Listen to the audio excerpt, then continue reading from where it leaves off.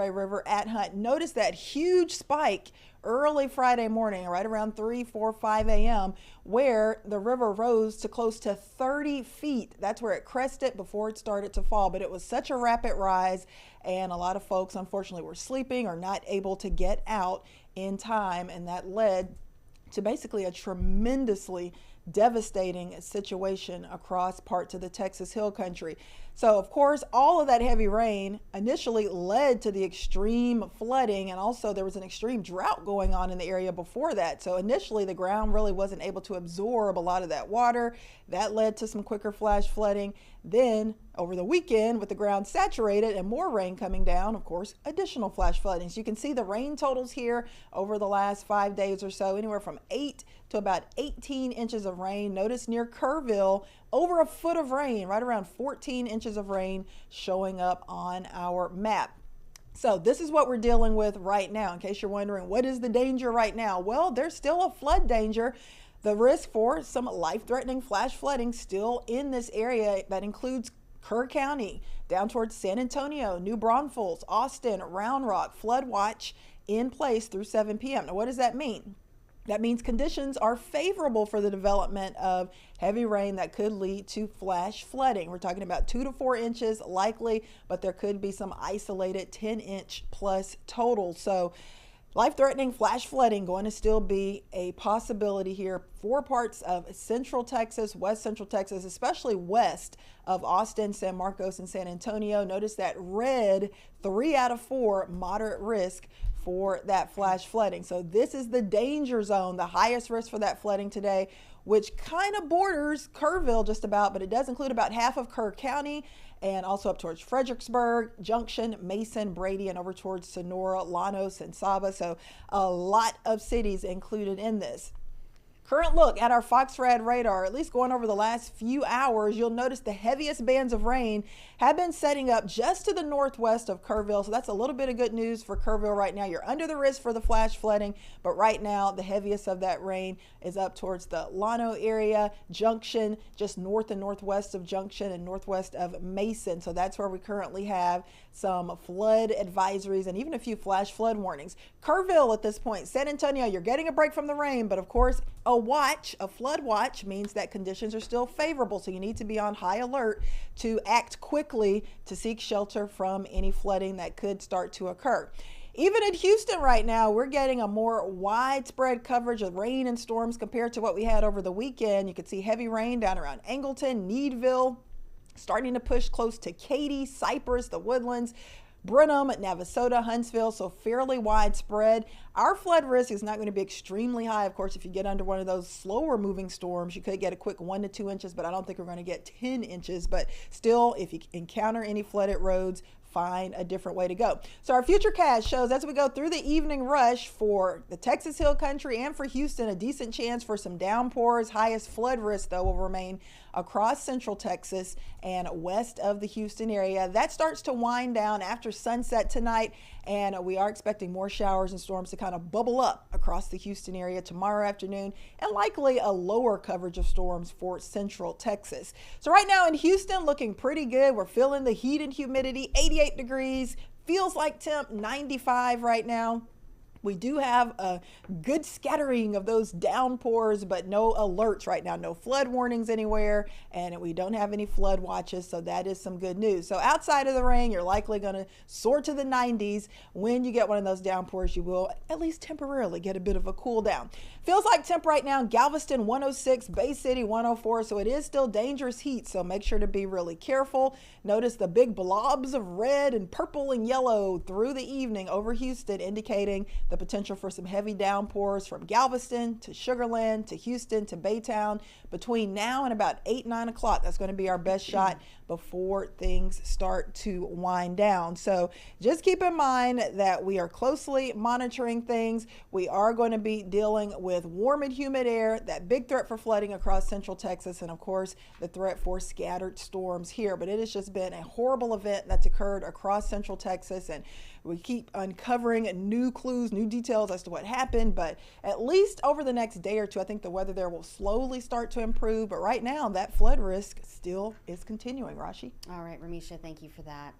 Now, we do want to talk about the death toll. We know that it would rise, but really every time we get an update, it is so heartbreaking. And we have Fox 26's Jonathan Mejia that's been in Kerrville, and he brings us an update from there.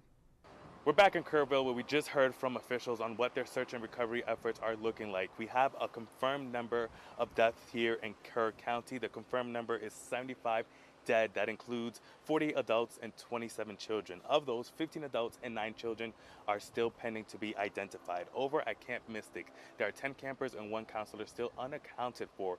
And when it comes to the search and recovery efforts, we learned about their phase. They are in their primary phase, and what that is they're working in segments. Each segment can take between 1 hour to 3 hours and up to 2 kilometers each segment. That just speaks how large the county is. We learned about the technical challenges they're dealing with. They talked about drains, water, the weather, and they're also urging volunteers to stay out of the way. We know that a lot of people are looking to step in and help and conduct their own search efforts, but officials are saying to please not do so because that interferes with what they're doing. So they are pushing volunteers to call the Salvation Army of Kerrville to find out how they can help. That number is 830-465-4797. Now, we also heard from the mayor of the city of Kerrville, and he says this will be a rough week for the city. He remains hopeful. He says the work will continue. He says he's blessed with the help that the community is receiving, but he wants it to be a coordinated volunteer work. So again, they're reiterating and telling people to please stay out of the way and get with the Salvation Army. That way they can be coordinated on how best to help the situation here. We also heard from Senator Ted Cruz. He talked about how the whole state is grieving. The state is broken, right? Because this is unprecedented times that we're seeing here with the amount of lives lost, and we can only expect the death toll to continue to increase, not just in Kerr County, but Central Texas overall. They're in the process of coming together and recovering. He says that's going to take a little more while, but they have all hands on deck and are doing everything they can to find every missing person. Reporting in Kerrville, Jonathan Mejia, Fox 26 News. All right, and we have you covered here at Fox 26, reporters all over the area, and reporter Jillian Hartman is actually live near Marble Falls, which is right outside of Austin. They've seen their own tragedy this weekend with the floods. What can you tell us, Jillian? Yeah, right now we're seeing more devastation here in Burnett County. We are along Hamilton Creek, and debris is just scattered everywhere. You can see right in front of us, this tree toppled over. Then across the creek there, you can see pieces of a fence. And then right down here, there's actually a light pole just sitting on a rock. So we are seeing a lot of destruction here. Some neighbors tell me that the water got to about this high. So it just shows you how much the water rose here, and then it all flooded into this neighborhood. And joining me here is Ricky Reed. He's a neighbor that woke up in the middle of the night with the water rising and tried to help his neighbors to safety at a local church nearby. So Ricky, can you walk us through your experience that morning? Yeah, my neighbors, Sue Bratton right there and her daughter were already up and calling me and telling me to look out my back door that the water was rising up. So when I looked out my back door, the water was already initially coming in, and by the time I got into my hallway, it was already rushing in, and I had just enough time to get the pants on and a pair of shoes, and by the time I was going up the front door, it was about knee high, and I got 10 more feet, and it was about right below my buttocks, and I got all the way out to my truck, and I ran over to knocking on people's doors to get them up because they're all in their late 80s, and all of them are senior citizens, and I finally got them up, and all my other neighbors that I could get to, and then Sue Bratton and her daughter loaded up in their vehicle. She was parked on the other side of this middle building, and I was parked out here in front, and we went over to the church to a high area where the water was not so bad, but we was thinking that it may end up coming up that high because when it came fast. It's like a torrent, like a raging river, and you can see all the damage through here. And this is my air conditioner sitting over here. Yeah, can you show us the damage inside your home? Yeah. You said you've lived here for about 5 years yeah. and never seen anything like this. Yeah. And the water got to how high? About right in here. And you lost almost everything. Yeah, I lost everything. So there's my dryer. We're trying to salvage what we can. My wash machine's gone. My icebox, they had to move it over here. I was able to keep it going where I still have food in here, which I got. That's my daughter right there. But the water was already raging through here, and like I said, I made it into here, into my bedroom, and sat down, put my pants on real quick, and then I grabbed my shoes and I put a shirt on, and I was on my way out the door, and by the time I got to the door, it was right where my knees are. And then I got out about mid-stride of the sidewalk right there where those chairs are, and it was already up to here on me. And that current was just I could feel it around my body, you know, just pulling me that direction. And I didn't have time to shut my door anyways, and that water just started rushing in. But like I said, I made it all the way to my truck up there, and I said, well, I can't not get anybody else up. I got to get them up. And so I started banging on Fran and our neighbor Inez. They're in the late 80s, and I got them up. And then I called Glenda that lives right there and got her out of bed. And Don, my neighbor here, the fire department had to help him make it out to the road and get him to a safer place. But, so it happened in an instant. Yeah, you had minutes to get out. Yeah, within 5 minutes it was life or death. And you said this is a close-knit community yeah, here. We're all, yeah. Like family. Family, yeah. Like when I need to go to my doctor's appointment, things like that. Don, my friend here, he's a veteran too, and I'm a veteran. He would always take me to my different doctor's appointments, or somebody. When we all have our birthdays. Glenda's is the 20th and mine's the 19th of June. Well, they do a birthday party for us, so we do the same with everybody. And this is what you've been able to save? Yeah, yeah. These here, I just got these. I just got that. This here is one of those type of tables that raises up like that. And your neighbors are also cleaning up their places. You said there's about 40 units here, and 32 of them are unlivable? Yeah, unlivable. So what are you going to do in the meantime? Well, we don't know. We've got to wait to hear from HUD and FEMA and the insurance company that they have over this. I've rented a motel for a week, and I've got to go into my savings to do that. And but I have other doctor's appointments in this area all the way to Round Rock for my eye. I just had major eye surgery done, and I'm not even really supposed to be driving, but I could not sit here and let that water carry us away and not help my friends and everything like that. I'm not a coward, so I made sure that they got out. If I lost my life over it, then that's fine. But if I got them out, then I'd feel better. You know, I'd feel good about it. I'm glad you were able to make it, and so did your neighbors. And it's going to take some time to rebuild, correct? Yeah, I mean, yeah. They don't even have a time limit right now. They got to replace all the heating elements and heater in here because it's air conditioned. They're together, the units, and I don't know if you've gone down that direction, but there's walls completely pushed out because of the water coming. And thank God that lady wasn't there.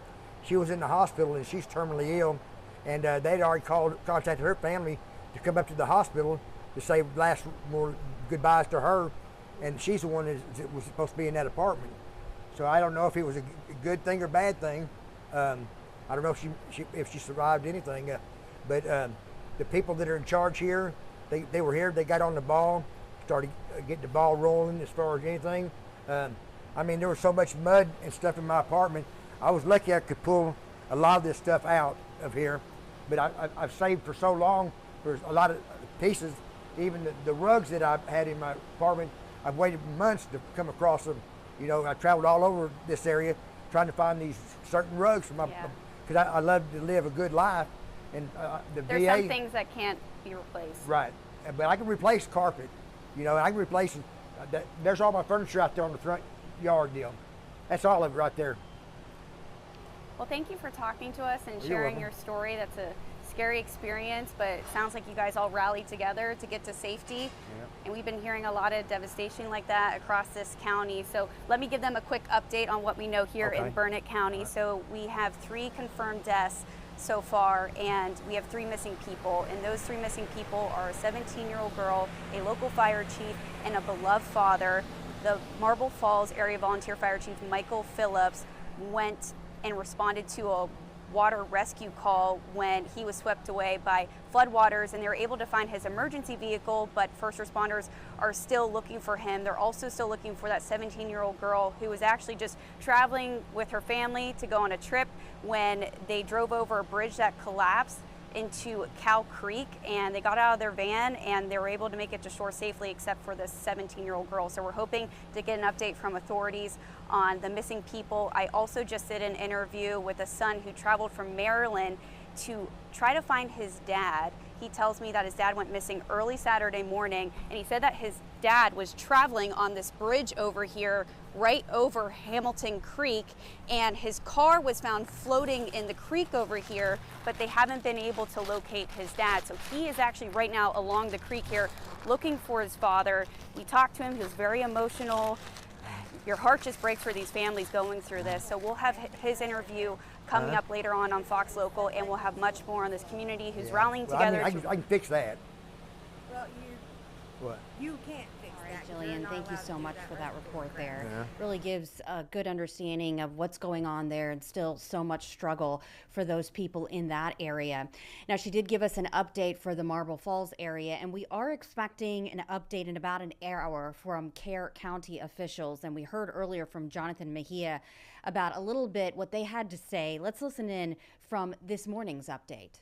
Search and rescue operations are ongoing throughout Kerr County. We're using assets from local, state, and national first responders. Hundreds of trained first responders are working every aspect of this emergency. As of 8:30 this morning, we recovered 75 deceased bodies here in Kerr County, including 48 adults and 27 children. Of this 48 adults and 27 children, 15 adults and 9 children are pending identification. At present, there are 10 campers from Camp Mystic unaccounted for and 1 counselor. We continue to offer our condolences to those affected. Reuniting the families remain our top priority here on this operation. Please note that Highway 39 of an Old Ingram Loop remains closed to the public. Other than those who live in that area would not be allowed out there. I will now turn it over to Senator Cruz. City Manager Dalton Rice.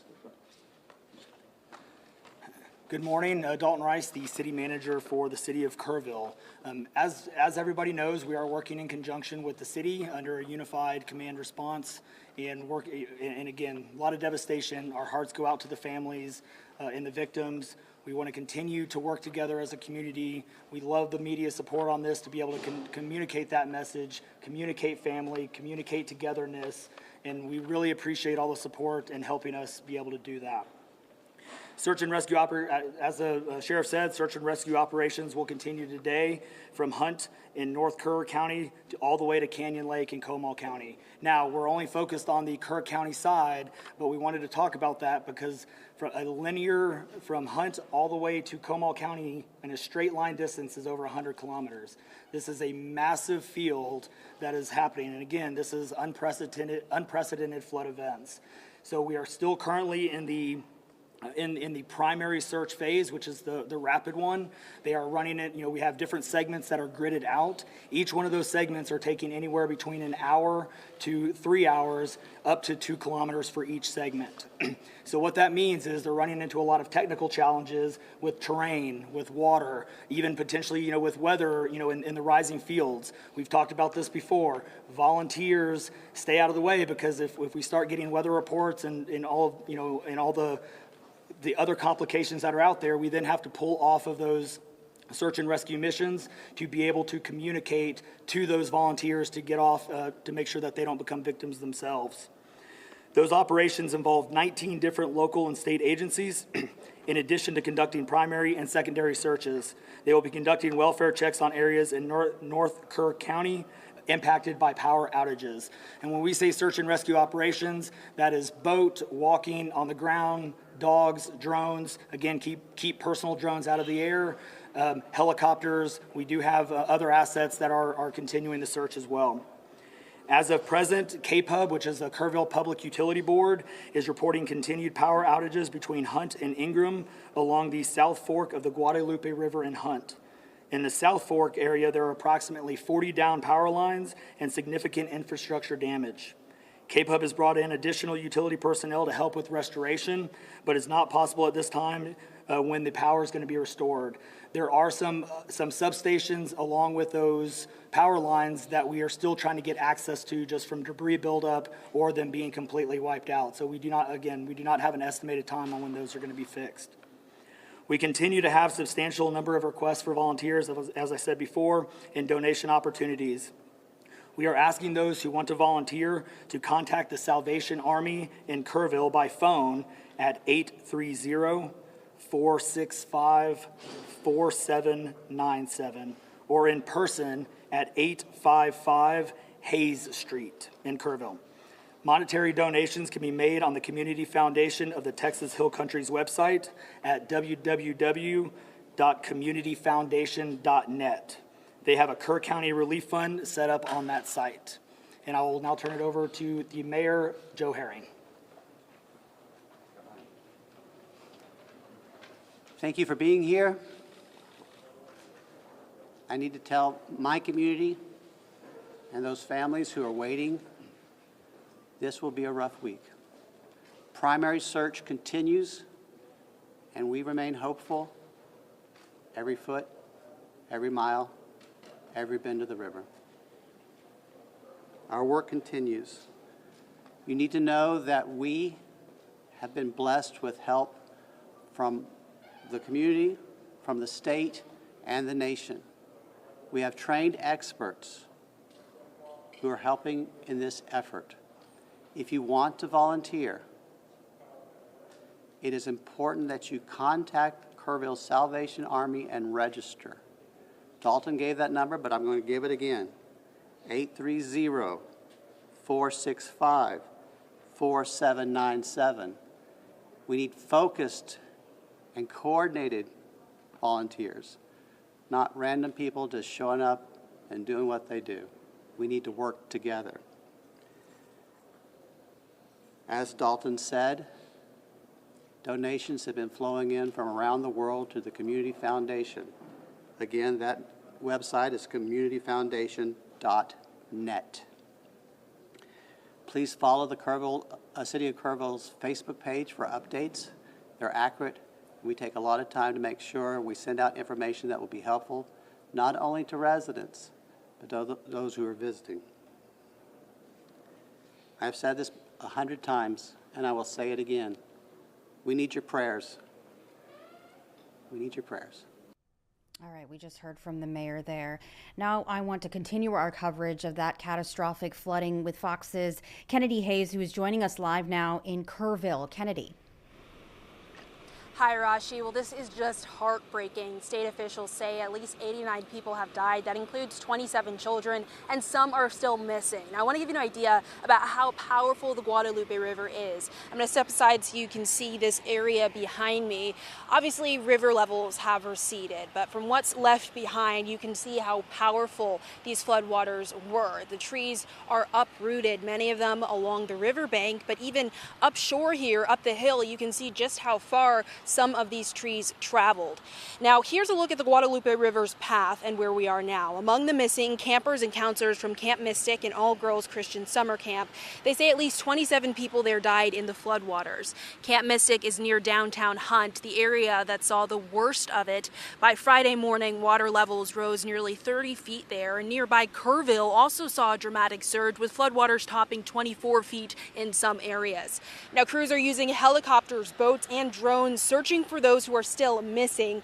Governor Abbott has issued a state disaster declaration in over a dozen counties. President Trump is also offering help, approving federal disaster assistance, and the flood threat is still high. Forecasters are expecting more rain through Tuesday. Now, the community, though, is rallying. Area churches are packing food and water for families. One woman I spoke to told me her daughter works at one of the camps, made it out safely, but she was telling me about her own time as a camp director and how now she's here to help.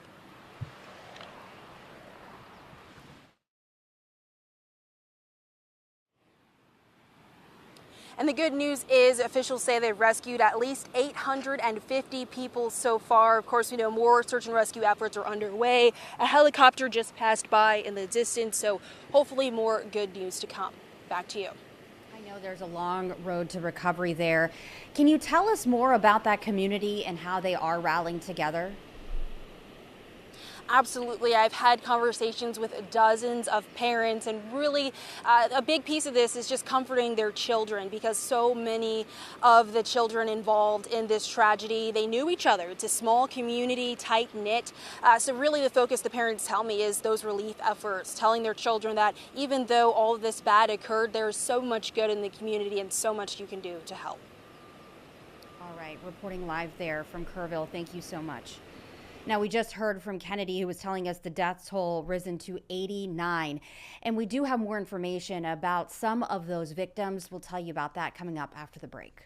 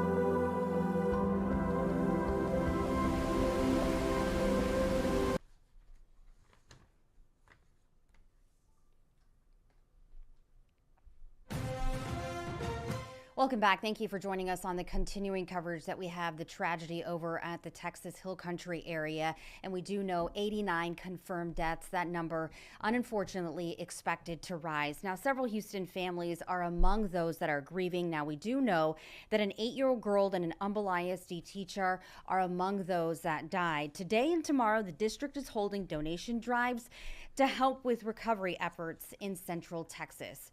We also know Jeff Wilson worked at both Humble and Kingwood Park High Schools, spending a total of 30 years with the district. Family members tell us his wife and son are still considered missing at this time. Fox 26 was at a prayer vigil Saturday night at Kingwood Town Center, where we do know that hundreds, including his students, came together to honor his memory. The one thing that I loved the most about his class was just all the fun and all the laughter we had. He is the reason I became a painter and love what I do every single day. He's my #1 inspiration for everything, and painting is one of the things I love to do because of him. Well, Humble ISD will have 2 more donation drives today and tomorrow. They will have drop-off locations set up at 2 different locations, one at the North AG Barn in Kingwood and the other at George Turner Stadium in visitor parking lot there. Now, they are asking for items like gift cards from Walmart, HEB, Home Depot, and generic Visa MasterCards. Now, we do understand that you can also bring cleaning supplies, toiletries, and non-perishable food items. Now we are having someone very special, Ivan Sanchez with Houston Millennials, come here to talk to us about all the ways that you all are trying to help. Correct. Thank you so much for having us. My heart and prayer goes to the family. We need to take action now. So in response to the catastrophic flooding that just happened here in our neighborhood county, several organizations like the VFW, Houston Millennials, World Youth Foundation, Ms. Perland, and others have gathered to do a 4-part event, a donation drive that's happening right now till Thursday from 3 p.m. to 9 p.m. You can donate any good perishable rides, hygiene products, diapers, baby wipes, cleaning supplies, broom shovels, and all that to the VFW located at 1560 VFW Way. And then we're doing the packing and the sorting on Thursday as well at VFW from 6 to 9.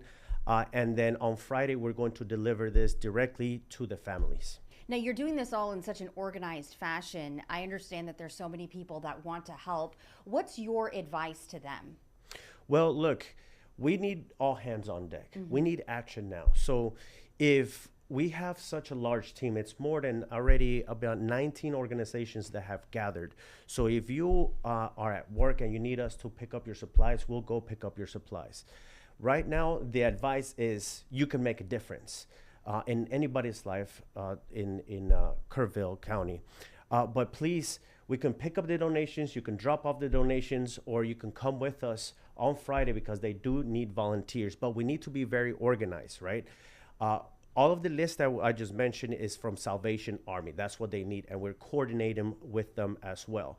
But we're going to stop at Salvation Army first, and then we're going to the American Legion, where they need a lot of volunteers because they have tons and tons of 18-wheelers that are pulling up right now. So we're looking for volunteers that are going to go with us. But right now, we're also asking for any types of donations. Monetarily, you can go through a Hearts of Grace Foundation, 501c3, or the donations we can pick up or drop off at VFW.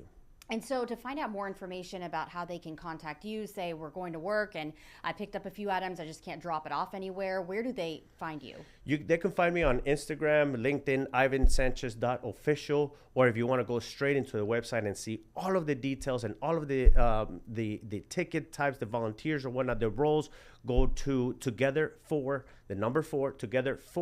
Texas.eventbrite.com. And what has the response been so far for you? My phone has nonstop rung from private businesses donating their trucks, U-Hauls, to nonprofits, to Kids Against Adversity called me. They're sending more than 1,000 thank you cards. All of this was organized just last night. Wow. 19 organizations have come together, but we are pleading with the community to please come out. The action time is now. Whatever you can give, if it's just a few diapers, that's very helpful. If it is pallets and pallets of water, just call us, coordinate with us, and we'll make it happen. So you are coordinating with people over there right now to make sure Correct. That they know what is coming. The priority is not to disrupt any search and rescue. That is the primary mission. But then we just want to show up with the resources and the help. We don't want to be a burden to the people that are going through it right now. Definitely. We heard from the mayor there who was just saying we just don't want anyone to show up, and just, you need to have it in an organized fashion, especially Correct. In situations like this. Have you dealt or been involved with anything this big or this catastrophic? Well, when Hurricane Harvey came and went, the Houston Millennials also organized, and we took so much pride in social media that we raised 22 tons of goods. And it was so beautiful because it just spread like a wildfire on social media. And we had people from Utah, Virginia, Washington, D.C., Miami come in big old truckloads, school buses with beautiful cars or whatnot. And we were affected and we were organizing, but those cards, those donations meant so much hope to myself, to my group, to my city. And so duplicating that and now giving back to a neighboring location is going to be so fulfilling. So please give your time. If not your time, donate through a 501c3. If you can't do that, please just send a prayer and wish us well, because this is going to be very emotional. And I think it's so important, because when people hear this news, it's so sad, and you just want to do something, whatever you can do. And just like you said, if it's donation, if it's your time, if it's a prayer, it's something, and all of it does help. Why do you do what you do? Well, when we were affected here in the city of Houston, I didn't even know that my organization, we have a professional networking organization, but that was one of the first times that we mobilized for a community effort. Mm-hmm. And so with hundreds of donations, 22 tons, this is what we were barely finding out, the empowerment of this organization, like our mission and vision says so. But now other people are needing. Mm-hmm. And since I'm trying to build a family as well, and seeing imagine the tremendous loss these parents are going through for the camp of 82 people. I'm not sure, the 89 mm-hmm. people have passed away. Imagine the grief right now. Right. So it's just something out of our hearts. All these organizations, Hearts of Grace, Finally by Faith, World Youth Foundation, are all coming together, putting all of their resources. We don't want anything in return. We just want people to know that this is happening and there's ways to give back. All right. Well, Ivan, I appreciate your time. I know you're very busy, so this is definitely going to help. Thank you so very much. All right. Well, Fox has also set up a donation site to send money, which will go directly to the Kerr County Flood Relief Fund. All you need to do on your screen there, you can scan that QR code or follow the link to donate. All right. And we will be right back. All right. Thank you so much.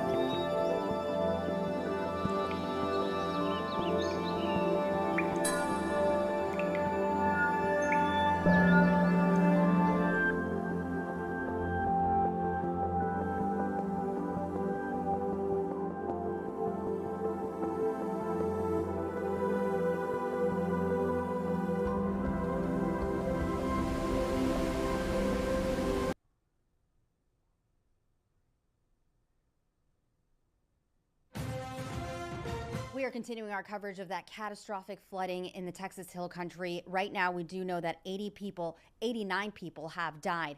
Our Nate Griffin is over in Kerr County talking with volunteers. All right, guys, we're still seeing stories of care, and right Now with the Salvation Army, they are here to help those in need. And I want to talk with two residents from right here in Kerrville. Your name, ma'am? My name's Kim Menchaca. Kim, where are you from? I'm originally from Houston. I've been in Kerrville for about 35 years. Got here and fell in love? I did get here and fall in love. Tell me, what's it like to see your city go through something like this? You know, it's just devastating to see what's happening to our community. It's also, it shows who we are as a community. Our community has come together, and just, you can look at this and just see everybody's out doing something. We feel like we have to do something to help. I'm here today. My husband and my son are down at one of the parks right now helping one of the fire departments with debris cleanup. So, in regards to the people who have come to town to help, what do you think of that? I mean, that's really, really going the extra mile. It is. It just shows a lot about Texas, right? Just shows a lot about who we are as Texans, and that we're always going to pitch in and help each other out. Okay, let's talk with one of your neighbors Yes. from right here, Kerrville. Your name, ma'am? Melissa Sharp. Melissa, tell us, you've been here most of your life, correct? No, actually, I'm from East Texas originally. East Texas? But been here for probably 13 years. Yeah. So tell us, what's it like to see your neighbors go through something like this? It's devastating for your community. Your heart goes out to all your neighbors and all those that, you know, don't live here, that were here for the 4th of July. It's such a community come, and normally it's such a great place to be for the holidays. So, you know, your heart just goes out to everyone. The Salvation Army has always been a great organization in times like this. Can you speak to that and what you guys are doing here? So I volunteered today. I'm not normally part of the Salvation Army, but they had put out posts wanting help, and so I signed up today and tomorrow just to come and work, pass supplies to any of the, you know, teams here that need it, families, displaced families if they come through. So, yeah. In regards to what the Salvation Army can do, and you said you'll be out here as long as it takes. That's all right. However long they need us. Very good. Okay. All right, guys, that's going to do it. I tell you what, whatever the Salvation Army is doing, it's certainly helping. And of course, all the volunteers who have come here from outside of the city, thousands of them, they are all over this city, just like we are. All right, guys, in Kerrville, Nate Griffin, Fox 26 News. All right, and Houston Mayor John Whitmire spoke earlier about the flooding. We're in constant contact with the State Emergency Center. We have Houston Fire on the scene. In fact, last night we sent additional resources. HPD is on call. Largely, we were advised that the federal government is pretty much taking over the rescue with the Coast Guard, the National Guard, and other agencies, but certainly we're a phone call away, and we're in constant touch with NIM Kidd, Freeman Martin, the director of DPS, so they know all of Houston's first responders are available. Certainly our dive teams, and there's a list of resources, but Chief Munoz, Chief Diaz, Brian Mason, all the emergency departments are in constant touch.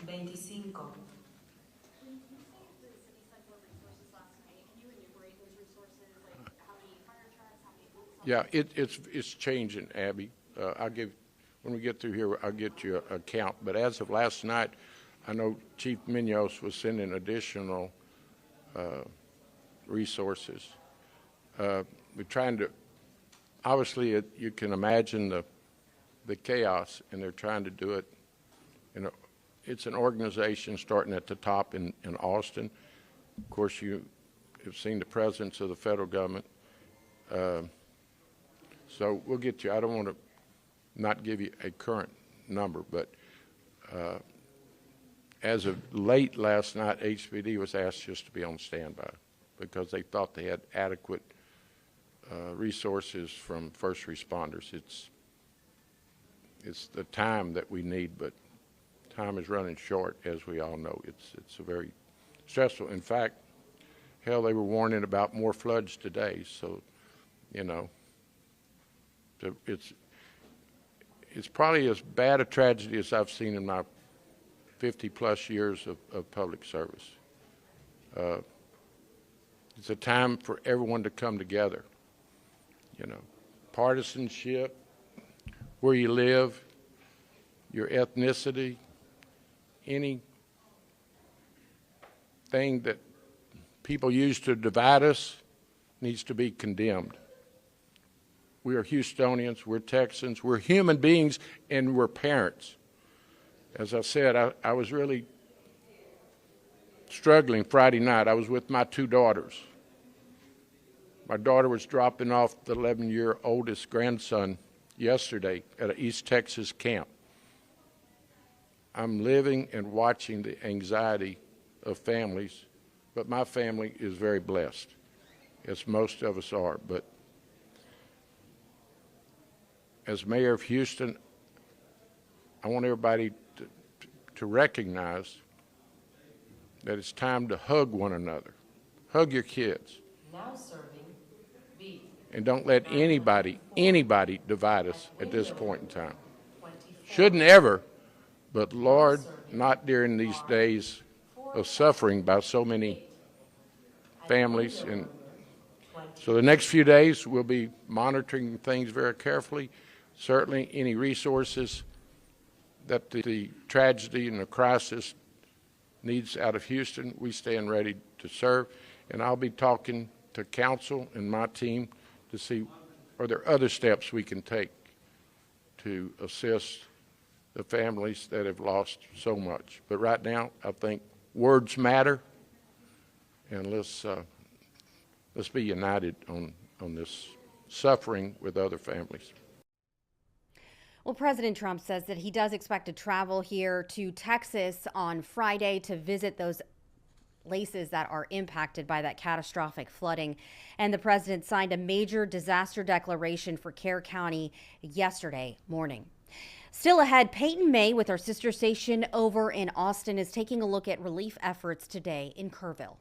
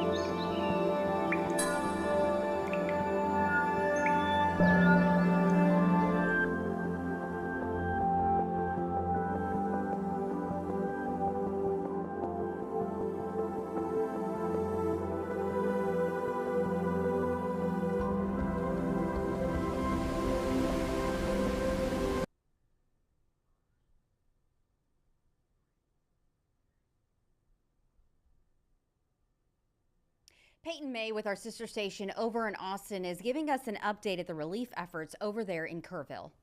here in Kerrville, there are so many volunteers and organizations providing relief, providing comfort for families, residents, victims.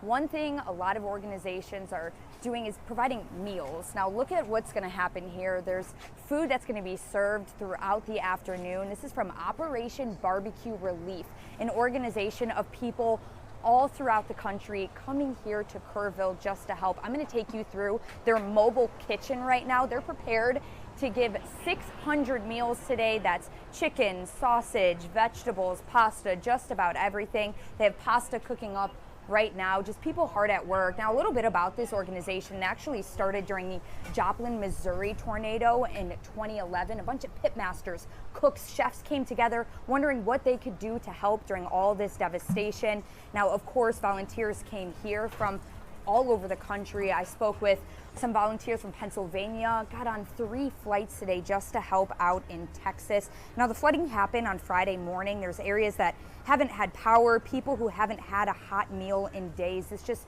means so much to the community. There's first responders who have been working around the clock doing a search and rescue. This is just an opportunity for them to, finally get a hot meal. It's just one of those community efforts that people are coming together, sharing a meal. They're doing all that they can to, bring some comfort to Kerrville. Reporting in Kerrville, Peyton May, Fox News. All right, well, several local businesses are doing their part to help out Kerr County and also the surrounding areas. And one of those places is KP's Kitchen, and our Jade Fleury reports. From food donations to emergency supplies, the Houston community is really rallying together to support those impacted by the unthinkable flooding in Kerrville. In KB's Kitchen, here is one of the many businesses and organizations that's contributing to the donation efforts. Both the Houston Texans and the Dallas Cowboys have each donated $500,000 to the Central Texas flood relief efforts. The Together for Texas Emergency Flood Donation Drive is also working with multiple organizations to collect donations that will be delivered to those impacted. And on Sunday, KP's Kitchen donated 100% of their proceeds to the victims and families impacted by the flooding. This tragedy did happen, but everybody coming in united to be able to donate. It's amazing that there is kindness over there and generosity when people are in need. For a full list of all the businesses and organizations that are contributing to the flood effort, go to fox26houston.com. Reporting from Bel Air, Jade Fleury, Fox 26 News. Thank you so much for watching our continuing coverage, and we will continue this as we do continue to get updates. We do know right now the death toll has risen just within this hour. We have learned to 94 people, 27 from Camp Mystic. Now, we are also closely watching the radar because we understand in that area there is some concern for the rain and also concern for rain in our area as well. So we'll have our meteorologist Ramisha Shade with your forecast. And we have our Isaiah Carey taking over Houston live and local at 3.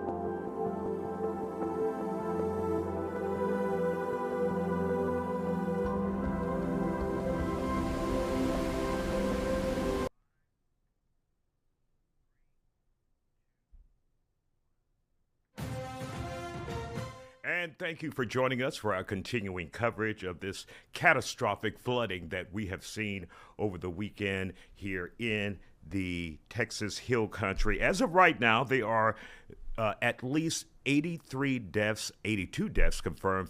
48 of those are adults and 27 children. Now, officials in Kerr County have said they're not holding an afternoon update, but will be back with us tomorrow. In the meantime, we're going to give you some of what they said at a press conference this morning. Let's take a look. Search and rescue operations are ongoing throughout Kerr County. We're using assets from local, state, and national first responders. Hundreds of trained first responders are working every aspect of this emergency.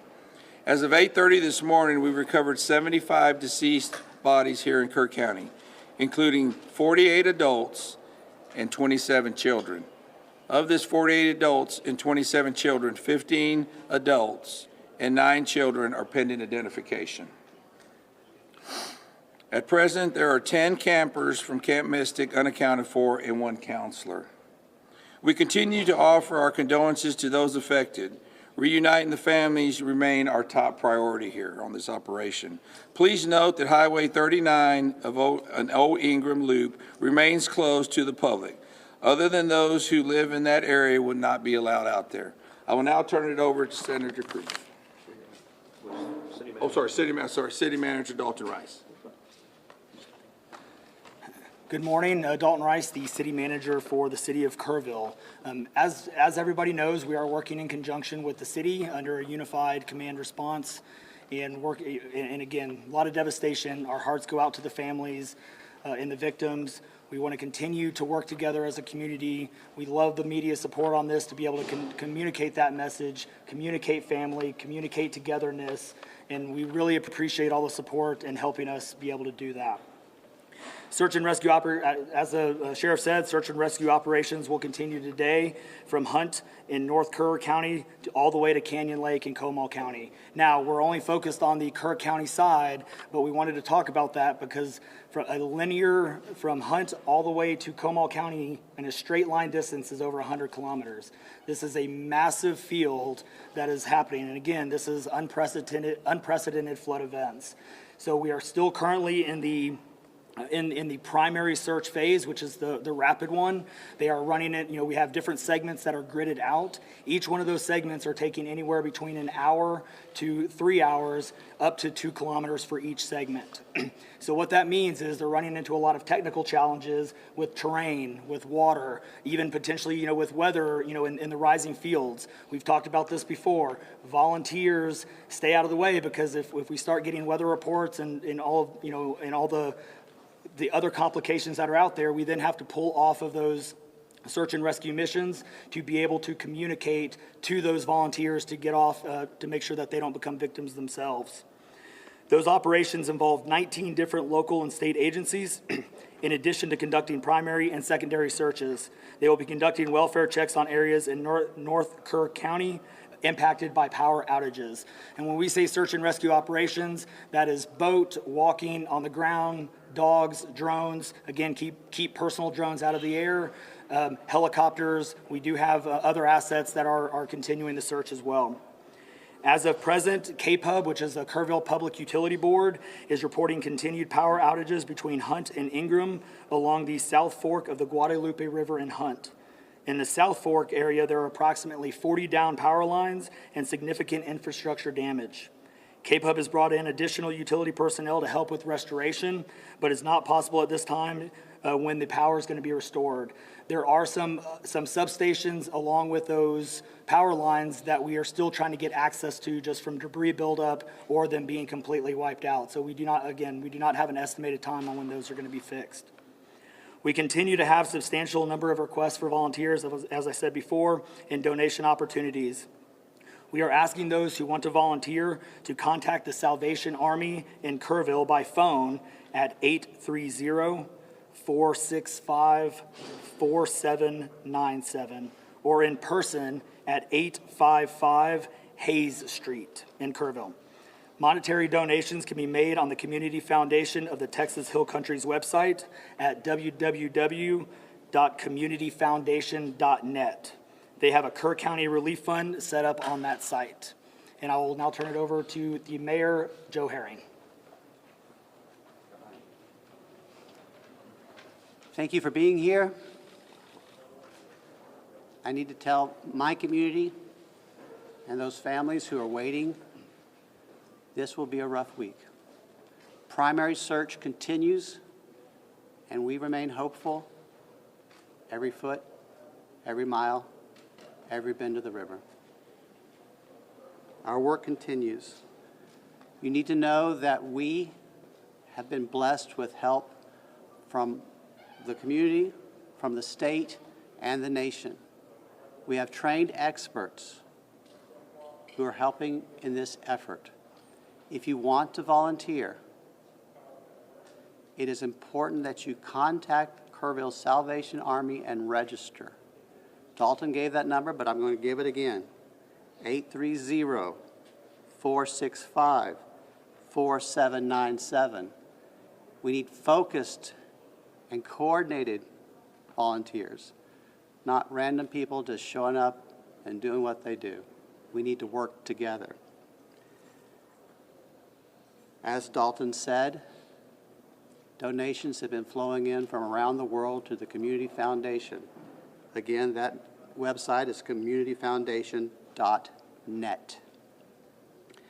Please follow the City of Kerrville's Facebook page for updates. They're accurate. We take a lot of time to make sure we send out information that will be helpful, not only to residents, but to those who are visiting. I've said this 100 times, and I will say it again. We need your prayers. We need your prayers. Thank you. And now, Senator Ted Cruz.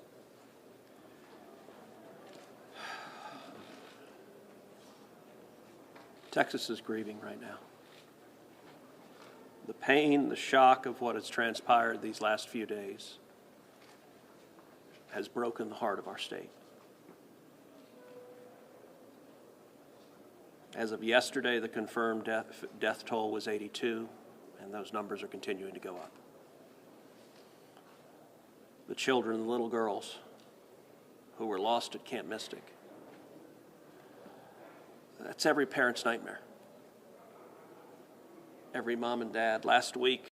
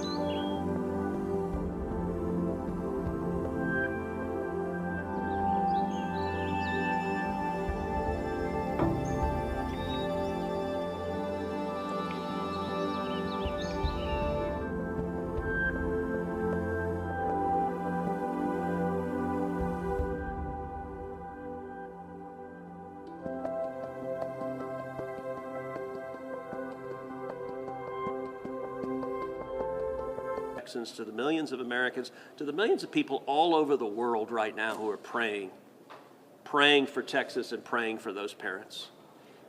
Going through this grief, it is going to take love, it is going to take friends and family embracing and hugging and holding them while they weep. And it's going to take the church.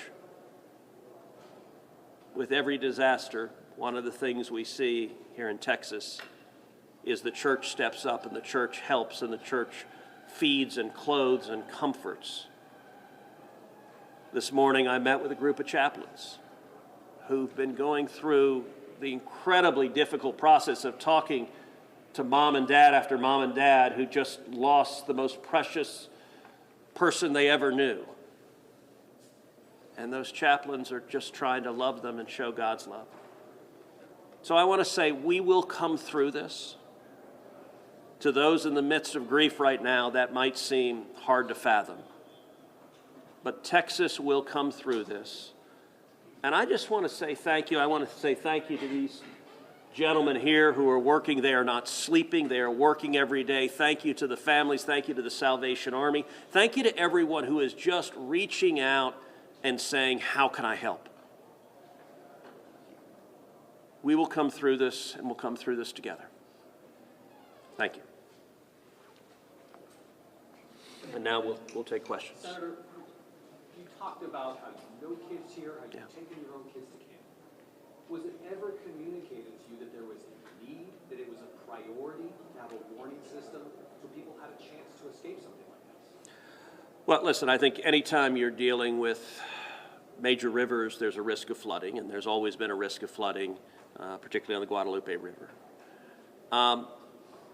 I will say, in the wake of every tragedy, there are things that are predictable.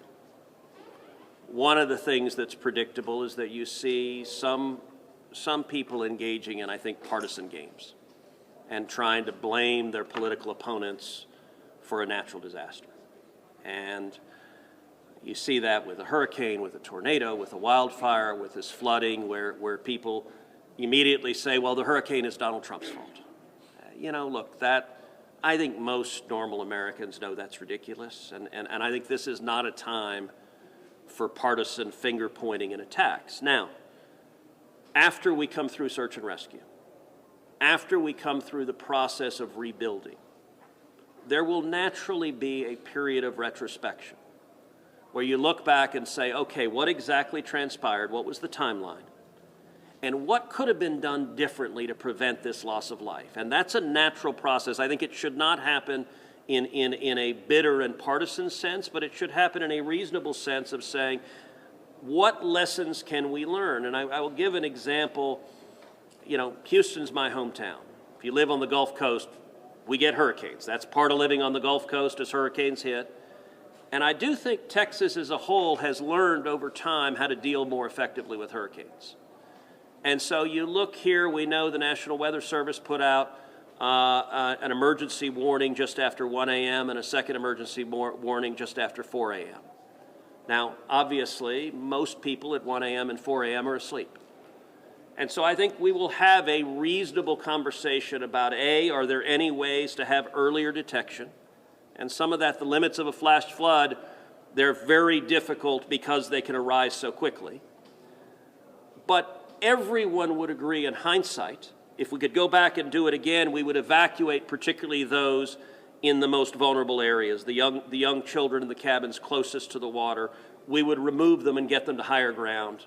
if we could go back and do it again. Obviously, everyone would. The people in RVs by the river's edge. We know in disasters like this, RVs and mobile homes are particularly susceptible, whether a flood or a hurricane or a tornado, they're particularly susceptible to that. And so my hope is, in time, we will learn some lessons to implement to next time, and there will be another flood, there will be another disaster.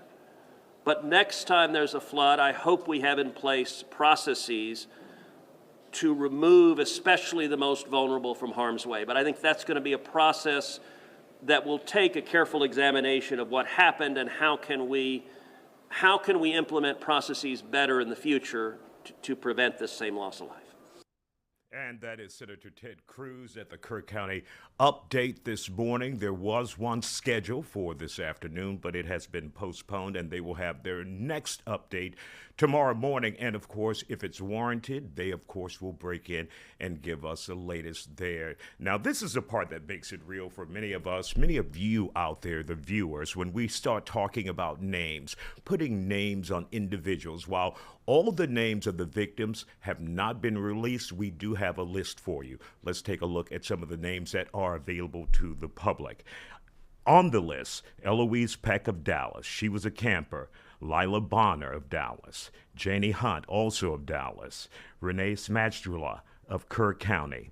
Sarah Marsh, she was a camper. 8-year-old Marty Catherine Jacoby of Houston. Hadley Hannah of Dallas. 8-year-old Lenny Ann McCone. 8-year-old Mary Stevens. 8-year-old Hannah Lawrence. 8-year-old Rebecca Lawrence. Richard Dick Eastland at Camp Mystic. He was the camp director there. Chloe Childress, 19 years old, a counselor from Houston. Other Texas flooding deaths, Jane Ragsdale, Houston native and longtime director and co-owner of Heart of the Hills Camp. Blair Harbor, 8th grade student. Brooke Harbor, 6th grade student. Humble ISD teacher Jeff Wilson. 27-year-old Julian Ryan. 22-year-old Caitlin Swallow of Liberty Hill. Wynn Naylor rather, of Dallas, a camper there. 62-year-old Tanya Berwick. Catherine Eads. Reese Zunker and Paula Zunker. At least 5 other young campers from our area remain among the missing. So let's just pray for those families out there. Such a tragedy, and the numbers just keep going up and up and up. The latest number we have is 82. We're not sure if that will continue to rise as well. Now, Camp Mystic, ground zero for this tragedy, this flooding nightmare that we've all witnessed in real time over the weekend. Jonathan Mejia reports all the missing from the Christian camp did not survive. We're outside of Camp Mystic with a tragic update. We've been on the ground since Friday evening, holding on to the hope that the campers that were at this camp were going to be found. We know that it is an all-girls Christian camp, and again, we were holding on to the hope with the families and with everyone tuning into this national story that the girls would be able to be found alive. But we received that tragic update. In a statement, Camp Mystic tells us that they are mourning the loss of all 27 girls and the camp counselors. Go ahead and take a look right across this riverbank here. You're going to take a look at what we are making out to be bedding. We are seeing colorful colors such as pinks, yellows, and blues.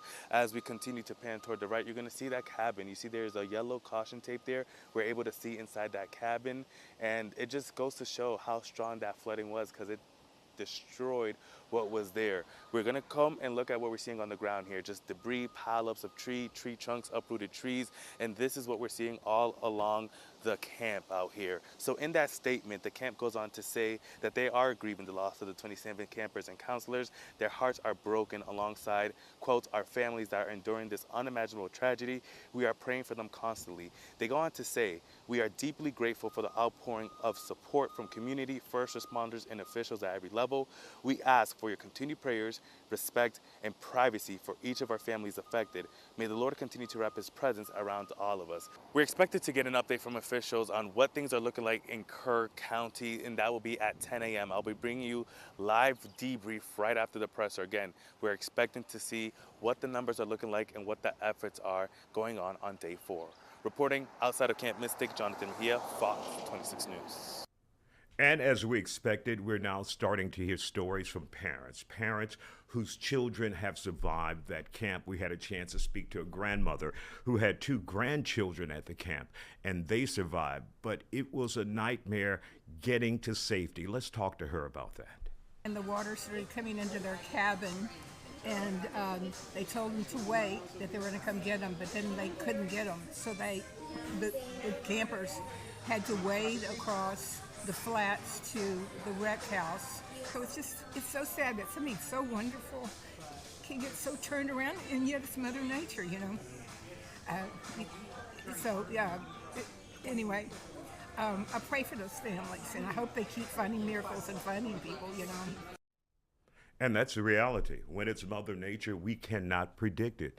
Meteorologist Ramisha Shade is here. We do our best, Ramisha, we do our best, but especially with tragedies like these, when you have people who are faced with water like they've never seen before. We heard about the incident back in 1987 there, where there was nightmarish flooding. Exactly. But you just don't expect it in your backyard and to see it again.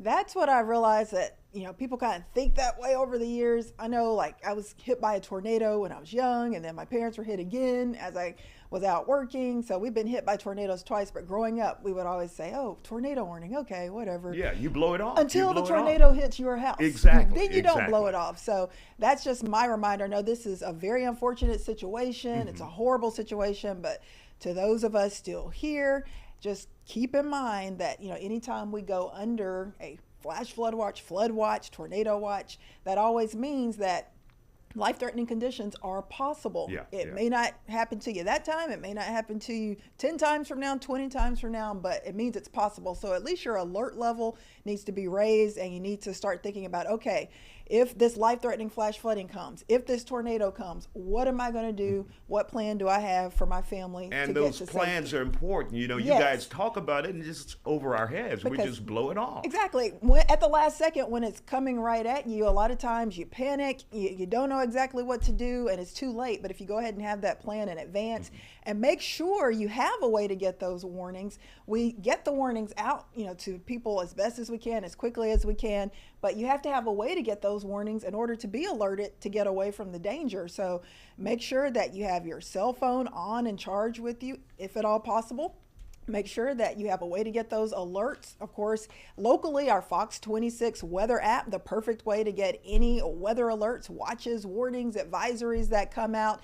And you need to make sure that you have your location services turned on and download the app, because that way, no matter where you are, even if you're away from home, it's going to be tracking you, and it will alert you to the danger from weather wherever you are. So just some things to think about. Of course, this is just a horrific situation. I know the National Weather Service did a great job getting those warnings out as best as they could. But of course, when you're talking about extreme flooding, a river, the Guadalupe River, rising over 20 feet in a matter of minutes to an hour or two, there's just not a whole lot you can do, I believe. So, exactly. So just hopefully they will, you know, be able to, you know, go over, officials can go over and review things and maybe come up with a better way to warn people in the future, maybe some sort of alarm system or something like that. But it's just very horrible, catastrophic, you know, what has happened, and that death toll, unfortunately, just continues to rise. Yeah, the numbers just keep changing. I remember this weekend, it was like a dozen, then 43. That's right. Now 82. And I'm sure that number is changing. And what was heartbreaking to hear a county official say, we do have bodies, but we don't even know who they are. We don't have their Can't identify identities, them, and we right. have to fingerprint them to figure out who these people are. And take DNA from the families. It's just, it's horrible, Yeah. what's going on. But of course, we are here to update you on what's going on, and I'm here to update you on the continued flood threat for the Texas Hill Country. So I want to take you to the weather graphics. Once again, this is the big weather maker. It has been over the last 3 to 4 days. Super heavy downpours led to this extreme flooding event. How much rain are we talking about? Well, over the last 3, 4, 5 days, anywhere from 10 to almost 20 inches of rain showing up across parts of the Texas Hill Country. 10 inches down around New Braunfels, San Marcos, just north of San Antonio. Several of inches of rain fell there, 5, 6, 7 inches there. Look at Burnett, Round Rock, right around 20 inches of rainfall. That's getting closer and closer to 2 feet of rain in less than a week. Close to 16 inches of rain near Brady, Kerrville, over a foot of rain, around 14 inches just over the last 3 to 5 days. Here is where the major extreme flooding really started to erupt and kind of get out of control. Early Friday morning, this is a time where those campers were out there trying to enjoy the holiday by the river, trying to have a great time. Of course, the heavy rain started Thursday evening, Thursday night. Kerrville, surrounding areas picked up around 6-7 inches of rain overnight, Thursday into 4th of July morning. And that led to the Guadalupe River really starting to quickly rise, and it just got out of control around 4 or 5 a.m. Friday morning. That river cresting at almost 30 feet right around the city of Hunt. That is really when things got out of control, and that raging river just raced eastward into Kerrville, into Comfort, and just caused widespread catastrophic damage. At this point, of course, the river levels are starting to kind of get back closer to normal, but we've still got the threat for more heavy rain. A flood watch continues through 7 p.m. for a big portion of the Texas Hill Country, including Kerr County, including San Antonio, Austin, Round Rock, San Marcos. So that means the risk for life-threatening flash flooding is still there. Conditions in the atmosphere are still favorable for these heavy downpours that could give 2 to 4 inches of rain and maybe isolated 10-inch total. So that is horrible news. We don't want any additional flooding here. We want the rescue crews to be able to get out and do their jobs, continue the recovery process, clean up all of that debris, try to reconnect loved ones with their family members, and heavy rain continues to cause problems. You can see that red area showing that high risk for flash flooding just west of Austin and San Antonio. Kerrville still included in this elevated flood risk, a 2 out of 4 risk for that street flooding, river flooding. So just please be careful if you're around this area, and keep in mind the danger is not over just yet. I think things will improve over the next day or two, but for now, that threat for heavy rain continues. Right now, heaviest rain bands, as I mentioned earlier, still to the north and west of Kerrville, but you can see that we do still have that flood watch, and we do still have some flood warnings near Junction and up around Brady. So we're monitoring this closely. Also monitoring downpours in the Houston area. No flood warnings or flood watches here, but you can see that heavy rain really starting to push into the western side of Houston, Bel Air, West University Place, Galleria area. Get ready for heavy downpours. Could lead to a few flooded streets here. You know, it doesn't take much to flood in H-Town. Not at all. So please be careful here as well. May not be widespread flooding like Texas Hill Country, but still flooding potentially isolated nonetheless. All right, Ramisha Shade, meteorologist here at Fox 26. Thank you, and great job this weekend. And you still have a lot of work to do. That's right. All righty, up next we'll talk with anchor Anthony Antoine on the relief efforts in the Kerrville area.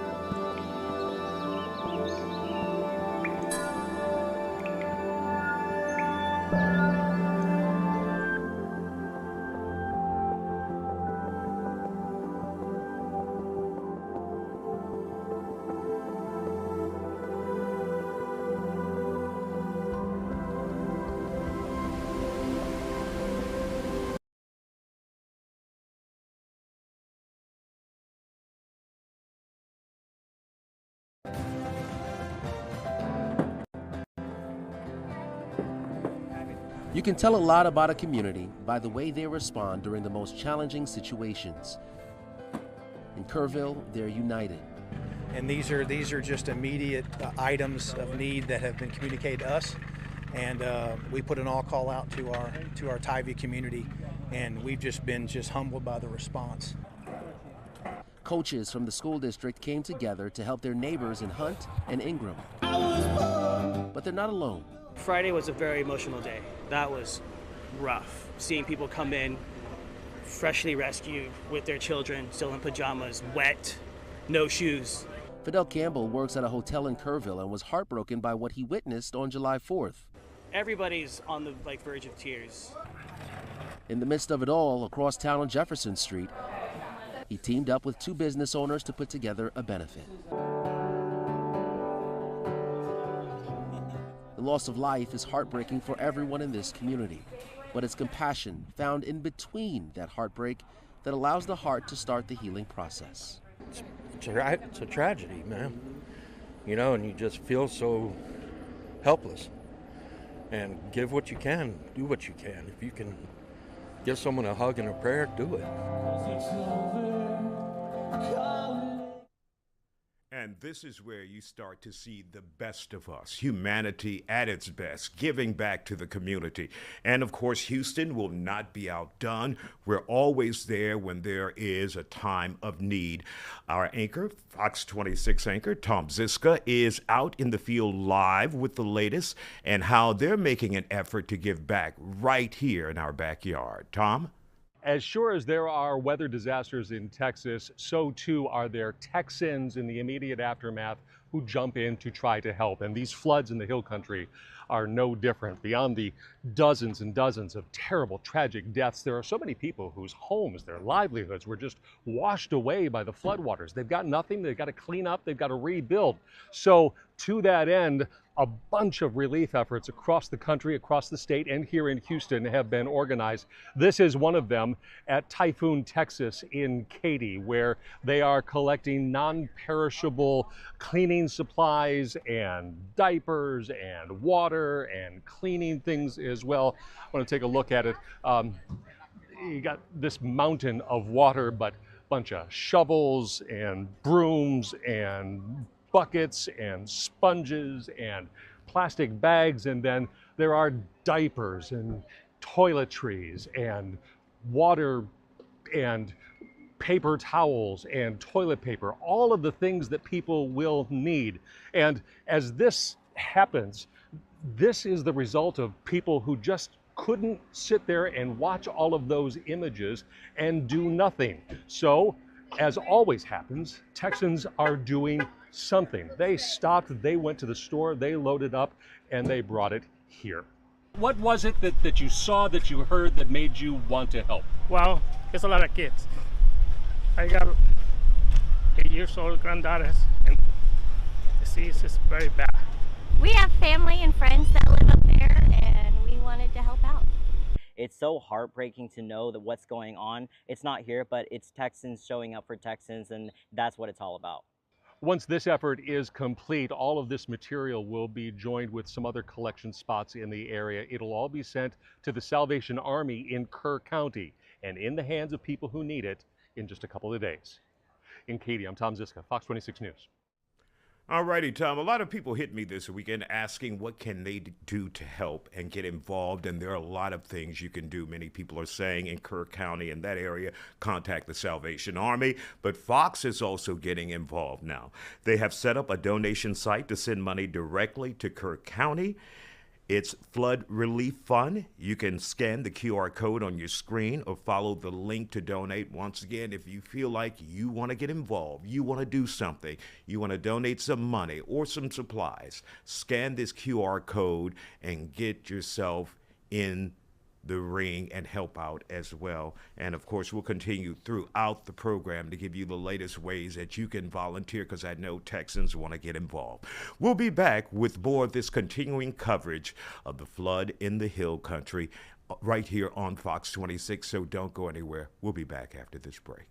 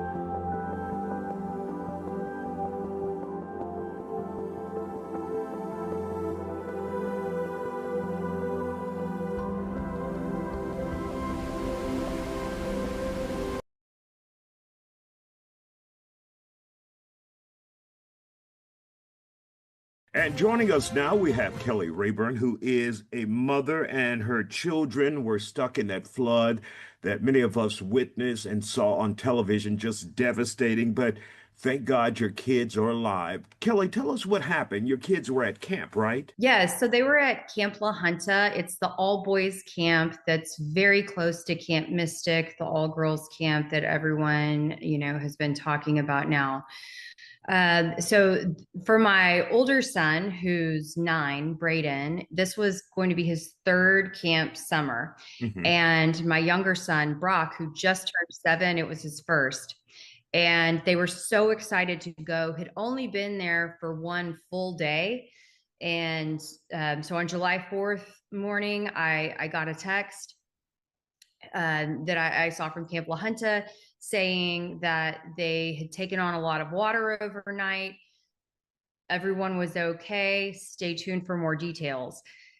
I didn't take it perhaps as seriously or significantly as maybe I should have at first. I just thought, well, there was a rainstorm overnight. But then by the time I got the next message, it was clear that there was a major problem and it was beginning to be a dire situation. And you were able to get your children, I think you said Friday, right? Yes. So thank goodness, by the time I saw that additional text come in and I started looking at San Antonio news, I saw the statement that was put out by Camp Mystic that said, if we haven't contacted you, your daughters are okay. And that said to me, this is a very serious situation. I immediately searched to see the location and saw they were right next to each other. And I thought, okay, I've got to get my stuff together, get in the car and go. At minimum, just trying to be as close to my boys as possible, hoping that I could get as close to them as possible. And so throughout the day, it's a 4-hour trip from Houston to that area to near Kerrville. How long did it take you to actually get to where your children were? I think I made it there. I mean, honestly, I was driving as fast as my car would let me. So I got there in under 4 hours, but the whole time was in a panic, just not knowing what I would find once I got there. I didn't know if the roads even around Kerrville would be accessible or not. Thank goodness they were. And by the time I got there, I was able to reunite with my boys at 8 p.m.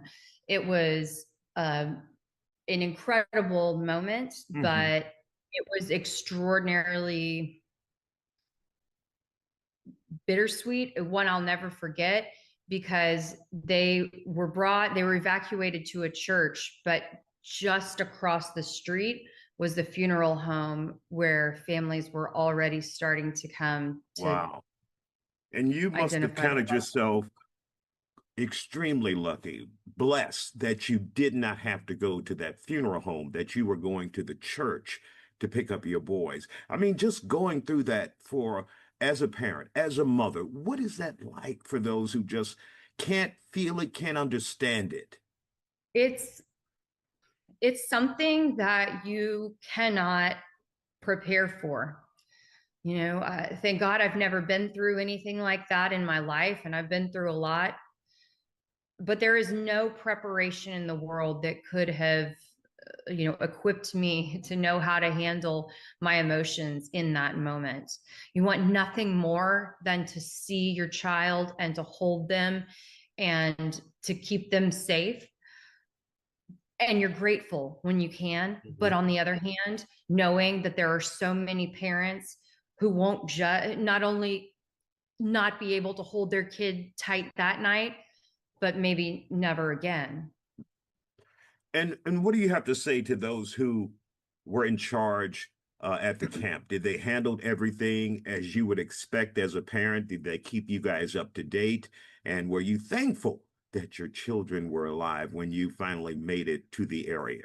I want nothing more than to be able to personally thank the counselors that were in the cabin, who were probably teens themselves or college students, who I'm not sure what kind of training they have, but they used some incredibly reasonable skills to be able to get the boys high up. And when the cabins started to come apart, they kept them safe. And the camp director personally helped the boys down from the rafters and got them to safety. And I think that really speaks a lot to the love that these camp directors have for their campers, and it's so sad to hear that at 2 of the camps in Hunt, that the camp directors passed while trying to protect their camp. But I am so grateful for the way that people at Camp La Junta handled it. And, I don't have enough information to pick apart anything more at this point, because, sometimes Mother Nature does what it wants to do in a way that with all of our technology, we could never expect. You're exactly right. Well, Kelly, we want to thank you for joining us, and we want to wish you the best. And I'm sure you are celebrating that your children are alive. However, you see so many other lives that have been lost, and it's bittersweet for all of us who are watching this tragedy. I never thought I would experience survivor's guilt, and now I understand what that term really means. Well, we want to wish you the best, and thank you for joining us. We appreciate your time. And early in the hour, we heard from Kerr County officials with an update there on the search and rescue effort that's going on. Now it's time to check in with Williamson County.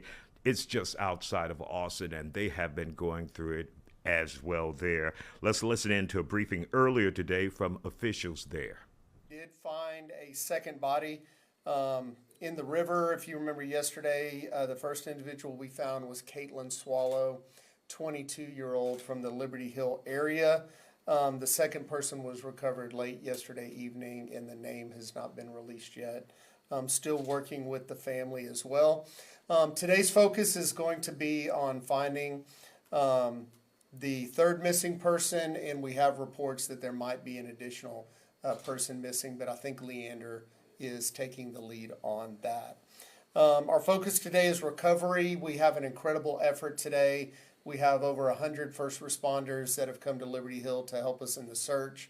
I know Sheriff Lindeman's going to give you some more details on that, but very thankful for our neighbors and our partners that have come to the aid of Liberty Hill to find the missing body. In addition, we're continuing to help out. We took on animals from the Georgetown Animal Shelter in Williamson County. We had 37 dogs and 75 cats that had to be relocated to the Williamson County Animal Shelter. We got news this morning that Lampasas needs to evacuate their animal shelter, so we're expecting more animals from Lampasas as well. Also very, very thankful for the efforts of Road and Bridge. We still have many, many roads that are closed, but we were able to get County Road 279 open. It had 2 spots, both a bridge and a low water spot that had washed out, and we were able to open up that major thoroughfare that connects Liberty Hill to Leander. So we will continue to check roads today. We will continue to work repairs. Those crews have been working nonstop for the last 3 days, and they're going to continue to work today. One of the main questions I get asked on how can we help, where can our donations go? We do have Central Texas Community Foundation. That's ctxcf.org. Yesterday we had a shelter set up at Cross Tracks Church in Liberty Hill, also one chapel in Liberty Hill. But right now I think the mode is to pause on the donations while we assess what the damages are, what the needs are, and how we can best target those donations.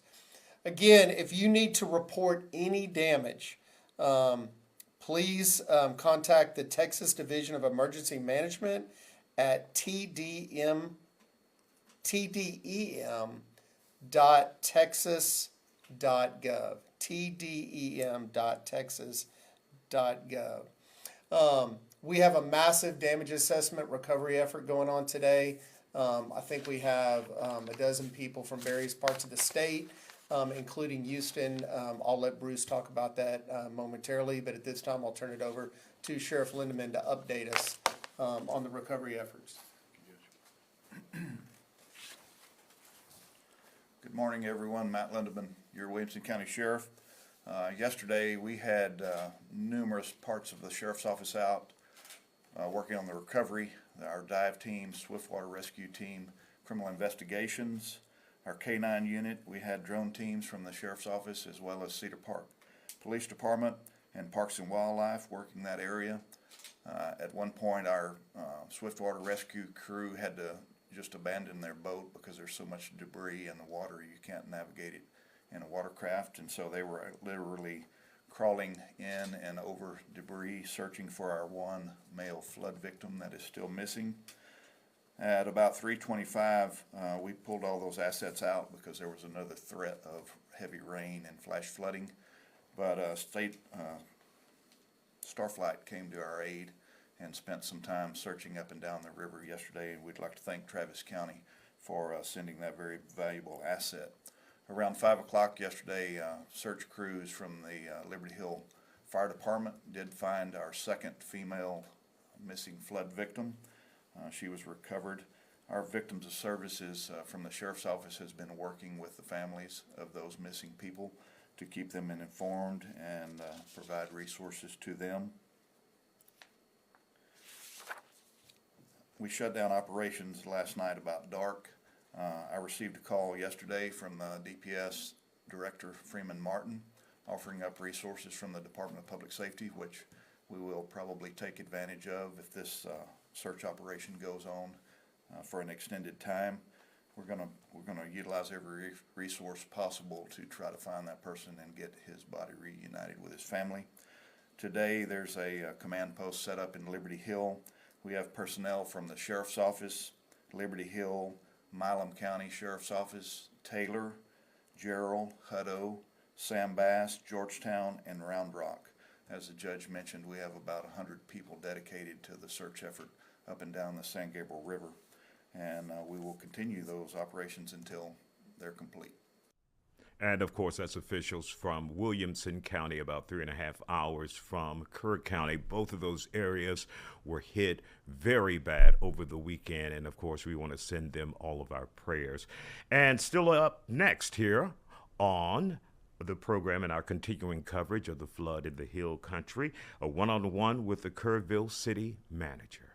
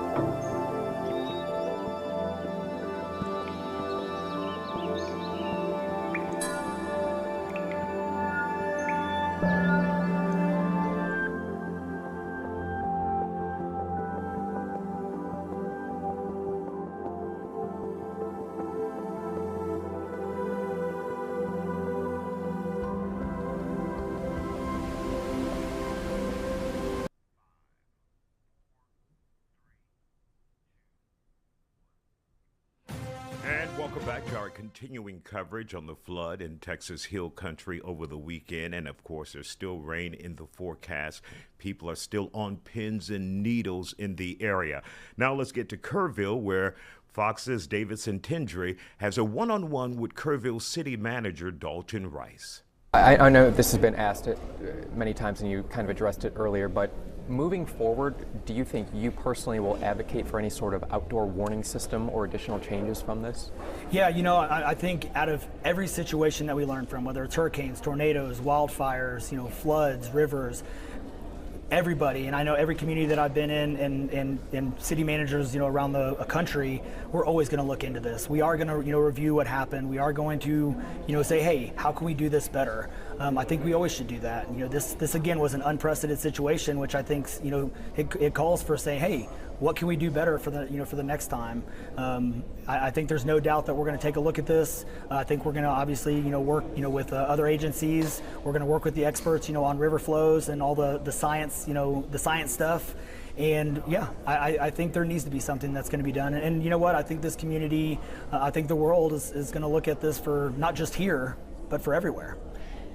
I know you said earlier today, and correct me if I'm wrong, that you said you know the camps were also looking at National Weather Service information just as much as you guys were. Yes. So in reference to that, were you personally in contact with those camps tonight, or that night, or were other city officials in contact with them? How did you learn that, and what were they saying? Yeah, no, we were not directly in contact, you know, with the camps. You know, again, these camps have been here for sometimes 100 years. Right.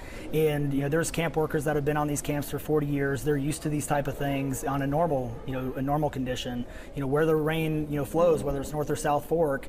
You know, a lot of people have the experience of living near a river.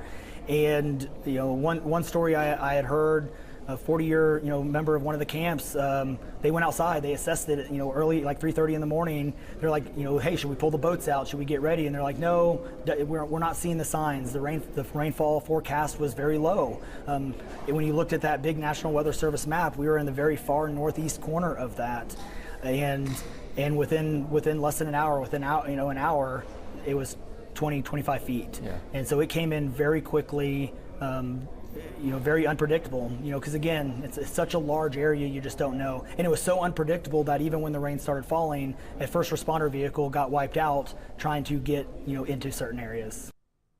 And of course, that is Kerrville City Manager Dalton Rice, and we'll continue our coverage of the flood in Texas Hill Country. Stay with us.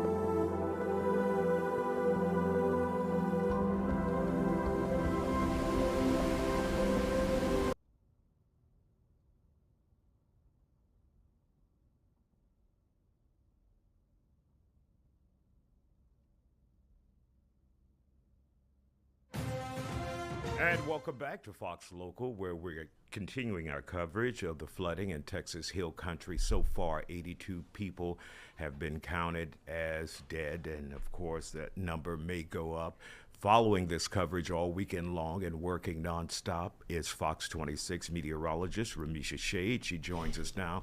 I poked my head outside just for a second. It's raining again. I'm like, we just can't get rid of it. Can't catch a break. We got a few more breaks here, break. at least this weekend. But yeah, our rain chances are up.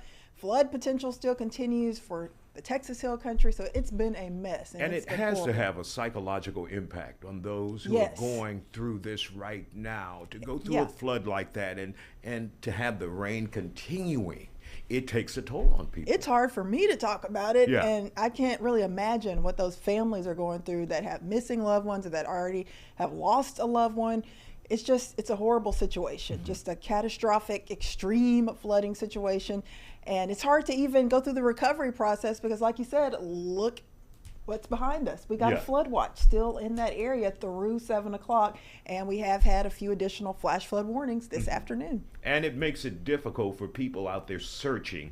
And that's one thing that county officials made it clear there. They want experienced individuals, boots on the ground, not someone just showing up. Exactly. If you want to just help, then donate. Of course, we have the QR code for several the ways Fox to help. donations, or contact the Salvation Army, but don't just show up. This is not a place you want to be right now. And psychologically, some people can't.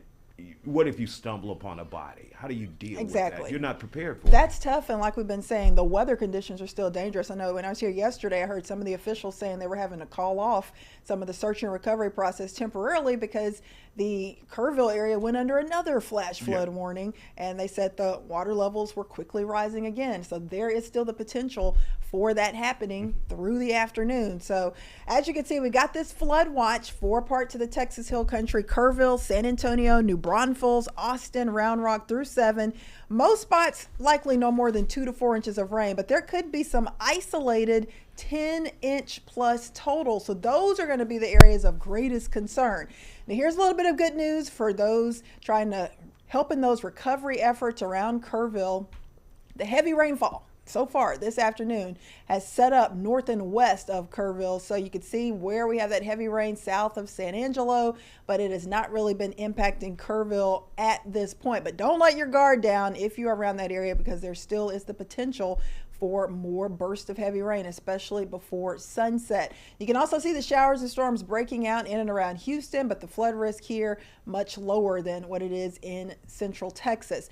But there's a closer view of where we do have that heavy rain south of San Angelo, west of Fredericksburg. There's that flash flood warning that popped up there until 6:15. That does include parts of Sutton County. So this is going to be the area where, of course, we have the threat for that life-threatening flash flooding. You definitely need to make sure to take this seriously. If you are in those areas under those flood warnings, try to get to safety, get to higher ground, make sure not to drive across a flooded roadway. But like I said, those that are trying to clean up and recover in Kerrville, at least the heavy rain is holding off for now. All right, down towards San Antonio, up in Austin, Round Rock. Of course, we did have multiple flash flooding incidences there over the weekend. Things are looking a little bit better now, but the biggest problems are still up towards Junction, Sonora, Eden, Brady, and west of Mason. This is northwest of Kerrville, where we've had another 3 to 4 inches of rain just over the last 6 hours. So you add that to all of the rain we've already had, and we're talking about 10 to 21 inches of rain over the last 3 to 5 days. So this is the main contributing factor to the reason why we had such extreme flooding for parts of the Texas Hill Country. Of course, ground zero for the worst of it around the Kerr County area, but even over towards New Braunfels, and especially up around the Burnett area, Round Rock, 20 inches of rain. So that is just too much rain, too much water for the ground to handle in that short period of time. So we've been dealing with this massive, extreme flash flooding situation that looks to improve a little bit over the next day or two, but for now we are still in the thick of it with more heavy rain and more flood potential. I want to go back and show you once again what our river flooding map looks like for the Guadalupe River at Hunt. You can see that huge spike, a very quick spike where that river basically rapidly rose to close to 30 feet early Friday morning, the morning of the 4th of July, and that is well past flood stage, several feet past flood stage, and that happened in a matter of several minutes to an hour or two. So it was a very quick transition, and of course a lot of folks there had no idea what was going on, and once they found out, it was really too late to try to escape that, unfortunately. So we've had several fatalities, still reports of some folks missing, and in the red there you still see the areas under that highest threat for flash flooding, including Junction, Sonora, Fredericksburg, Mason, Llano, Brady, San Saba, and getting in very close to Kerrville. In fact, the western half of Kerr County still in that 3 out of 4 moderate to high risk for flash flooding. So we'll continue to monitor those conditions there. Like I said, at least the hardest hit area of Kerrville not getting any heavy rain now, but the threat is not over. For Houston, still getting some downpours in and around Houston, east of Needville, up towards Navasota, the Woodlands, Conroe. This is just your general pulse type thunderstorm activity. You will get some heavy rain, a little bit of lightning, maybe some small hail, but right now, no flood alerts for us, no severe thunderstorm warnings, no tornado warnings. But of course, if that changes, I will let you know. But for now, just basically dealing with a decent shot for some heavy downpours. There's actually an upper low in the Gulf, and that is kind of kicking a lot of moisture our way. So our rain chances are actually going to remain elevated, not just for this afternoon, but likely for the next 2 afternoons before we start to dry things out. So you can see showers and storms over towards Austin, Kerrville, San Antonio, potentially through this evening and into Houston. Most of that winding down tonight. As we go into tomorrow, we'll likely see a repeat of the showers and storms here. But here's the good news. Isaiah, tomorrow the flood risk will start to go down for the Texas Hill Country, for parts of Central Texas that have been so hard hit over the last few days. Notice that street flooding risk finally shifting north. It will be up towards Dallas, Wichita Falls, OKC, but it finally moves out of the Kerrville area and Austin and San Antonio, areas that have had to deal with extreme rain and flooding over the last few days. Look at Houston right now, looking great out there. No heavy rain showing up at this point. Temps near 90. We do have some showers close to Houston, but this shot, however, looking pretty good. Feels like temp near 100 degrees. So if you are hanging out in Houston this evening, notice for the drive home, for the evening rush, there will be some pretty big downpours out there, potentially impacting parts of Houston, Katy, Sugar Land, Galveston. Most of this starts to come to an end, though, around sunset. By 9 o'clock, most of that is gone. But like I said, we'll repeat this whole process as we go into the next few afternoons. So there are your rain chances for Tuesday and Wednesday. Pretty good chance here, 60% down to 40% Thursday, and then drying out and getting hotter as we get closer to another weekend. In fact, the hottest day looking to be on Friday, all the way up to 97 degrees. But of course, the big story dealing with that flood potential, and we're going to continue to monitor it. But yeah, the threat is not over, and that's just really tough to deal with. It's hard to just imagine what those folks have been through, and then to think there's still danger in the area. You really can't just relax at all. It's a horrible situation. Yeah, it's really going to be tough out there. Even if it stops raining, then you get the bugs and mosquitoes. Right, snakes. Yeah, exactly. All of that to deal with when you're trying to put your life back together. And many people have to assess the damage at their homes, call insurance, make sure insurance companies follow through. But it's a rough road that they're ahead. And that's why we all should give or do our part and volunteer and donate as well. When we show that QR code here on Fox Local, make sure you take that information down so you can donate as well. Yes, that's the best thing to do. I know they said a lot of people were actually wanting to come there and volunteer and help out.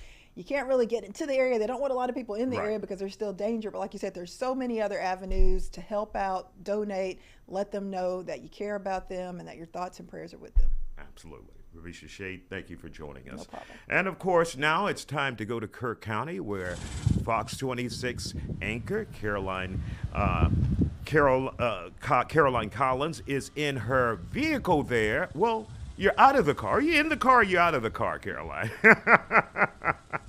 But she is there on the ground for us covering this. Yeah, we actually just got here.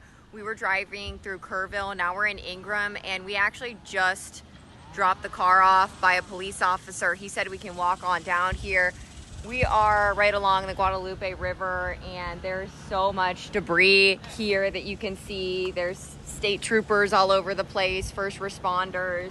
You see stuff like this, and then you walk just a little bit down the road here.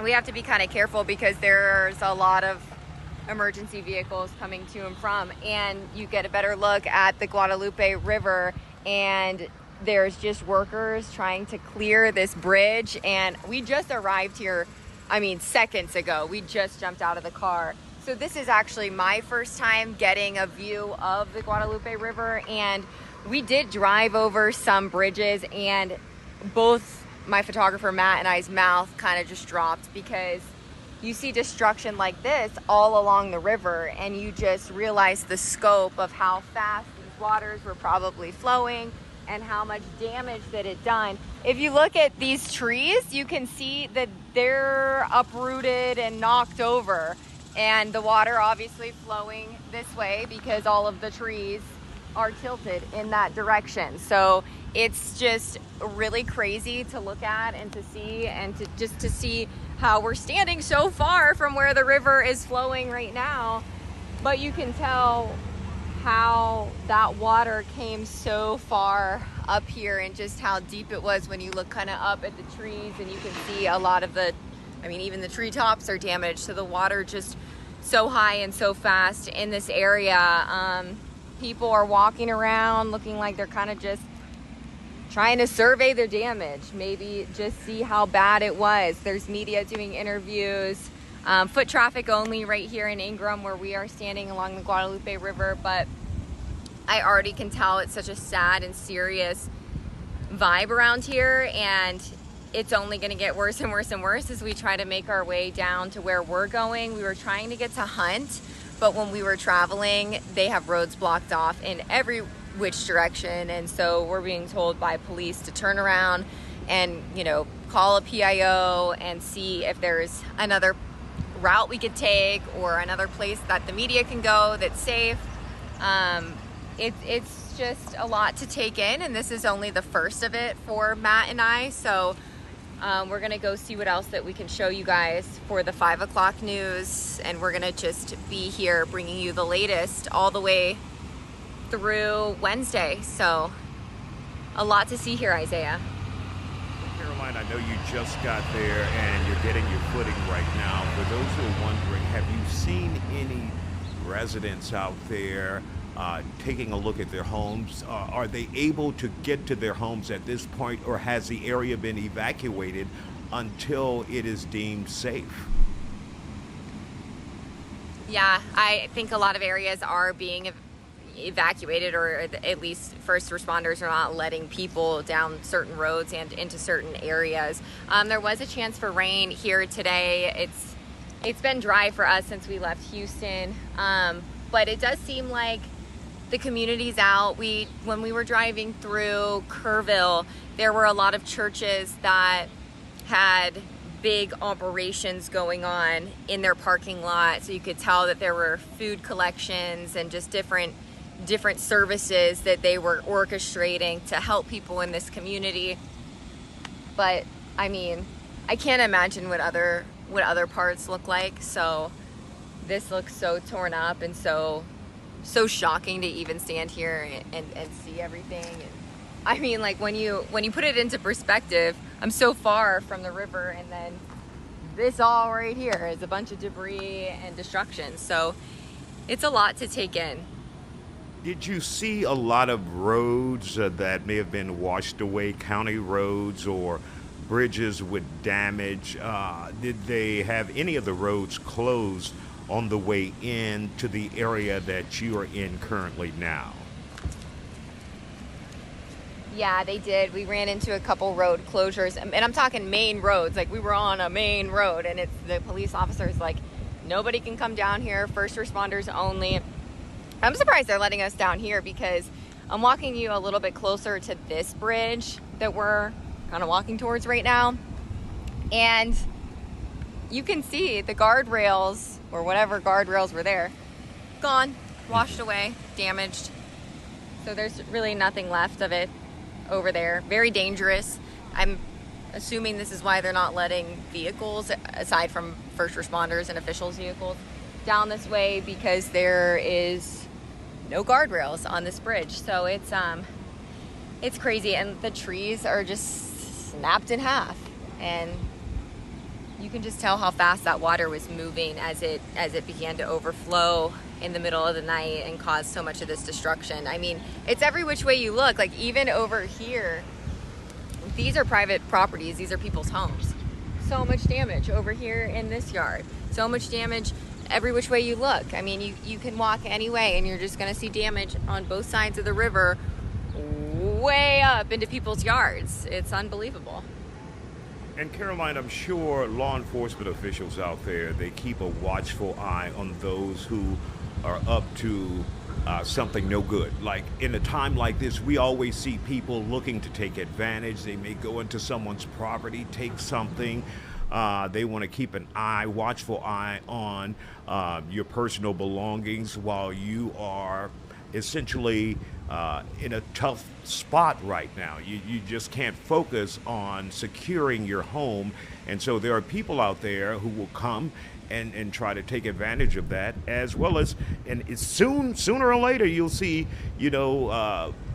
contractors who are not up to snuff, who will try to take advantage of people. That hadn't happened yet, I don't think, but law enforcement officers should be out there looking for that as well. Yeah, there's tons of law enforcement officers out here, but the difference of once you get out into Central Texas, into the Hill Country, into these smaller towns, Isaiah, is that people care about each other. We've only been here for a couple minutes. We stopped and, we had to stop and use the restroom, and we can just see the kindness in people. It's just a different atmosphere out here. Like, people will pull over on the road and they can tell we're in a hurry, kind of let us go around them, just super polite and just super, what I would call super Texans. Like, this is the embodiment of what Texas is. This is the people of Texas. And so while I haven't personally seen or heard of any type of situation like that, that is something that we report on a lot in the Houston area and the more metropolitan areas.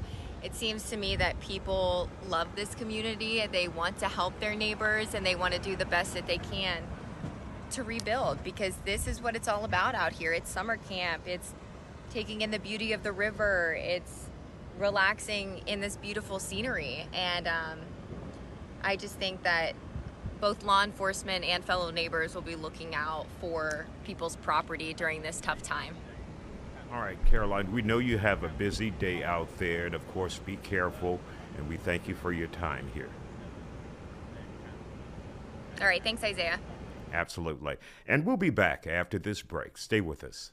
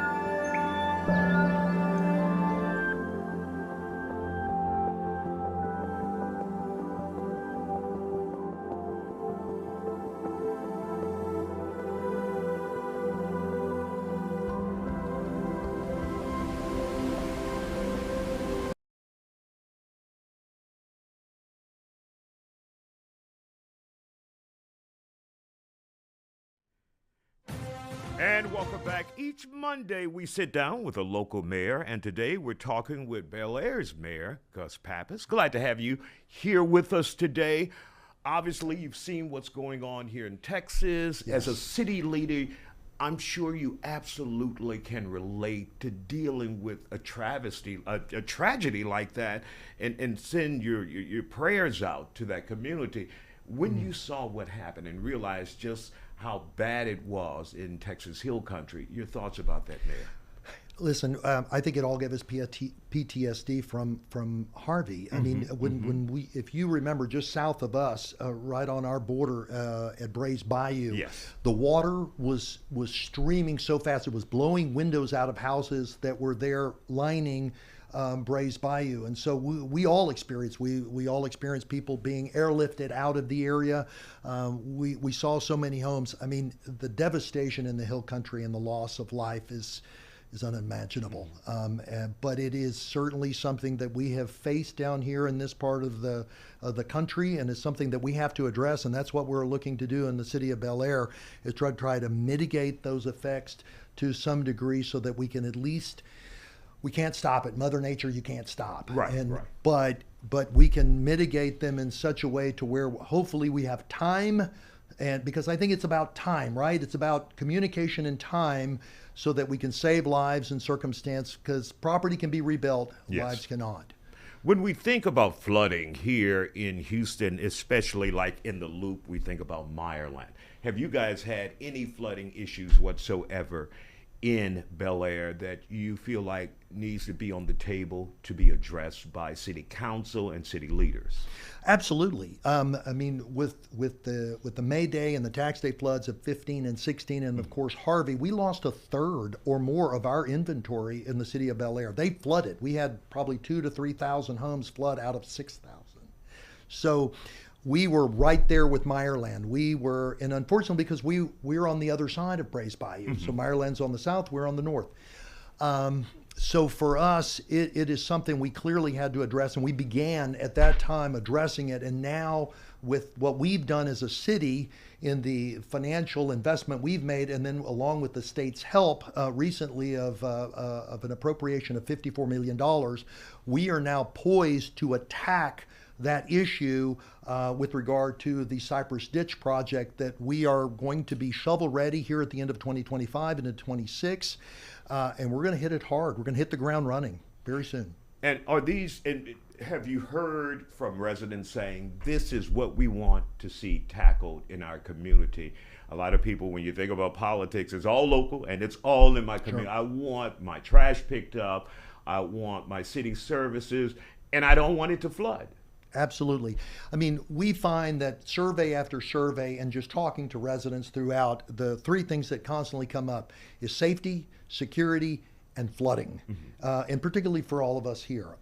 So we hear it loud and clear, and we tackled that problem. And what we found out is when we presented those citizens and the residents of Bel Air with the opportunity to do something about it themselves, they voted, and we appropriated in November of 24, we appropriated $40 million toward our own flooding issue. And so it wasn't just something they talked about, they put their money where their mouth is, because those are going to be tax dollars that they have to pay for those things. When we talk about the city of Bel Air, what else would be your bragging rights in that community? What makes you proud to be mayor of that city? Look, it's our small town feel. It's our residents. I mean, we just got through the other day. We had a press release about our $54 million, and then we followed that up with our 4th of July Day parade.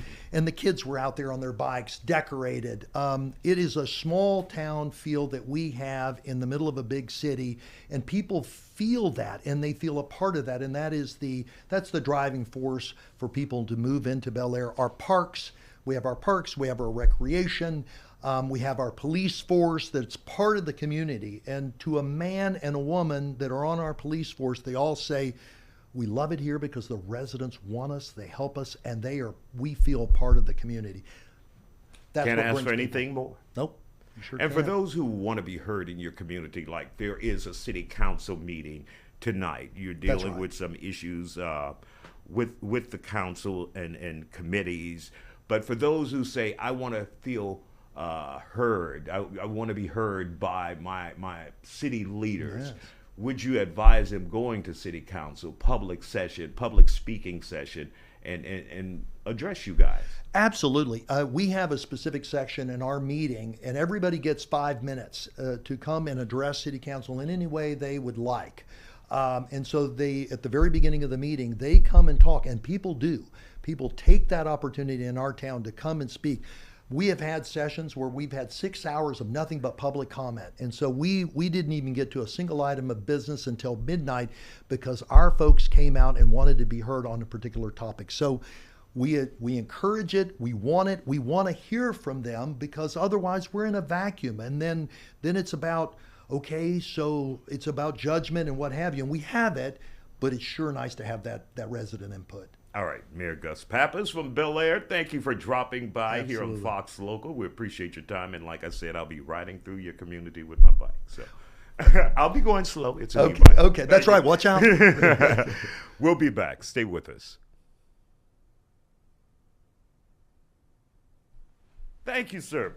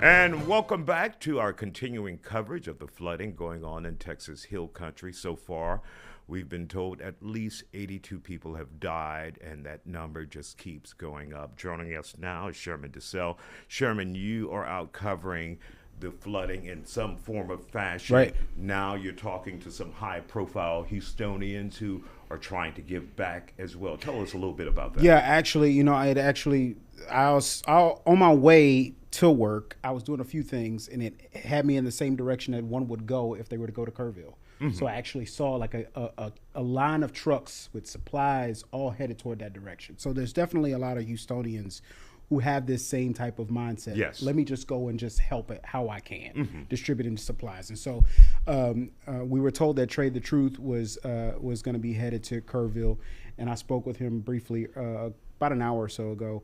He and his team got there this morning, and he said that he first started with distributing supplies, which is something that most people know that he does.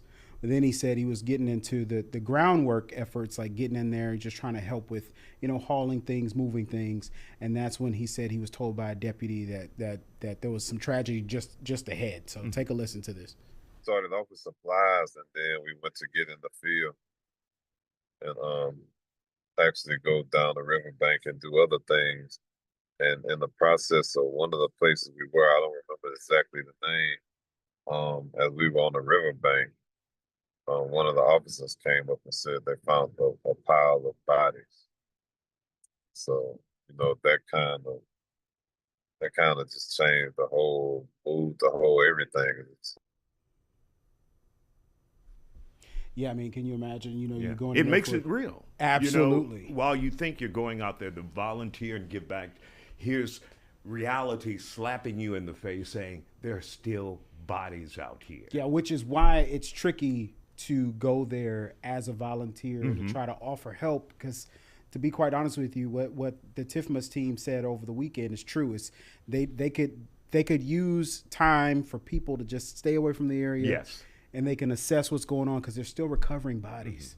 And so it's going to be harder for someone to come in with grassroots volunteer efforts. They're appreciated, but they might be a little difficult.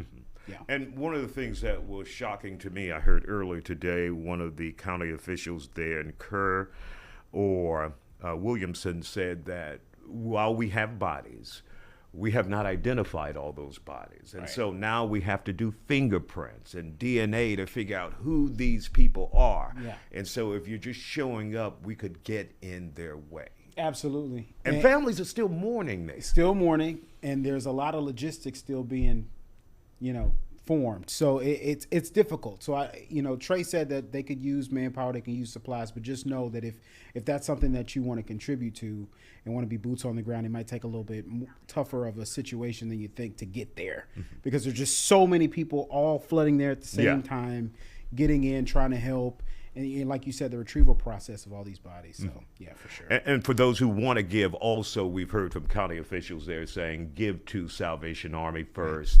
They know they've been able to assess the situation. They know what the community needs. Now, if you're in Houston and you just want to help out Trey and send it that way, that's also an option. That's as an well. option. Yeah. So like the Trey is among several groups who are doing that. Like, hey, if you want to help out, go to this page, go to that page. You can donate there. So All right, see. Sherman. We'll keep us updated on problem. this. And, of course, we'll continue to follow you and Trey the Truth with the efforts there in Texas Hill Country. Yeah. Also, reporter Jillian Hartman has been in the Marble Falls area near Austin. It has been hit very hard, of course, Saturday. She spoke with residents who've lost their homes. So let's take a look. Along Hamilton Creek, and debris is just scattered everywhere. You can see right in front of us, this tree toppled over. Then across the creek there, you can see pieces of a fence. And then right down here, there's actually a light pole just sitting on a rock. So we are seeing a lot of destruction here. Some neighbors tell me that the water got to about this high. So it just shows you how much the water rose here. And then it all flooded into this neighborhood. And joining me here is Ricky Reed. He's a neighbor that woke up in the middle of the night with the water rising and tried to help his neighbors to safety at a local church nearby. So Ricky, can you walk us through your experience that morning? Yeah, my neighbors, Sue Bratton right there and her daughter were already up and calling me and telling me to look out my back door that the water was rising up. So when I looked out my back door, the water was already initially coming in, and by the time I got into my hallway, it was already rushing in, and I had just enough time to get the pants on and a pair of shoes, and by the time I was going up the front door, it was about knee high, and I got 10 more feet, and it was about right below my buttocks, and I got all the way out to my truck, and I ran over to knocking on people's doors to get them up because they're all in their late 80s, and all of them are senior citizens, and I finally got them up, and all my other neighbors that I could get to, and then Sue Bratton and her daughter loaded up in their vehicle. She was parked on the other side of this middle building, and I was parked out here in front, and we went over to the church to a high area where the water was not so bad, but we were thinking that it may end up coming up that high, because when it came fast. It's like a torrent, like a raging river. And you can see all the damage through here. And this is my air conditioner sitting over here. Yeah, can you show us the damage inside Yeah, your home? yeah. You said you've lived here for about 5 years yeah. and never seen anything like this. Yeah. And the water got to how high? About right in here. And you lost almost everything. Yeah, I lost everything. So there's no dryer. We're trying to salvage what we can. My wash machine's gone. My icebox, they had to move it over here. I was able to keep it going where I still have food in here, which I got. That's my daughter right there. But the water was already raging through here, and like I said, I made it into here, into my bedroom, and sat down, and put my pants on real quick, and then I grabbed my shoes and I was putting a shirt on, and I was on my way out the door, and by the time I got to the door, it was right where my knees are. And then I got out about mid-stride of the sidewalk right there where those chairs are, and it was already up to here on me. And that current was just I could feel it around my body, you know, just pulling me that direction. And I didn't have time to shut my door anyways, and that water just started rushing in. But like I said, I made it all the way to my truck up there, and I said, well, I can't not get anybody else up. I got to get them up. And so I started banging on Fran and her neighbor Inez. They're in the late 80s, and I got them up. And then I called Glenda that lives right there and got her out of bed. And Don, my neighbor here, the fire department had to help him make it out to the road and get him to a safer place. But, so it happened in an instant. Yeah, you had minutes to get out. Yeah, within 5 minutes it was life or death. And you said this is a close-knit community yeah, here. We're all, yeah. Like family. Family, yeah. Like when I need to go to my doctor's appointments, things like that. Don, my friend here, he's a veteran too, and I'm a veteran. He would always take me to my different doctor's appointments, or somebody. When we all have our birthdays. Glenda's is the 20th, and mine's the 19th of June. Well, they do a birthday party for us, so we do the same with everybody. And this is what you've been able to save? Yeah, yeah. These here, I just got these. I just got that. This here is one of those type of tables that raises up like that. And your neighbors are also cleaning up their places. You said there's about 40 units here, and 32 of them are unlivable? Yeah, unlivable. So what are you going to do in the meantime? Well, we don't know. We've got to wait to hear from HUD and FEMA and the insurance company that they have over this. I've rented a motel for a week, and I've got to go into my savings to do that. And but I have other doctor's appointments in this area all the way to Round Rock. For my eye, I just had major eye surgery done, and I'm not even really supposed to be driving, but I could not sit here and let that water carry us away and not help my friends and everything like that. I'm not a coward, so I made sure that they got out. If I lost my life over it, then that's fine. But if I got them out, then I'd feel better. You know, I'd feel good about it. I'm glad you were able to make it, and so did your neighbors. And it's going to take some time to rebuild, correct? Yeah, I mean, yeah. They don't even have a time limit right now. They got to replace all the heating elements, heater in here because it's air conditioned. They're together, the units, and I don't know if you've gone down that direction, but there's walls completely pushed out because of the water coming. And thank God that lady wasn't there. She was in the hospital and she's terminally ill, and they'd already contacted her family to come up to the hospital to say last more goodbyes to her, and she's the one that was supposed to be in that apartment. So I don't know if it was a good thing or bad thing. I don't know if she survived anything, but the people that are in charge here, they were here. They got on the ball, started getting the ball rolling as far as anything. I mean, there was so much mud and stuff in my apartment. I was lucky I could pull a lot of this stuff out of here, but I've saved for so long. There's a lot of pieces. Even the rugs that I've had in my apartment, I've waited months to come across them. You know, I traveled all over this area trying to find these certain rugs for my, because I love to live a good life. And there's some things that can't be replaced. Right, but I can replace carpet. You know, I can replace There's all my furniture out there on the front yard deal. That's all of it right there. Well, thank you for talking to us and You're sharing welcome. your story. That's a scary experience, but it sounds like you guys all rallied together to get to safety. And still ahead, we want to talk to, coming up just a bit later, we'll talk to a Texas senator who wants to see some changes when it comes to the alert system. Stay with us.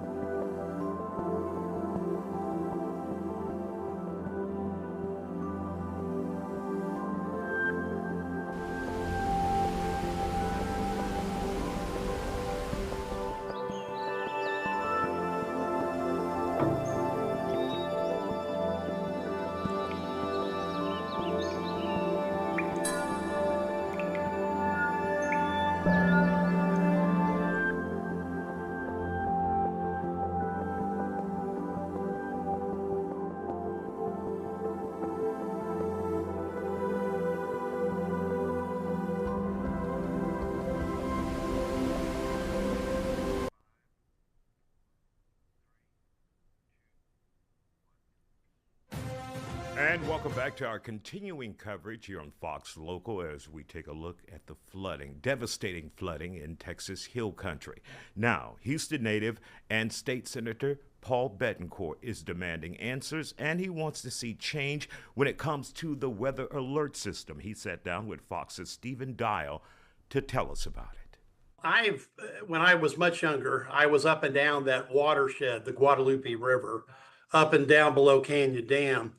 And I think that it just came to me after talking to church groups, my wife, everyone else last night, that we were missing some old technology, which are sirens. And we have to look at this problem as what can we do to help save as many people as possible? Because when you have a 20-foot wall of water coming at you, the only thing you do is get people out of the way. And the more that we talked about it, it was obvious that we're relying on this for all of our alerts. Now, we're not just talking about weather alerts here. We've got bank alerts, fraud alerts, silver alerts, name it. The stuff comes through this phone ad infinitum now, and people have a tendency just to turn it off. And talking with people, we looked this morning and found that there was a FEMA study that over half the folks are ignoring this, okay? And they're actually basically deselecting alerts. So you're just going to have to come back with old technology that works with new tech to give another shot at getting people's attention in a flash flood area. And the real point of this is you have to think of, is there any other way that we can help save lives? Because in a disaster of this magnitude, you're not going to be able to save everybody. You just want to save as many people as you can, because unfortunately, that's the lesson that we've learned over and over again in natural disasters throughout human history. And you're familiar with that part of the state, and some of the hardest hit parts of Kerrville, for example, they don't even have really good cell signal. And so you, and I've heard from other lawmakers, you think a siren close to those key areas could save lives in the future. Well, of course, and you know, this is the type of technology that works with tsunamis in the Pacific Ocean, both in the U.S. and Japan. It works in Tornado Alley in the U.S. And it's just another way to get people's attention, especially at night, because at night, a super majority of people turn their phones off because they just want to get some sleep. Because if you don't, you're going to get a text alert or something every 15 minutes. So this is just another way to layer in more possibilities of getting people's attention in a natural disaster. Because unfortunately, we're over reliant on this now because we want it to do everything. But there may be times when people ignore it or they turn it off. So a siren cuts through all that. It goes around this technology and can work with it. Because again, people that may be asleep will hear the siren as opposed to, then turn on their phone. But more importantly, we just need to give every opportunity we can to get people out of harm's way. We can Monday morning quarterback every issue under the sun, but I will ask, the session just ended and House Bill 13 cleared the House and stalled in the Senate that would have done some of the similar things that you are talking about. Why do you think it didn't pass the Senate? Well, I'm the chair of local government. Okay, so when I look at something like this, I'm looking at the counties interacting with the water authorities and the cities, et cetera. So that's why I'm filing this bill. I'm not the chair of that other committee, so I don't know why that bill didn't advance. But part of this is that it takes time to implement these solutions no matter what. And we talked about some major projects that were going to take multiple years, and even a project like this would take the better part of a year or two to get going. And more importantly, I'm just a recognition of the obvious. I don't know how many people have had the same idea. I'm sure there are people watching this show right now that said, I had the same idea. You're right, and I'm glad you did. The only difference is I get to tell my staff and say, let's get it into Ledge Council and make it a bill so it becomes a mandatory part of what we need, because it's not just the Guadalupe watershed. It's the Llano and the Colorado, the Brio. There's in what we call Central and West Texas. There's a ton of these watersheds, and water doesn't care where it falls. It didn't care if it falls in Kerr County or Comal County. It gets channeled into a watershed, and that's how we need to start thinking.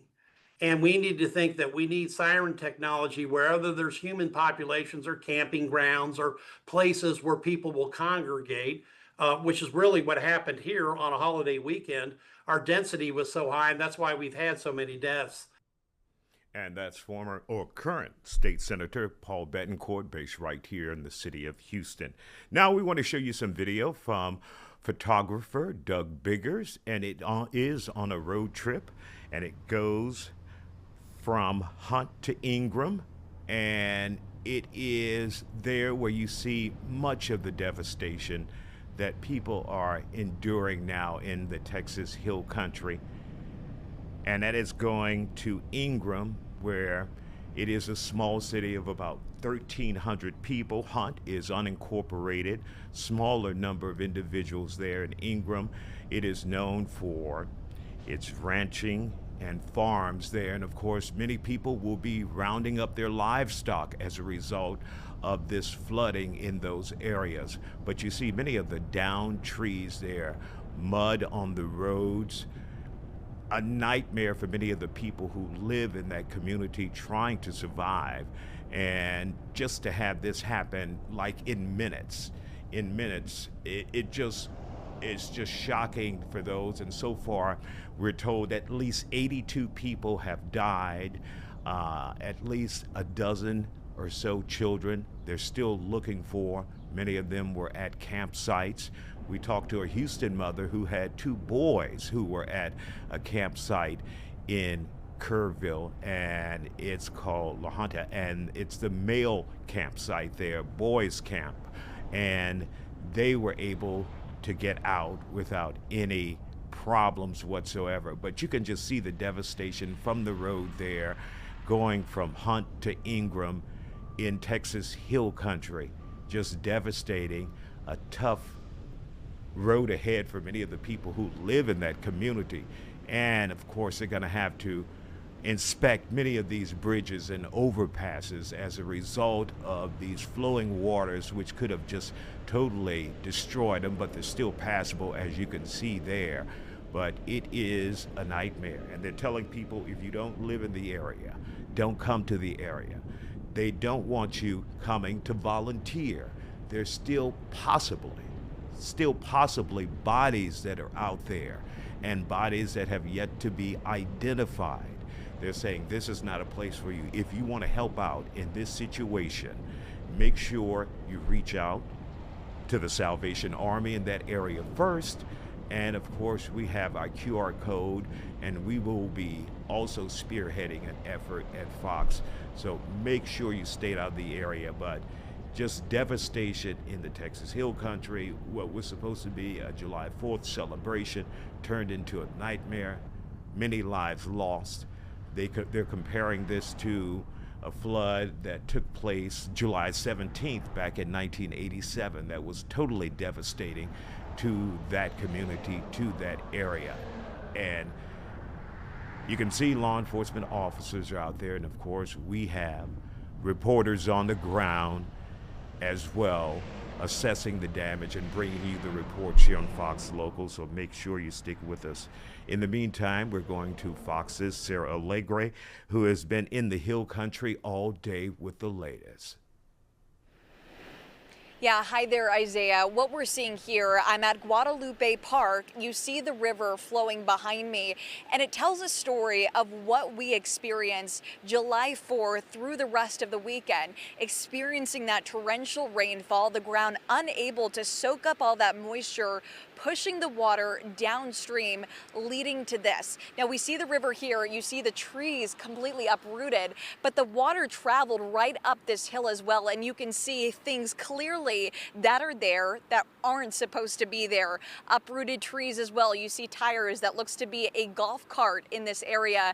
We see an American flag. We just see so much debris from these nearby homes because that water traveled up this hill so quickly. It just goes to show the sheer strength. I mean, we're talking 2 stories high. That's the surge here, nearly 30 feet in less than an hour. That is incredibly damaging. Now, we've been talking to people all day, some people from the nearby area of Ingram. One gentleman tells us he was unable to leave the area for a day. No, we weren't able to get across. Matter of fact, it was over 24 hours that we weren't able to get across the creek. Just a lot of devastation. Trees that were beautiful were no longer there. It never happened in this community at all, period. It just, I don't know, it's heartbreaking. Real heartbreaking. It's hard to talk about it. Get emotional. Yeah, just a lot of raw emotion here, and you feel it in this community. Now I want to talk about the timing. So that flood watch, let's start there. Thursday afternoon, that's when that was issued. And by early Friday, those warnings escalated very quickly. We saw the most extensive damage at that Christian summer camp for girls, Camp Mystic in Hunt, Texas. And that's where the Guadalupe River peaked just after 4:30 a.m., hitting nearly 30 feet in a time span of 45 minutes. The focus, as you can imagine, since then are those search and rescue efforts. Around 850 people have been rescued so far. That's the good news here. But looking at Camp Mystic, where we saw the sheer amount of devastation, 27 have been confirmed to die, while 10 children are still missing at this point. We do know Governor Abbott has issued a disaster declaration. We're also getting help from the federal government as well, and potentially waiting to see President Trump make an appearance here by some time at the end of the week. We have heard reports Friday. Now I want to talk about the weather. We're still under this this flood watch in the area that's going to expire 7 p.m. local time. That could further the damage that we've seen here in central Texas. We are expected to hear from local officials by 10 a.m. tomorrow. All right, Sarah Legray reporting from Texas Hill Country. Thank you for joining us here on Fox Local. And of course, we want to thank you as well. And if you would like to donate to this effort to help those people in that community in Texas Hill Country, fellow Texans, then make sure you take a look and take a shot of this QR code.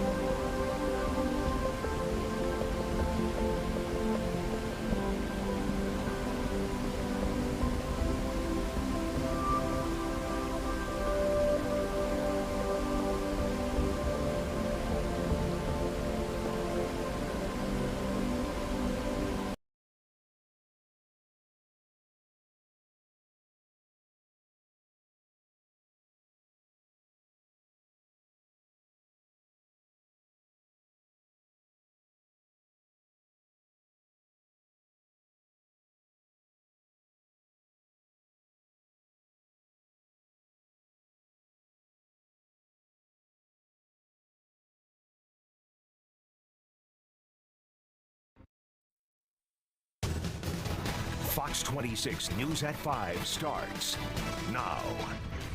Now at 5, the number of dead is close to 100 in the last week's catastrophic flooding along the Guadalupe River. And we are taking a live look at the FoxRad radar. More rain is falling in central Texas, and we also have some chances of showers. Fox 26 News at 5 starts right now. Good evening to you. I am Rashi Vatz. Unfortunately, we are learning that count has increased, where 99 people are now confirmed dead and at least 10 people remain missing. This is after last week's devastating flooding along the Guadalupe River. Now, we have learned that President Trump does plan to visit the region on Friday to survey the damage. We have team coverage for you of the Texas flooding tragedy. Jillian Hartman is in Burnett County, but we do begin with my co-anchor, Caroline Collins. Caroline. Rashi, we just arrived in Ingram, Texas. We drove through Kerrville, and looking at the damage on the river is unbelievable. Now, like I said, we're in Ingram, where the search continues for people who still remain missing. I want to set the scene for you out here. We are along the Guadalupe River. Only first responders and emergency vehicles are allowed to go down this road that we're standing on. What you can't see is the homes that have a lot of damage behind me, even an RV overturned. There's also excavators out here combing through debris and damage, and there was just a group of police officers and game wardens just down at the end of this bridge searching for human life is what it appears they're doing here. And that's really the sentiment for the whole entire town as we continue to talk to people. They're just devastated, and they're just hoping to help in any way that they can, recover what they can, and find those and bring peace to those families who are still in limbo. So the search crews and the first responders are obviously attempting to clear up this debris. And there's volunteers. They've been meeting with one another. They've been heading out on foot, ATVs, trucks, everything you can imagine. The water, though, right here is still at a higher level than normal. And an airboat was even seen briefly struggling to navigate the water. The search does continue for at least 11 people missing. Just about 25 minutes ago, I spoke with Texas EquiSearch's Tim Miller about their efforts here. What are you doing out here? Well, we got a lot of people out here. We got a lot of heavy equipment out here. We have located some remains today already. Well, it's late in the afternoon now. We've got equipment going to other areas. There's just huge debris piles all over the place. So we got the equipment going through the debris piles. We got cadaver dogs, and then we got all our foot searchers and everything is kind of sifting through the debris when the equipment's taken out. So got quite a bit done so far, but we got a lot more to do. Are you looking for anyone specific, or are you just looking for human bodies? No, I mean, we've had friends that have called that their friends or loved ones are missing. In fact, one of our members, actually a very close friend and everything. At this point in time, we don't pick and choose. You know, we can't pick and choose. We just go ahead and do what we're doing, and if we find something, then let them get them identified. How dangerous is it out there with this search? It's dangerous. It's dangerous. It's a mess. I mean, debris and it's dangerous. So it's kind of slow going, but you know, just doing what we can do. How long are you going to be out here? God only knows.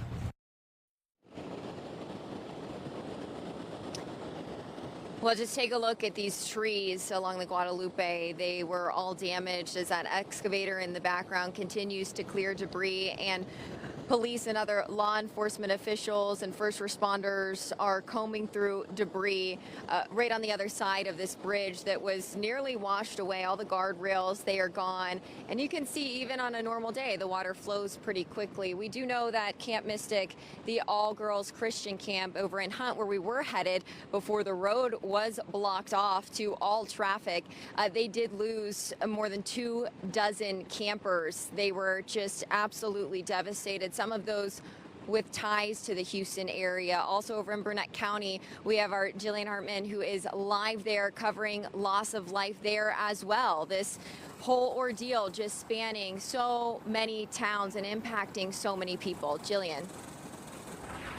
Yeah, Caroline, we are seeing more devastation here in Burnett County. We are along Hamilton Creek, where we're seeing trees toppled over, debris just scattered everywhere here. Now, the floodwaters actually poured into this neighborhood over here. A man tells me that he risked his life to save his neighbors. I never seen anything like it. It was so quick, so rapid, it just like a tidal wave. Neighbors living in Hamilton Creek Manor woke up in a panic when the creek nearby overflowed, causing major flooding. Ricky Reed walks us through those terrifying moments. I looked out and the water was already coming in, and I tried to shut the door real quick, and it wouldn't shut because the pressure was so much coming through. So I came around this way, and by the time I got in this hallway, it was already rushing in this direction. So I sat on my bed.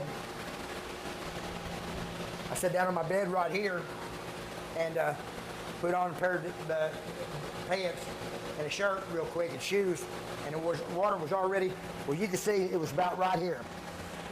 And so I came out the door, I grabbed my wallet and my car keys, and by the time I opened this door up here, the water was already rushing out that way. Here's the aftermath of the flooding. Families are salvaging what they can and cleaning up the mess left behind. Reed says right now 32 out of the 40 units here are unlivable.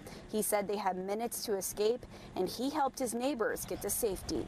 I ran around and I woke up Fran and Inez, and that end apartment was right there. And then Sue and her daughter that live here, there's one that's called me and said, look out the front door. Well, we loaded up in their vehicle, and I took my black truck, and we went over here to the church and to high ground, and that's when all this thunder and lightning was just terrible. So it happened in an instant. Yeah. You had minutes to get out. Yeah, but within 5 minutes, it was life or death. But I could not sit here and let that water carry us away and not help my friends and everything like that. I'm not a coward, so I made sure that they got out. If I lost my life over it, then that's fine. But if I got them out, then I'd feel better. You know, I'd feel good about it. Now here in Burnett County, the search continues for 3 missing people. I'll have much more on that search tonight at 6. Reporting live, I'm Jillian Hartman, Fox 26 News.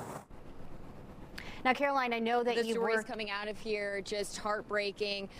We will be here all night long, bringing you the stories from the people impacted from these communities along the Guadalupe River. We are live in Ingram. Caroline Collins, Fox 26 News. Rashi. Caroline, I was going to say, I know you've worked in many areas, covered many disasters, but we've been hearing from people over there is they've just not seen anything like this before. It's pretty unbelievable, Rashi. When you look at these trees, okay, that have the bark torn off them almost all the way up the tree, it just gives you an idea of how horrible this situation was and how high the water was. This is a tree right here, completely uprooted. I mean, just damage all down the Guadalupe River. I'm looking at people's houses. We're a little bit far away from them. There's overturned trailers, there's debris, there's trees all over the place. It just is so surreal to even be here and see this in person. I know we've been showing a lot of the damage and we've been bringing you a lot of the stories, but to be here along the river and to see what this flash flood did to these communities is surreal, Rashi. All right, Caroline, appreciate you being out there for us. We look forward to your reports later on. Well, something that we are looking at very closely is the radar. Is there a chance for more flooding in the Hill Country area? Meteorologist Ramisha Shade has been looking at that aspect of the story for us, joining us now live in the Weather Center. Ramisha. Well, Rashi, unfortunately, the answer is yes. There's still the threat for more heavy rain that could lead to more life-threatening flash flooding. For that reason, we've still got a flood watch for a big chunk of the Texas Hill Country until 7 p.m. We're talking about the threat for 2 to 4 inches of additional rain with isolated amounts, maybe up to 10 inches or higher. This does include Kerrville. The good news so far for this afternoon is that the heaviest bands of rain have kind of set up just to the northwest of Kerrville, so the worst of it has stayed out of ground zero for the extreme flooding, but it's bad news for Junction and Sonora and Eden, where we've had flood advisories and currently flash flood warnings, where we've had rounds of these heavy thunderstorms dumping 2 to 4 inches of rain. You can see that with our Fox Red radar. Estimated rainfall just from today, anywhere from 3 to almost 4.5 inches of rain from Eden to Junction to Sonora. As I mentioned, this is northwest of the Kerrville area. So still flash flooding going on there. At least Kerrville getting a break now, but the Kerrville area still under that flood watch. So the flood risk will continue, unfortunately, as crews try to continue with that process of recovering those that are still missing and cleaning up. Even here in Houston, we've got more action popping up on our radar as we check out the Houston area. Pretty quiet, but down around Iowa Colony, close to 288 and up around the Woodlands and Spring, you're getting in on some heavy downpours that will slow down that evening drive, and more heavy downpours over Navasota. When will this pattern shift? When will all this heavy rain start to wind down? I'll have the answer to that later in the show. The family of a Liberty County woman confirms her body has been found following that flooding. Julia Burgess has been missing for the past few days. Her husband, John Burgess, also lost his life. Their 2 boys are still missing. At least 5 Houston area residents are now confirmed dead. As we do learn more about the victims of this tragedy, we are posting updates for you on our website, fox26houston.com. I also want to remind you that we have continuing coverage of the deadly Texas floods on TV and also Fox Local, which you can download for free if you haven't already on your mobile device, also your TV, and you can access anytime the latest on recovery and relief efforts. Again, you can download it for free. It's available on your smart TV and your iPhone. There are so many questions about the weather alert system following this tragedy. Well, we're taking a closer look at the timeline of the events, and several relief drives to help flood survivors are happening right now in Houston. So we're going to take you to some of the ones that we've learned about.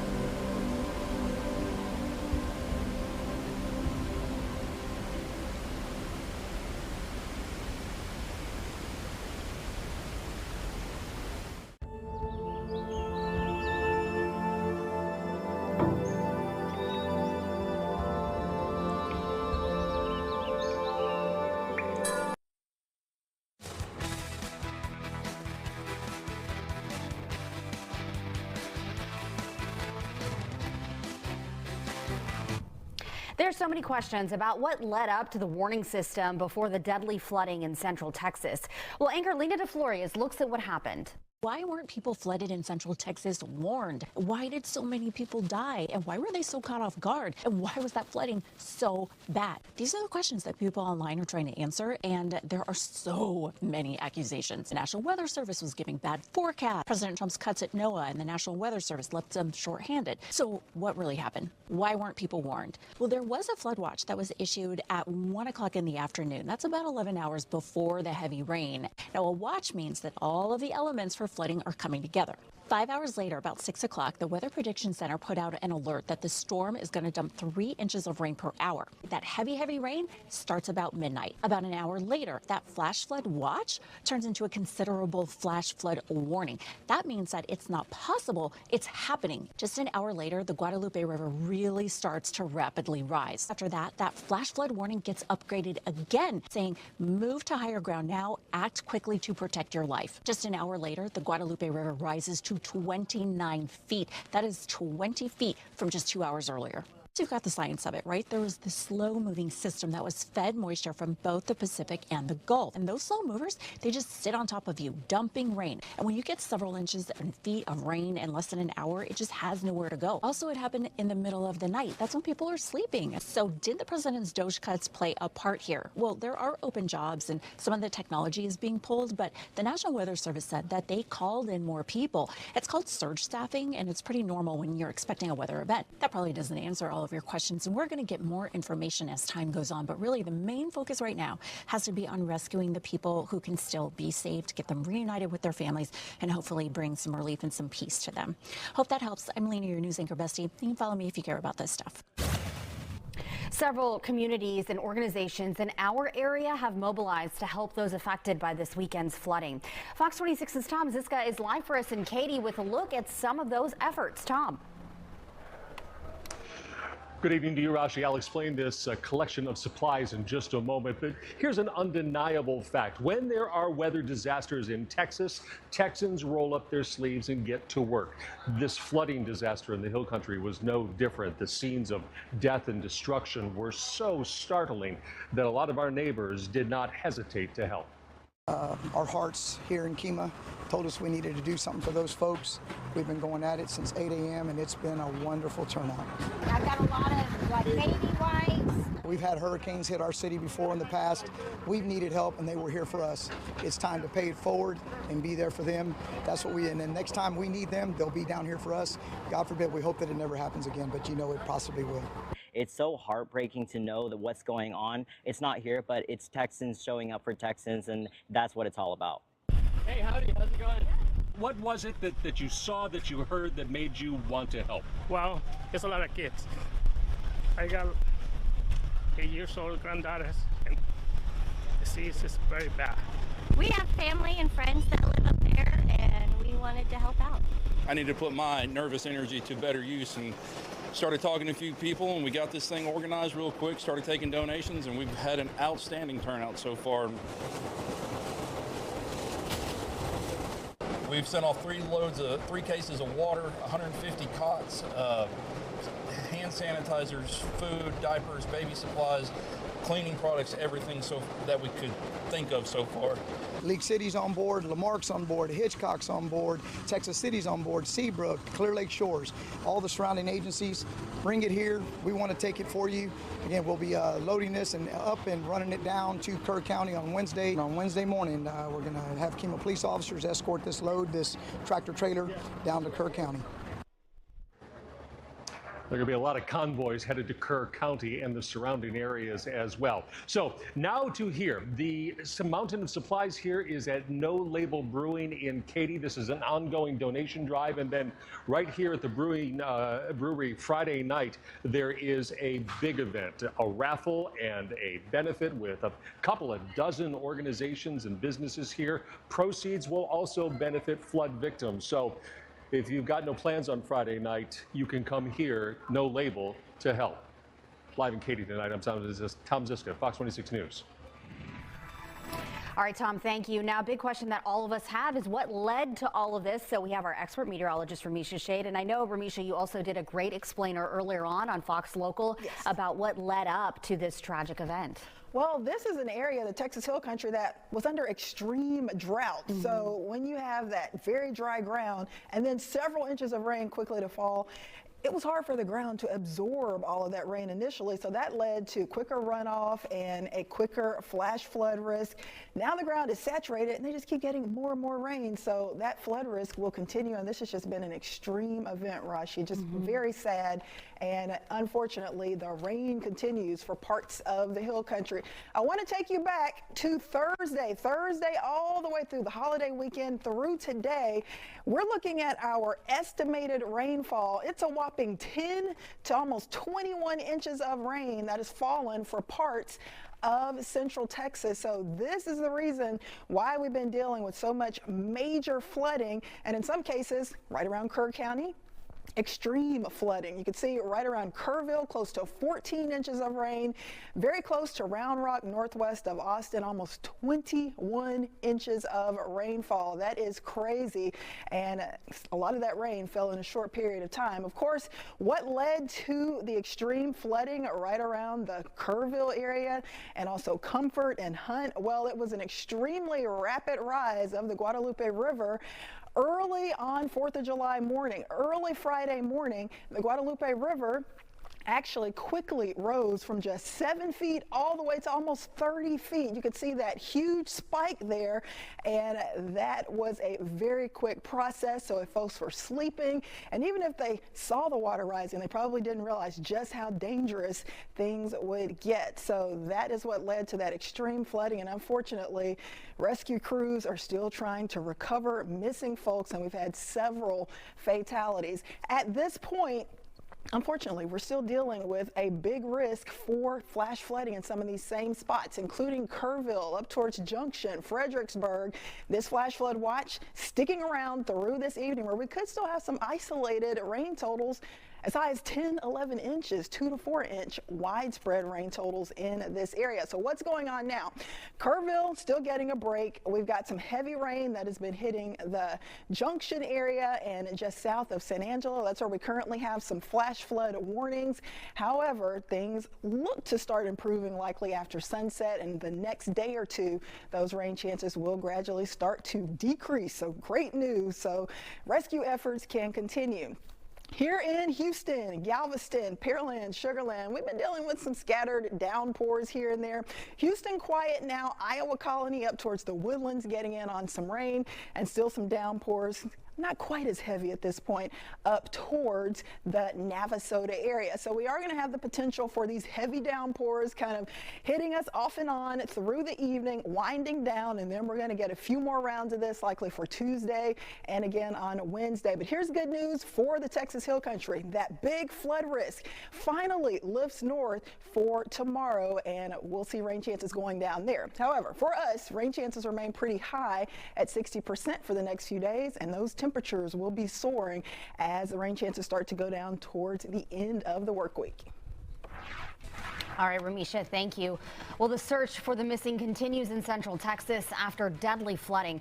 We're going to go live back to Kerrville after the break.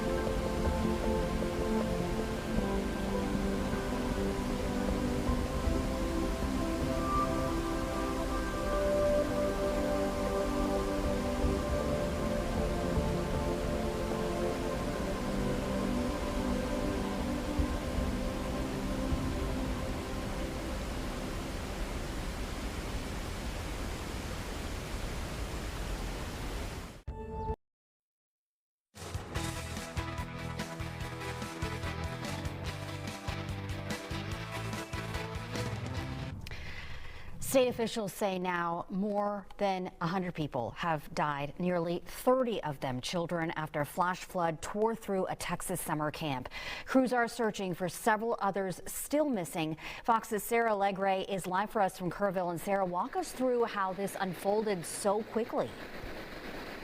Well, just the timing of it all and the sheer amount that we got. The ground couldn't soak up that moisture. It pushed all that rainwater downhill into the Guadalupe River. I'm here at Guadalupe Park, and you could see the damage here. Yes, we have the river behind me. You could potentially see some of those uprooted trees as well. But as we pan our way up this hill, you could also see a closer look at a tree that's clearly not meant to be there. You see the remnant of a golf cart as well, and the surge here, nearly 26 feet, 30 feet in less than an hour. This is the damage that we saw underway. We talked to people who live in this community. One person was trapped across the river for nearly a day. No, we weren't able to get across. Matter of fact, it was over 24 hours that we weren't able to get across the creek. Just a lot of devastation. Trees that were beautiful were no longer there. It never happened in this community at all, period. It just, I don't know, it's heartbreaking. Real heartbreaking. It's hard to talk about it. Get emotional. And you can feel that raw emotion here, but I want to go back to the timing. Let's go to Thursday afternoon. That's when that flood watch was first issued, and by early Friday, those warnings just escalated very quickly.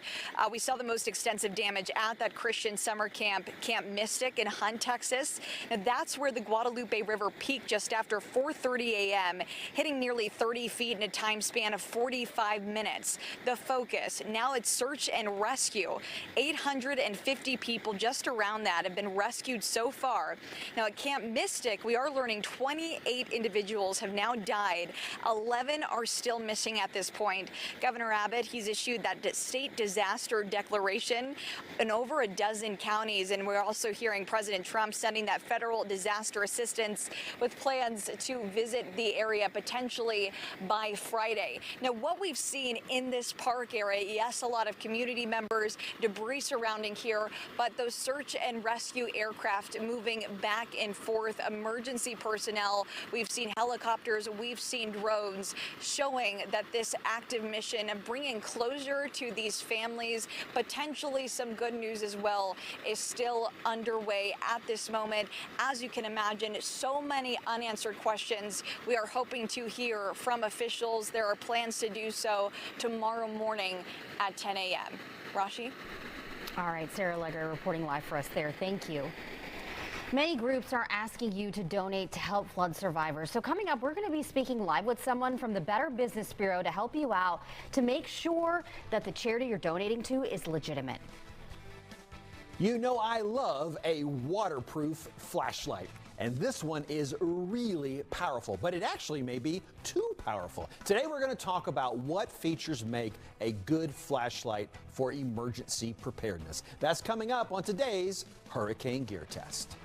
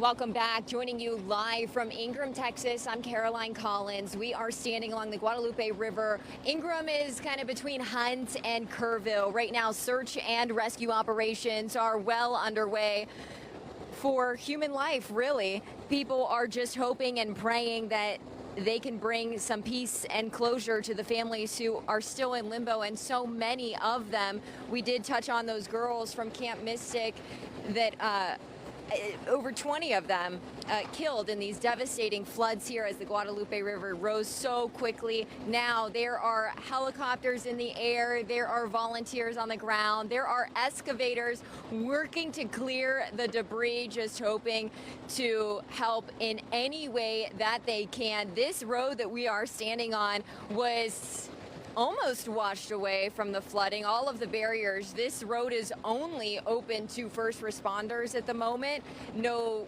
cars or neighbors or residents can come down here. They did let us walk on this bridge for media coverage, but Meredith Aldiz is north of Austin covering the damage and all of the flooding impacts that happened over in that area. Meredith, what are you experiencing?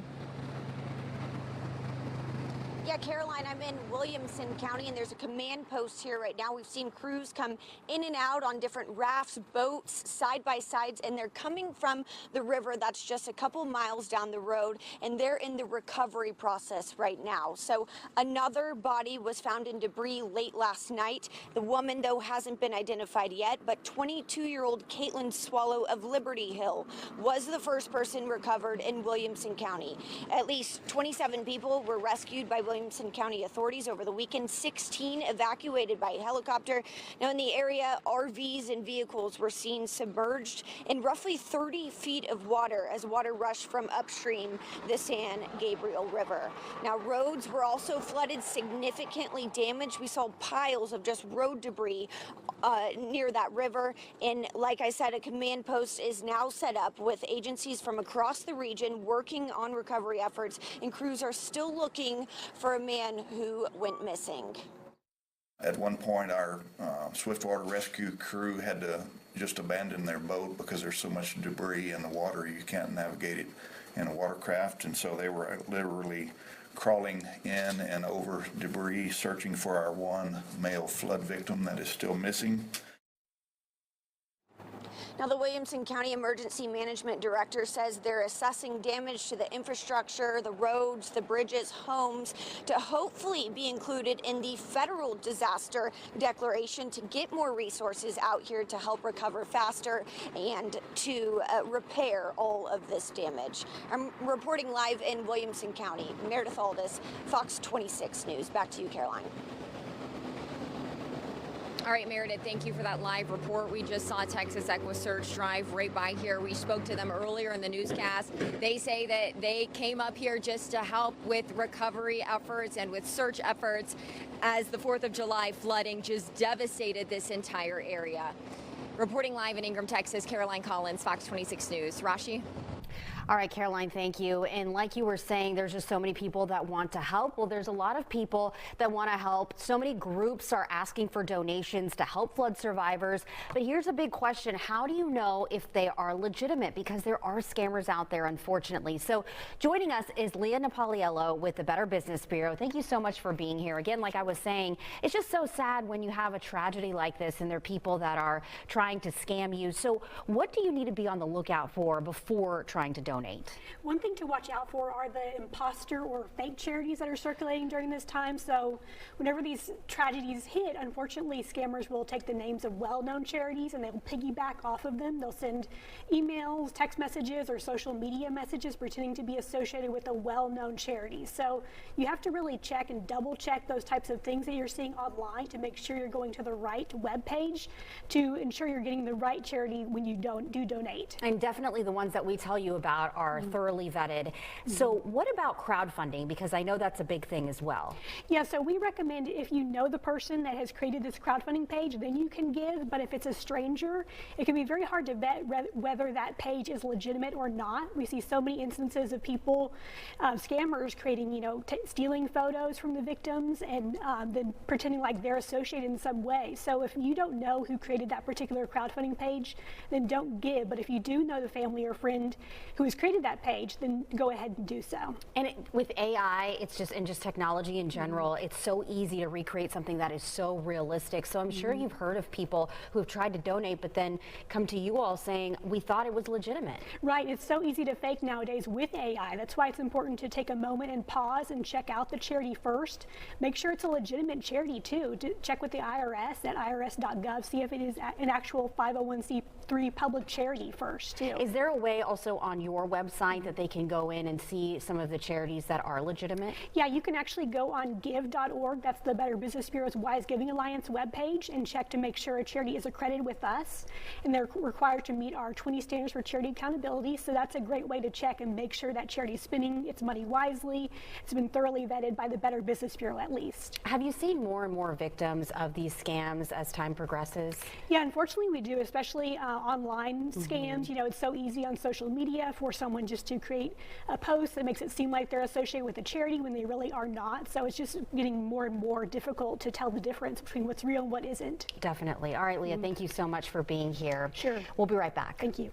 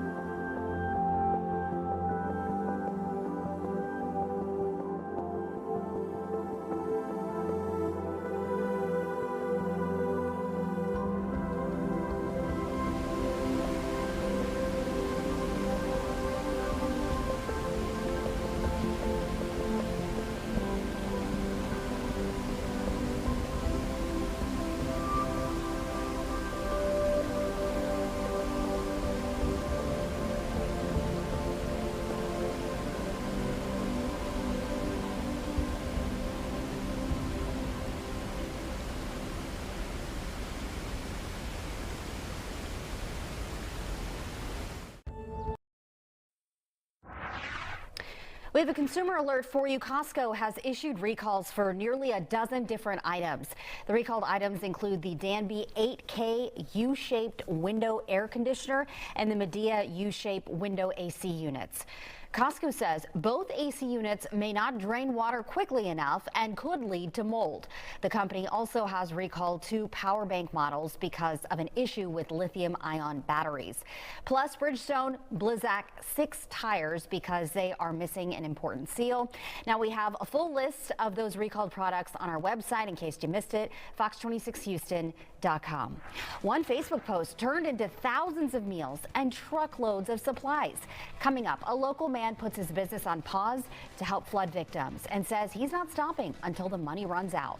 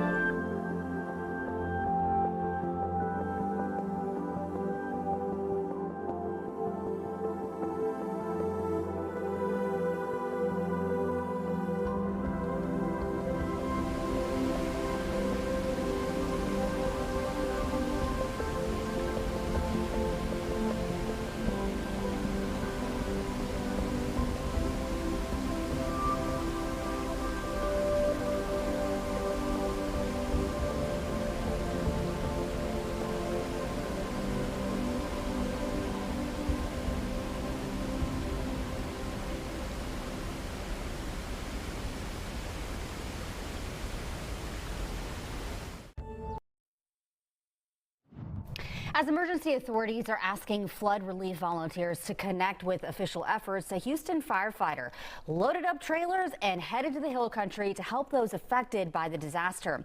Well, Fox 26's Leslie Delaspore spoke with him before he left. We still got money coming in, so I'm just going to keep running until I ain't got no money. I was laying in bed the other night, and there was just all I thought about was my kids' faces on that TV, and my heart's too soft to not do anything. I had to step up and do something. And I made just a small post on Facebook, and I said, hey, I just was going to do one small trailer load of stuff because we're so busy right now, and I didn't know it was going to take off like it was. And then about 2 hours later, people told me that my post went viral, and we just had thousands and thousands of dollars rolling in. And I think we're up to like 20 grand in donations. I got watermelon, I got fresh Texas peaches coming, I got cantaloupe. I got a lot of good fruit for hydration for all the first responders that are working the river bottoms and stuff. plus a lot of toiletries and stuff like that, all the hygiene stuff. And then we got so many plates. Like I said, I think we're well above 2,000 plates ready to go. Cooked, loaded up on a mobile trailer, and my guys are headed out right now, and I'm fixing to head down that direction to go help them as well. It seems like the community, the Peach Creek family and the Bayou Boys family and Birds Barbecue and Crawfish family has just been unbelievable. Fort Bend County to Belleville to Needville. I mean, we step up, you know, people step up in a big way, and we can't thank all of our wonderful customers and that have just donated and dropped off money. Y'all are angels. To see the outpouring of support in 24 to 48 hours, I mean, what does that mean to you? It's emotional. I'm trying not to lose it on TV, but it's you know, it could be your kid. That's all I can say. It can be your kid. They've always said in the first responder world that kiddos would get you. I can't imagine having to walk a riverbank looking for one of your loved ones or one of your kiddos and stuff like that. So it's going to be a lot of post-traumatic incidents, I think, afterwards. So, I mean, we're just going to show them love and care, and hopefully they can get the help that they need. If I could say one thing, hug your kids tight. Believe in the good Lord. The good Lord is everything. We're not doing this for recognition. We're doing this to get the word out. Hopefully people can still drop by stuff. I'll run from sun up to sundown. I don't care. I use my diesel. I've taken a big loss on my business, but I sat down last night and I said, I don't care. You know, we'll recoup right now. We're going to concentrate on them. Reporting in Wharton County, Leslie Delaspore, Fox News.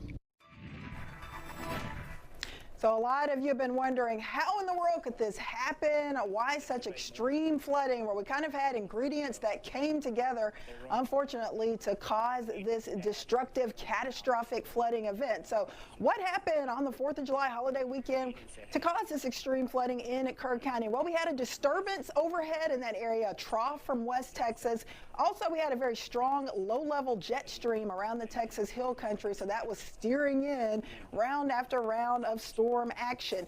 Another ingredient that we had, remember Tropical Storm Barry brought heavy rain to parts of southeastern Mexico. Well, that remnant moisture actually rolled up into parts of central Texas, Texas Hill Country, and the remnants from Barry added tons of moisture, which meant more of those extreme downpours. Also, we had extreme to exceptional drought conditions across the Texas Hill Country, and that made it difficult for the ground to absorb that water quickly initially, so that means the flash flood risk really started to increase very fast. Of course, several inches of rain in a short period of time always leads to the potential for flash flooding, and that's exactly what we had. Since Thursday, close to 14 inches of rain showing up for Kerrville, but really Thursday night into Friday morning, they had already about 6 to 7 inches of rain before the Guadalupe River really started to flood and cause a massive amount of destruction. So I just want to take the time to go over the difference between a flood watch versus a flood warning. I know a lot of times we go under a tornado watch or a flash flood watch and you're thinking, okay, it's just a watch, I don't have to worry about anything. But when you go under a flash flood watch, that really means conditions are favorable for life-threatening flash flooding. So what do you need to do at that time? You don't need to blow it off, but just be prepared to potentially have to seek shelter, get to higher ground, make sure you have a plan, review that plan to get to safety. And of course, with the flash flood warning, that means flash flooding, which could be life-threatening, is happening at that point or will happen soon. So you need to take action immediately. As far as the tropics are concerned, of course, we did have a third tropical system make landfall. And we had this happen right around the South Carolina area. This is the third tropical system of the Atlantic Basin season, but the first to make landfall in the U.S. for this season. And of course, that was Tropical Storm Chantal. So that has weakened and become post-tropical at this point, but we do still have a flood potential up around parts of the Northeast, including Philadelphia. That's where we still have some heavy rainfall coming down. You can see post-tropical cyclone Chantal just to the east of D.C., south of Philly right now. Not much wind with it. it anymore, but it still poses a heavy rain risk. So we've had 3 systems. Like I said, this was the first one to hit the U.S. Andrea, Barry, also tropical storms, but they did not impact the U.S. So as we go through the rest of the month, still a higher risk that we could see a little something developing across the northwestern Gulf, western Atlantic. Nothing out there heading towards us now, but of course we will have to deal with scattered storms locally and then more heat by Friday.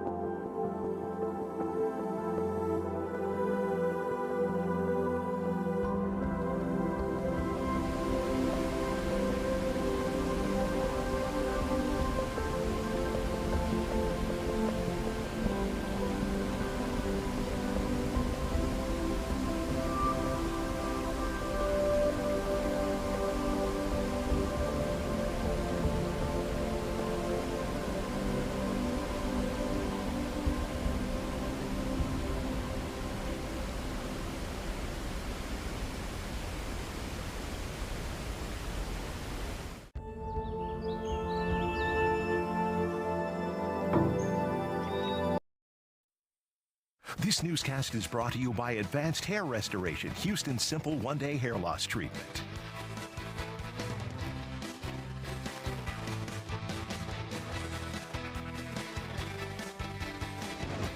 A battery-powered flashlight or lantern is a must for your hurricane preparedness plan. On today's Hurricane Gear Test, meteorologist John Dawson shows us a powerful light that is rechargeable and also waterproof. It's true, this is a powerful flashlight. It does a really good job of throwing light a long distance, over 3/4 of a mile. But that's not always what we're trying to do in an emergency. And so on today's Hurricane Gear Test, we're going to look at all of its features, but we also want to think about which ones really make a difference for you when the lights go out in your neighborhood. Now, Ace Beam makes lots of lighting instruments, and I've tested some in the past. Today, we're looking at the new P20. This light is rechargeable, and the main switch allows you to navigate through the different light options. There are 6 different levels in addition to a strobe. Now, turbo is going to be the brightest at 5,600 lumens, but that's only going to be for a short amount of time. The ultra low is a respectable 50 lumens, and it has an impressive 74 hours of runtime. That's over 3 days of light. But I think you will spend most of your time on the 4 different settings in the middle, all of which I'm happy with: the brightness and the run times. Now, there's also a light that's on the back, and it is called the tactical tail switch, and its single function is to activate turbo mode. The waterproof rating is IP68, which means it can be up to 2 meters underwater for 30 minutes. Now, like many rugged flashlights, its body is aluminum alloy, and I like the slim barrel. It gives it a good grip. The lens is also tough with 3mm tempered glass, providing durability, shock resistance, and better heat tolerance. Now, the light is powered by a large lithium-ion rechargeable battery. It is 5,000 milliamp hours and connects with a USB-C cable. Now, Ace Beam likes to demonstrate hammering and smashing things with this light. They focus a lot on it being used for self-defense, but for emergency preparedness, I think its strongest quality is going to be those long run times. I give the Ace Beam P20 a Cat 4 on my Hurricane Kit priority scale. I found it priced online for $200. Find more lights on my YouTube channel. Just search for meteorologist John Dawson. You're watching the News Edge Early Edition. Hundreds of trained first responders are working every aspect of this emergency. We're only focused on the Kerr County side, but we wanted to talk about that because for a linear from Hunt all the way to Comal County in a straight line distance is over 100 kilometers. This is a massive field that is happening. And again, this is unprecedented flood events. I need to tell my community and those families who are waiting, this will be a rough week. Primary search continues, and we remain hopeful every foot, every mile, every bend of the river. And we are continuing our coverage of the deadly flooding in the Hill Country area tonight. I am Rashi Vatz in for Anthony Antoine. So here's what we know so far. The death toll across central Texas stands at 104. With Kerr County having 84 deaths alone, children 28. At least 10 campers and 1 counselor still unaccounted for from Camp Mystic. Over the holiday weekend, officials say crews have been able to rescue more than 850 people. Senator Ted Cruz also attended and spoke from the briefing this morning. This is what he had to say. This morning, I met with a group of chaplains who've been going through the incredibly difficult process of talking to mom and dad after mom and dad who just lost the most precious person they ever knew. And those chaplains are just trying to love them and show God's love. So I want to say we will come through this.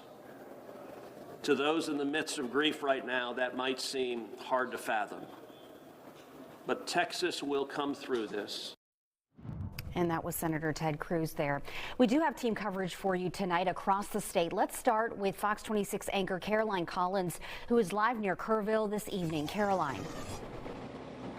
Rashi, we're in Ingram, Texas, and the devastation is unbelievable. The death toll has surpassed 100 people after the floods on the 4th of July. Take a look at this damage here along the Guadalupe River. Just moments before this live shot, the U.S. Coast Guard flew a helicopter pretty low to the Guadalupe River, just searching the damage. And we also have Texas EquiSearch out here with their excavators, multiple excavators, just searching through all of the debris. It's pretty sad because we're seeing them pull hats and t-shirts, many of them from the local campsites here. I was just talking to some locals who were just saying how different this area is looking at this point. They don't even recognize this bridge that they come over every single day. The guardrails were knocked off. People were actually able to fish in this area. Now they can't do that because of all the debris that is just lining this road. This road is blocked off to emergency vehicles, and only media and first responders are allowed to access this area where we are standing as we're watching this search continue. But earlier today, our Nate Griffin spoke with the Salvation Army. Take a listen. Well, we got a lot of people out here. We got a lot of heavy equipment out here. We have located some remains today already. Well, it's late in the afternoon now. We've got equipment going to other areas. There's just huge debris piles all over the place. So we got that equipment going through the debris piles. We got cadaver dogs, and then we got all our foot searchers and everything that's kind of sifting through the debris when the equipment's taken out. So got quite a bit done so far, but we got a lot more to do. That was actually Tim Miller of Texas EquiSearch and his team standing right beside us as they are continuing their search. We spoke with them just a little bit earlier today. It was a tense and sort of a stressful situation up at the city church, about a mile from where I'm standing right now. There's a lot going on. He was even getting calls that excavators tipped over, and he reminded us just how dangerous it is for these search and rescuers and first responders to be out here combing through all of this damage. It's pretty unbelievable, Rashi. I'm still kind of taking it all in, and I'm just in one area. This goes for miles and miles and miles down the Guadalupe. Back to you. All right, Caroline, thank you. And like you were saying, this goes down miles and miles. There's so many areas that are affected by this flooding. So let's go to Fox 26's Jillian Hartman, who is live for us in Burnett County tonight. Jillian. Well, we know right now there are 3 missing people here in Burnett County, including a man who was driving on the bridge over here when the creek over this way overflowed and he got swept away in the floodwaters. We talked to his son today, who traveled from out of state to look for his dad. I'm just gonna go back out that way and, just see what I can find, because it's going on 72 hours, and the more time passes, the worse. If he's out there. William Venus Jr. traveled to Burnett County from out of town to look for his dad, who went missing early Saturday morning when driving home near Hamilton Creek.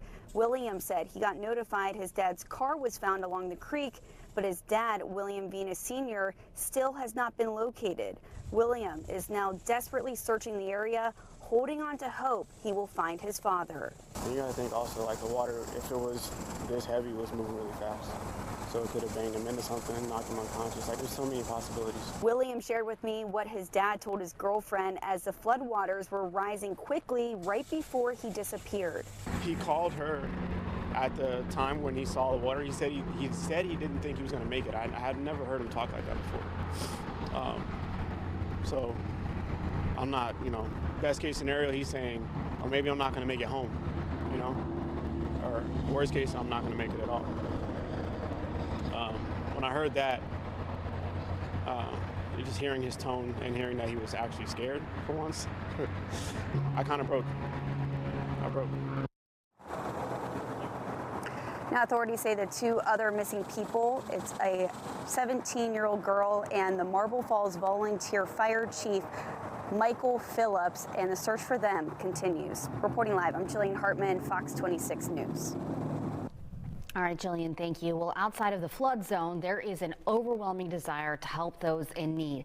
Fox 26's Tom Ziska live for us in Katy with a look at some of those efforts to mobilize assistance for flood victims. Tom. Rashi, this is a story that has repeated itself over and over again. When weather disasters strike in Texas, our neighbors jump in to help. It's another one of those sets of circumstances. The images and stories of death and destruction in the hill country just so tugged at people's heartstrings. And from Kemah to Humble to here in Katy today, they dropped what they were doing to collect the things that flood victims may need.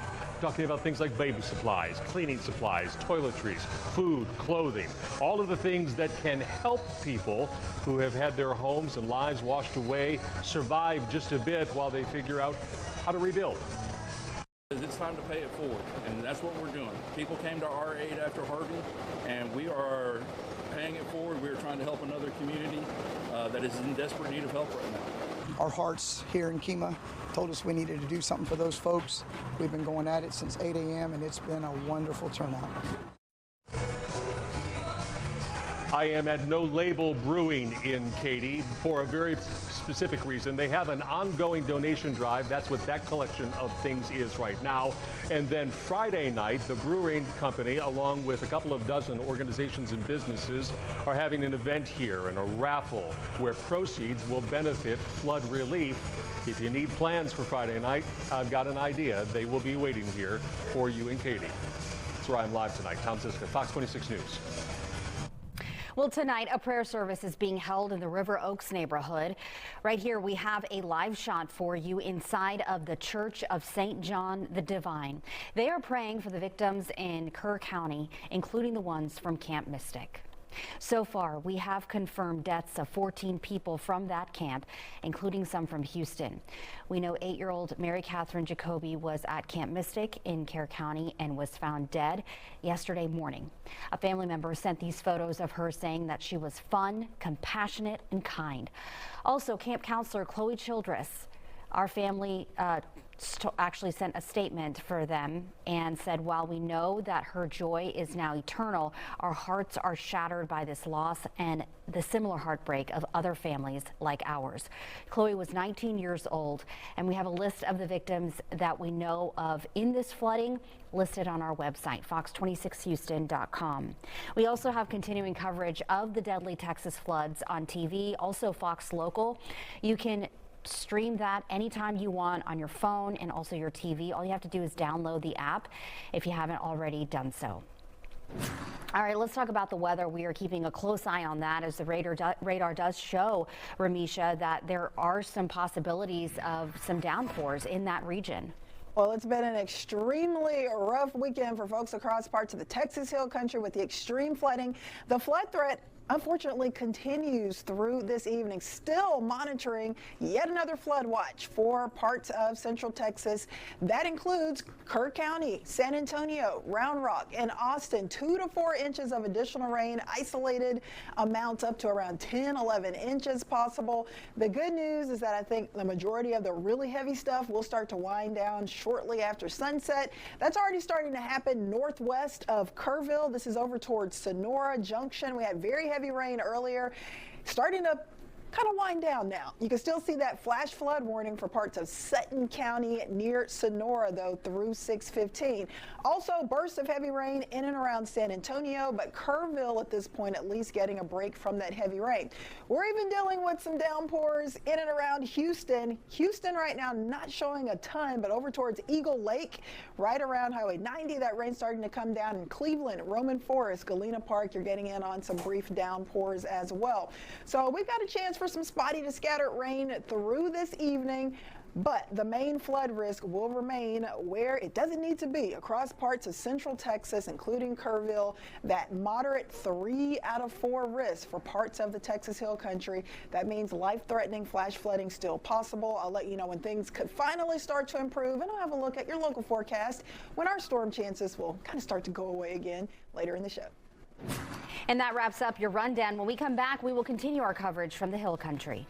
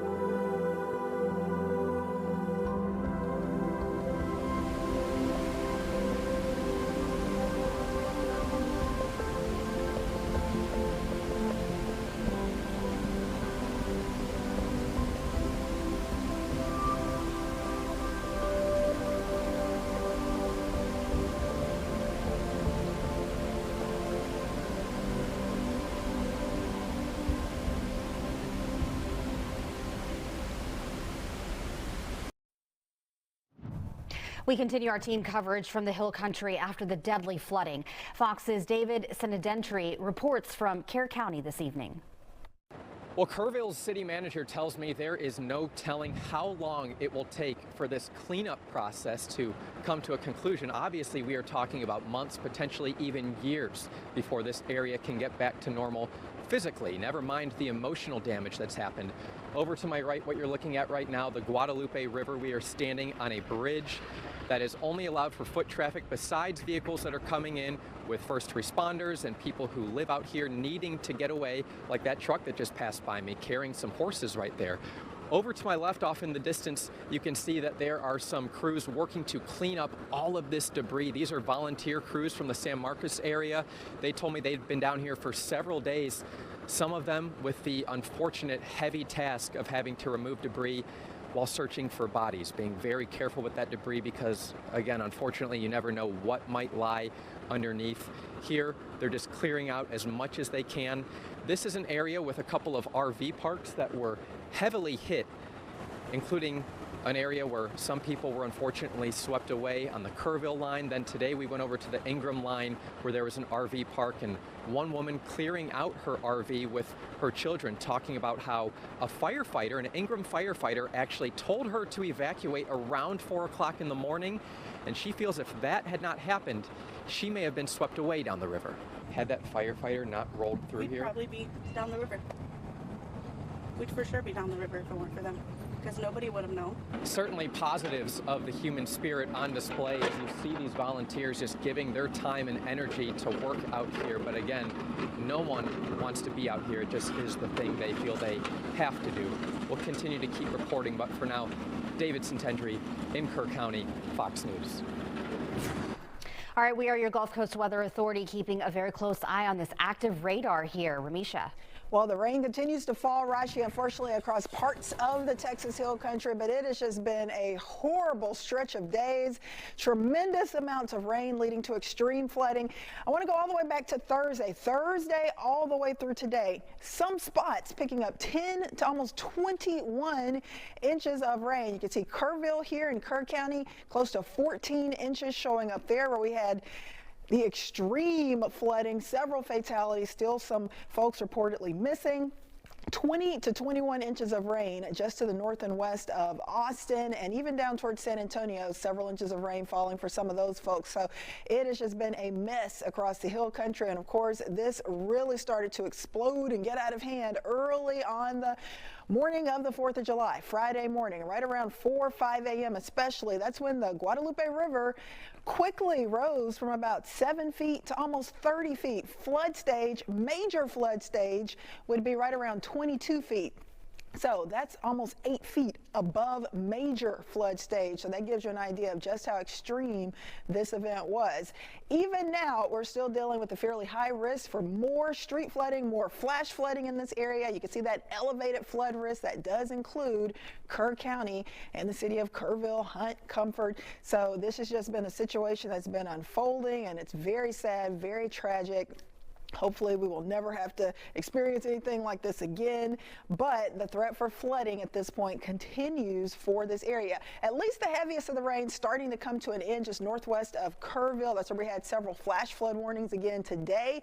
Kerrville drying out for the moment, but they're still under a flood watch, so that means there could still be more life-threatening flash flooding at least through this evening. Here in Houston, we've gotten some brief downpours here and there today. Eagle Lake getting in on some heavy rain right now, but no flood warnings or severe thunderstorm warnings. Over towards Houston, not seeing a lot going on, but Roman Forest, Cleveland, getting some downpours up towards your neck of the woods. But this also should start to kind of wind down over the next few hours. You can see some of those storm clouds bubbling up in the distance as we check out a live view of Houston. But overall, we still got this steamy hot air out there, close to 90, that heat index in the 90s. So outside of any storms, plan on a lot of heat, but get ready for a decent shot for some scattered downpours the next few days. I think for the Texas Hill Country, the rain risk will start to wind down tonight. A few more downpours possible tomorrow, but I think overall things start to dry out a bit across central Texas. But for us, as we go into Tuesday afternoon and evening, there's going to be more rainfall, more downpours, a decent chance. But here is that street flooding risk finally lifting north out of the Kerr County area, out of central Texas by tomorrow. So I think things improve for central Texas, but our rain and storm chances remain fairly high, 60% for the next few afternoons before we finally see the rain chances starting to come down towards the end of the work week. That's when temps will soar close to triple digits, 97 in fact for the high Friday. So keep the rain gear with you. Umbrellas needed a little bit more for Tuesday and Wednesday, and then a bit drier towards the end of the work week, but then rain chances going back up again to 40%. That could mess with some of your plans for the weekend. All right, Ramisha, thank you. We'll be right back. Rise and shine. Up and at 'em. Get going. It's a good morning here at Fox 26. Whatever or however you need to start the day. 6 a.m. We're here. Glad to have you here for the journey. Getting informed. As for the father, still no word on where he might be. Staying connected. Being able to interact and leave their comments. When the days are long, it matters how you start. I am so grateful to you, meteorologist Mike Iskevitz. Wake Up and Houston's Morning Show. Weekdays on Fox 26.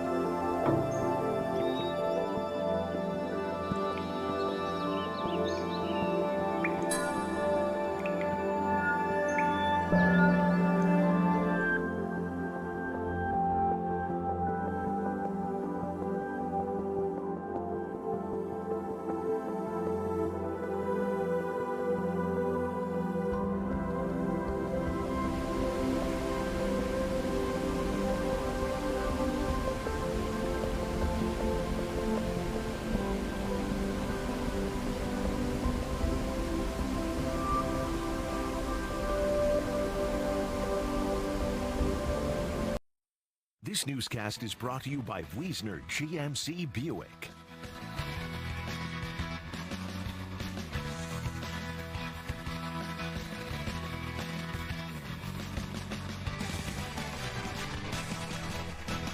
Taking a look at sports, the Rockets have made their latest offseason moves official, highlighted by the addition of future Hall of Famer Kevin Durant. A year after winning 52 games and earning the #2 seed in the Western Conference, the team is hoping the addition of Durant pushes them closer to a championship. The former UT star turns 37 in September, but was still an all-star this past season. And that's why Rockets general manager Rafael Stone says it was an easy decision to trade for KD. I mean, he's Kevin Durant. You know, I think he's really good. He's super efficient. He had a great year last year. So I mean, he's obviously not he's not 30 anymore, but he hasn't really fallen off. And we just think, we think he has a chance to really be impactful for us. The Rockets also announced today they've teamed up with the NBA Players Association, and also the NBA's two other Texas teams, the San Antonio Spurs and Dallas Mavericks, and it's to donate $2 million toward relief efforts in the Hill Country. Houston Astros also announced that they are donating to those affected by last weekend's floods. The team is donating $1 million and is also launching a relief effort for fans to help out through the Astros Foundation. I want to, express my condolences for, the people in central Texas, the flooding and all the losses, families and children, and looking at, watching the news, and my heart breaks. Devastating news. I can't imagine. As a father and husband and two girls, reading the news about that kids in that camp, and just really heartbreaking. So praying for those families and for all our neighbors. And you can send money directly to the Kerr County Flood Relief Fund. You can scan the QR code that you see on your screen there and follow the link to donate. A reminder to always vet and verify fundraisers you see online. Some ways to do that: look for how that money will be transferred to the beneficiary. Is it a clear connection to the victims? It's a question you should ask yourself. Also, check for processing fees. And the Better Business Bureau recommends donating to established nonprofits. We'll be right back.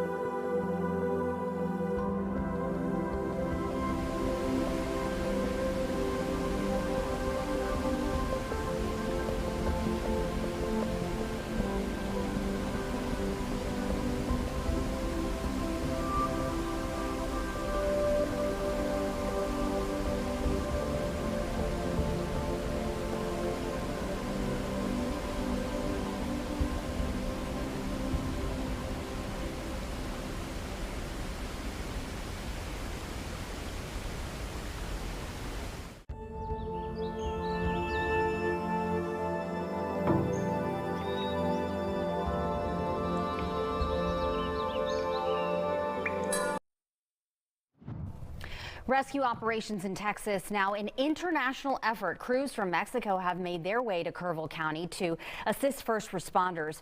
Multiple search and rescue organizations came from Mexico. They were sent to Ingram in Kerr County to look for possible survivors along the Guadalupe River. Well, in tonight's primetime lineup, it's a new episode of Lego Masters at 7 p.m. and at 8, a new episode of The Quiz with Balls. And then tonight on the news at 9, we're continuing to bring you the latest from Kerrville, focusing on the families who've lost everything in this tragedy, as well as those still waiting to be reunited with their loved ones after the weekend tragedy. Well, that's going to do it for us on the News Edge Early Edition. I am Rashi Vatz. Thank you so much for joining me. Head over to Fox Local right now to watch Houston Live and Local, where we are continuing our coverage of the deadly floods in the Hill Country. All you have to do is scan the QR code that you see on your screen there. TMZ is next. Have a great night.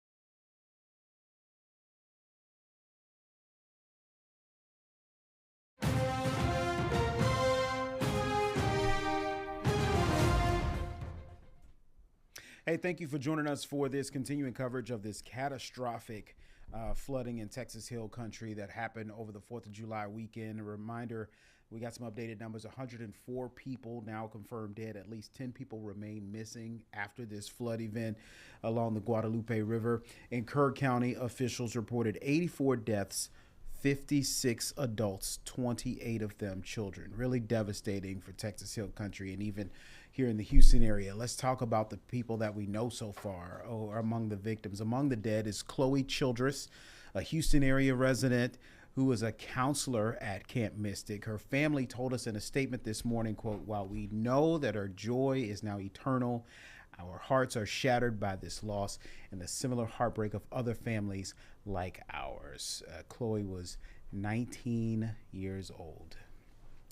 8-year-old Mary Catherine Jacoby, she was at Camp Mystic in Kerr County, was found dead a Sunday morning. Family members sent these photos of her. They said that she was fun, compassionate, and kind. This is really devastating. Another one, the family of a Liberty County woman confirms her body has been found following the flood.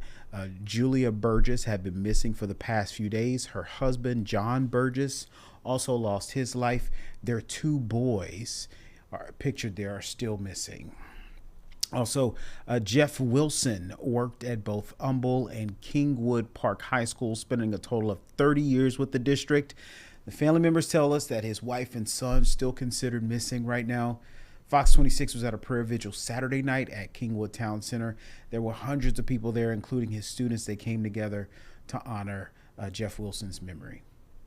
The one thing that I loved the most about his class was just all the fun and all the laughter we had. He is the reason I became a painter and love what I do every single day. He's my #1 inspiration for everything, and painting is one of the things I love to do because of him. Wow. And at least 10 girls from Camp Mystic are still missing. One camp counselor, a local 3rd grader from the Kincaid School, Margaret Sheedy, still unaccounted for. So is local 8-year-old Kellyanne Lytle. That's her in towards the right with the green shirt. Greta Toronzo is in the middle, another camper from the Houston area. We'll keep you updated on the local impact on our website on fox26houston.com and our Fox Local app. So the last update from officials was at this morning's 10 a.m. Press conference, and an update from this afternoon was canceled. Officials say that another press conference will take place tomorrow morning. We've also learned President Trump plans to visit this region on Friday to survey this damage himself.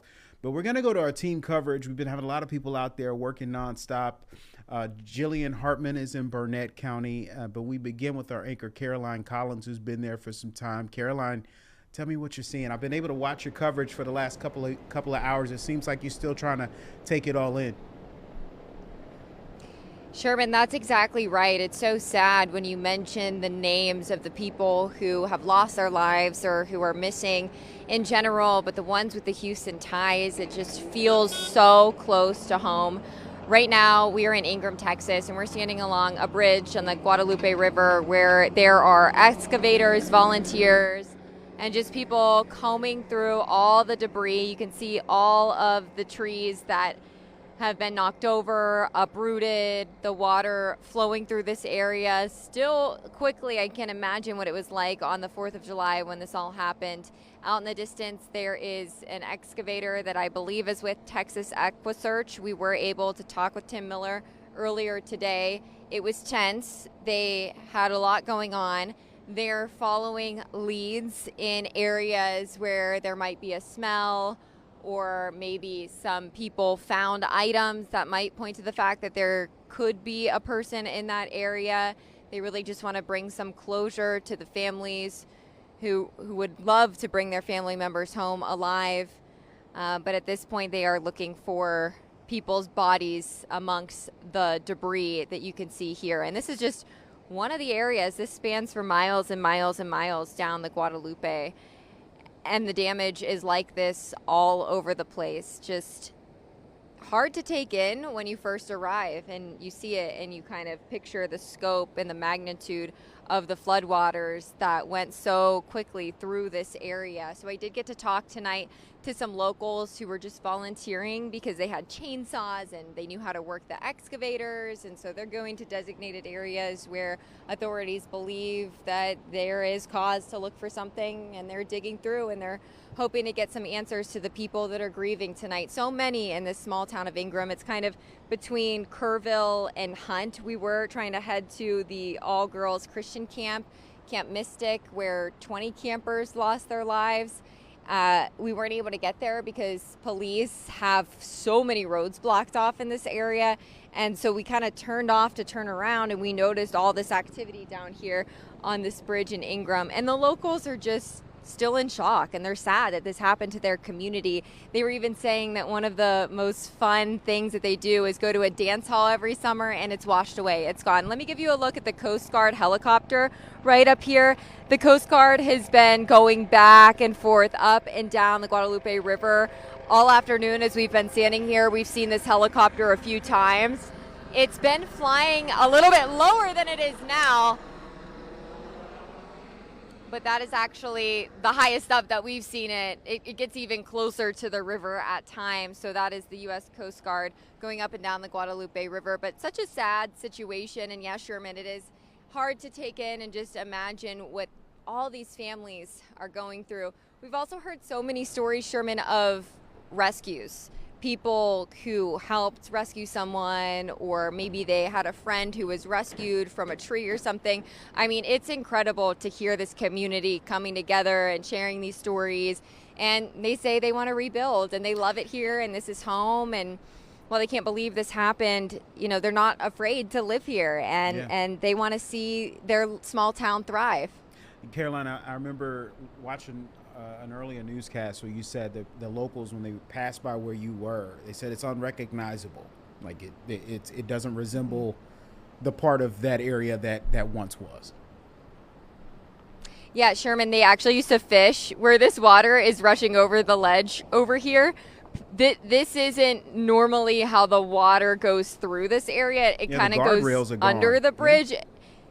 Yeah, so the guardrails are gone on the bridge, but people where the water is flowing, it's kind of hard to explain from where I'm standing now, but there's this big chunk off the bridge where people would stand and fish because the water wasn't flowing over. It was like an area where people could walk and fish, and now, I mean, you can see even parts of it are washed away, so you can't even walk across this portion of there anymore. But yeah, that used to be a little fishing area that people really enjoyed to walk along. It was like a pedestrian only area, and it's gone. Gotcha. So it's sad. It's sad to see, Sherman. It's sad. Okay. Well, listen, I want you to be careful as well while you're out there covering that, because water is, we report on it all the time. So just be safe while you're out there getting all that information. Thank you for joining us this hour. Appreciate it, Caroline. Absolutely. Thanks, Sherman. Yeah. We have team coverage. We have our reporter, Jillian Hartman. She's been standing by for the last couple of minutes. Thanks for being patient. You're live in near Marble Falls outside of Austin. They've seen their own tragedy with this flood. What's going on, Jillian? What have you seen? Yeah, there's been some devastation here too. So right now in Burnett County, there are 3 missing people, including a man that was driving along this bridge here when the creek behind me overflowed and he was swept away by floodwaters. And we talked to his son today, who traveled from out of state to look for his dad.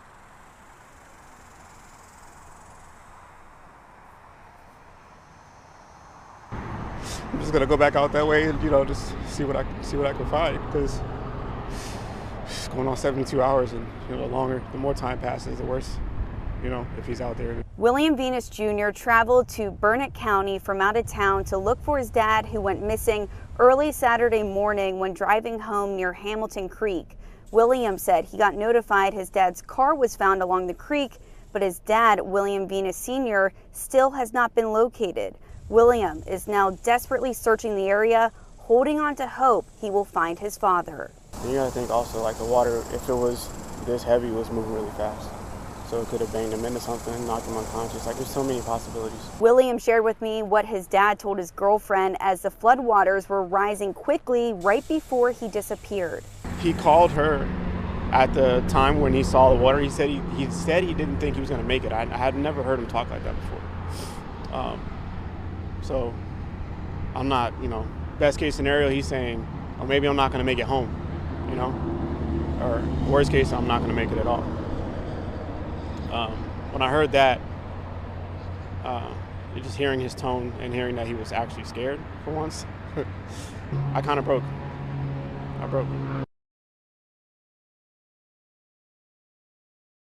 Loved ones that are still looking for their family members. There are 2 other missing people, and that search continues for a 17-year-old girl and the Marble Falls Volunteer Fire Chief, Michael Phillips. Back to you. No, it's really devastating. Jillian, thank you so much for sticking around and doing the work out there. Let me ask you one more question. I mean, you talked to someone who is desperately searching for their family. I mean, if you run into other people in that area who are just worried sick about their loved one or anyone else who's been looking for someone? Yeah, I talked to a mom. She tells me she's still waiting for answers. Her 17-year-old girl has been missing. She was swept away along Cow Creek, and that's several miles away from here, but she tells me that they were actually traveling on a family trip. They were leaving on a trip together when they drove over a bridge that collapsed along Cow Creek, and they were all in the van together, her husband, son, 3 daughters, and their kid's friend, and they were able to get out of the vehicle and they were able to get to shore except for her 17-year-old daughter. So she told me over the phone that she's wishing, praying that first responders find her. And in that same creek, that's where the local fire chief also disappeared. He actually was responding to a water rescue call when he was swept away by floodwaters, and he's been missing since early Saturday morning. So a local fire chief that answered the call to help others, and now he's missing. So yeah, it's been a tough couple of days talking to these loved ones who are just waiting for answers and just holding on to hope. For sure. Thank you for the work. It takes a lot to call these people, to cold call them and try to contact them and to help them with the information. So we appreciate it. Thank you very much. Of course. All right. So we have Ramisha Shade in with us, giving us a little bit more about this the details on this flood that we're seeing now. You know, kind of going back and reverse engineering everything. You recently did a video that kind of broke down some really big stats on everything. Right.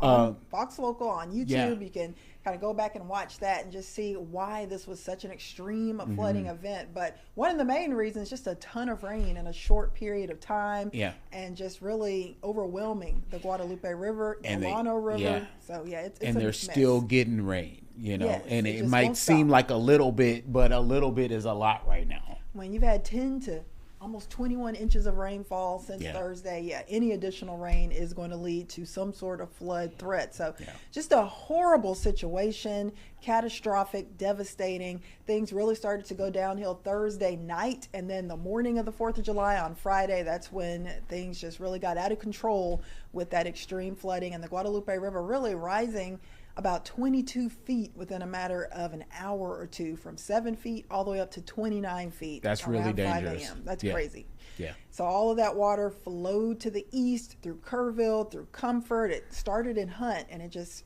really overwhelmed the area. And now we're seeing the aftermath, and it's just a horrible aftermath with so many fatalities and still people missing. So we're trying to get through it the best we can, but we're hoping we could shut the rain off. That would help things. That would help the crews to try to recover the folks still missing, to try to clean up all of that major debris, and just try to get the process of recovery and rebuilding started. All right, you can see these rain totals here. Some of the heaviest rain has been in the Burnett area, Round Rock, 20 to 21 inches of rainfall since Thursday. But even for Kerrville, over a foot of rain has fallen down towards San Antonio, several inches, New Braunfels, several inches of rain. So it's just been a tremendously sad, catastrophic, devastating, unimaginable situation that happened here across parts of central Texas, the Texas Hill Country. Here is a look at our river flooding map for the Guadalupe River at Hunt. Notice that huge spike right around 4th of July morning, Friday morning. The Guadalupe River going from 7 feet, which is definitely manageable, to about 8 feet past major flood stage. Major flood stage right around 22 feet. The Guadalupe River rose to close to 30 feet. So that's several feet past major flood stage, and there was nowhere for that water to go with that river rising that quickly. Things have improved a bit. The water has dropped those levels kind of back to normal for much of the Guadalupe River, but of course, with the threat for additional rainfall, things could change quickly. So we still have the threat for some heavy bursts of rain. Flood watch does stick around through at least 7 p.m. So for about another 15 more minutes, we'll have to see if that flood watch does get extended, but still the potential for 2 to 4 inches of rain, isolated amounts near 10 inches. So, you know, that can do a lot of damage with all of the rain these folks have had over the last 3 or 4 days. All right, as far as right now, the heaviest rain kind of in and around San Antonio, New Braunfels, at least Kerrville getting a break from the heavy downpours now. But notice, Kerrville's still in that big flash flood risk the rest of today and even through tonight. So we're going to have to monitor things closely because there is still the threat for that life-threatening flash flooding. All right, don't want to leave you out. In and around Houston, Eagle Lake has been getting some heavy rain. You can still see that persisting northeast of Atascocita, northwest Liberty County getting some downpours there.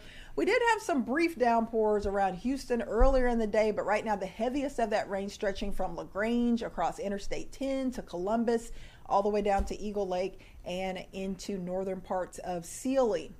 Much lighter shower action now developing near Bunker Hill, Aldine, and Spring. So up around Bush Airport, some light rain, but probably not enough for a ground stop to be issued. I don't really see much lightning there. Few lightning strikes, though, just to the east of Cleveland. So we're monitoring the Texas Hill Country. We're monitoring the Houston area. For Houston, not really expecting any major flood risk. Can't rule out a few flooded streets potentially if we get a big burst of rain to roll through H-Town, but right now, looking good. It's just hot and humid out there, close to 90 with that heat index right around 93. I want to show you our futurecast, show you what's going to happen with these downpours. Notice them kind of winding down across San Antonio, Kerrville around 9, 10 o'clock. Same deal for Houston. We'll get a break for much of the night. I think the rain will be a little bit less widespread for central Texas tomorrow, but notice all those downpours bubbling up around Houston and Galveston as we get close to lunchtime tomorrow, close to noon. So we've got a few more big rounds of rain likely the next few days. That's going to lead to at least a low threat for some isolated streets flooding in our area, but notice the biggest risk for flooding still across parts of central Texas. So we'll be monitoring things closely, especially through tonight. Here's a bit of good news, Sherman. As we go into tomorrow, notice that street flooding risk, flash flood risk finally starts to push north of some of the areas hardest hit, like Austin, like San Antonio, like Kerr County. There will still be a flood risk in Texas, but it's mainly going to be North Texas from Lubbock to Dallas and up into Oklahoma City. And it finally will start to get a little bit better, some improvements with the weather, so those crews can maybe speed up that recovery process. Yeah, So- because that'll definitely expedite things a little bit. Yes. So, all right. Thank you so much, Ramisha, for all the work. Okay, well, here's some better news. The fact that people are coming together to really help out our neighbors in Central Texas. Officials say donations have exceeded expectations for the folks out there, from Kemah to Katy to Humble. A lot of people showing up in droves to donate for these relief efforts. Take a look. Our hearts here in Kemah told us we needed to do something for those folks. We've been going at it since 8 a.m. and it's been a wonderful turnout. I've got a lot of baby wipes. We've had hurricanes hit our city before in the past. We've needed help and they were here for us. It's time to pay it forward and be there for them. That's what and then next time we need them, they'll be down here for us. God forbid, we hope that it never happens again, but it possibly will. It's so heartbreaking to know that what's going on. It's not here, but it's Texans showing up for Texans, and that's what it's all about. Hey, howdy, how's it going? What was it that you saw, that you heard, that made you want to help? Well, there's a lot of kids. I got 8-year-old granddaughters, and the disease is very bad. We have family and friends that live up there, and we wanted to help out. I need to put my nervous energy to better use and started talking to a few people, and we got this thing organized real quick, started taking donations, and we've had an outstanding turnout so far. We've sent off 3 cases of water, 150 cots, hand sanitizers, food, diapers, baby supplies, cleaning products, everything so that we could think of so far. League City's on board, Lamarck's on board, Hitchcock's on board, Texas City's on board, Seabrook, Clear Lake Shores, all the surrounding agencies. Bring it here. We want to take it for you. Again, we'll be loading this and up and running it down to Kerr County on Wednesday. On Wednesday morning, we're going to have Kemah police officers escort this tractor trailer down to Kerr County. That's always good to see. Well, there's lots of stories of compassion coming out of this. Nate Griffin caught up with some volunteers in Kerrville. All right, guys, we're still seeing stories of care, and right now with the Salvation Army, they are here to help those in need. And I want to talk with 2 residents from right here in Kerrville. Your name, ma'am? My name's Kim Menchaca. Kim, where are you from? I'm originally from Houston. I've been in Kerrville for about 35 years. Got here and fell in love? I did get here and fall in love. Tell me, what's it like to see your city go through something like this? You know, it's just devastating to see what's happening to our community. It's also, it shows who we are as a community. Our community has come together, and just, you can look at this and just see everybody's out doing something. We feel like we have to do something to help. I'm here today. My husband and my son are down at one of the parks right now helping one of the fire departments with debris cleanup. So. In regards to the people who have come to town to help, what do you think of that? I mean, that's really, really going the extra mile. It is. It just shows a lot about Texas, right? Just shows a lot about who we are as Texans, and that we're always going to pitch in and help each other out. Okay, let's talk with one of your neighbors Yes. from right here, Kerrville. Your name, ma'am? Melissa Sharp. Melissa, tell us, you've been here most of your life, correct? No, actually, I'm from East Texas originally. East Texas. But been here for probably 13 years. Yeah. So tell us, what's it like to see your neighbors go through something like this? It's devastating for your community. Your heart goes out to all your neighbors and all those that, don't live here, that were here for the 4th of July. It's such a community come, and normally it's such a great place to be for the holidays. So, your heart just goes out to everyone. The Salvation Army has always been a great organization in times like this. Can you speak to that and what you guys are doing here? So I volunteered today. I'm not normally part of the Salvation Army, but they had put out posts wanting help, and so I signed up today and tomorrow just to come and work, pass supplies to any of the teams here that need it, families, displaced families if they come through. So yeah. In regards to what the Salvation Army can do, and you said you'll be out here as long as it takes. That's right. However long they need us. Very good. Okay. All right, guys, that's going to do it. I tell you what, whatever the Salvation Army is doing, it's certainly helping. And of course, all the volunteers who have come here from outside of the city, thousands of them, they are all over this city, just like we are. All right, guys, in Kerrville, Nate Griffin, Fox 26 News.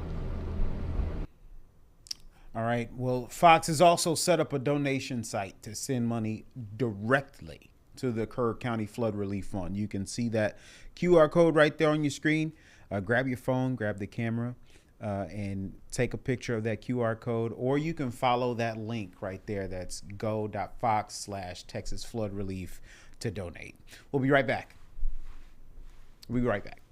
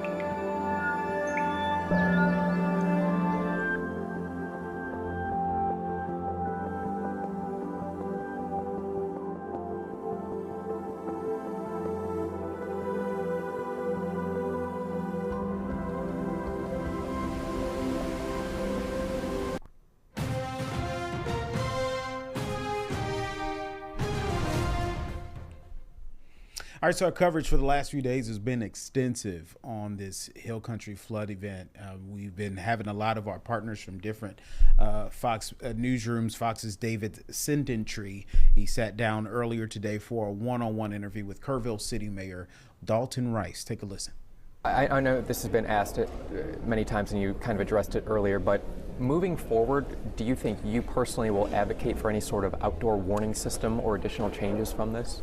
Yeah, you know, I think out of every situation that we learn from, whether it's hurricanes, tornadoes, wildfires, you know, floods, rivers, everybody, and I know every community that I've been in and city managers, you know, around the country, we're always going to look into this. We are going to, you know, review what happened. We are going to, you know, say, hey, how can we do this better? I think we always should do that. This again was an unprecedented situation, which I think it calls for saying, hey, what can we do better for the next time?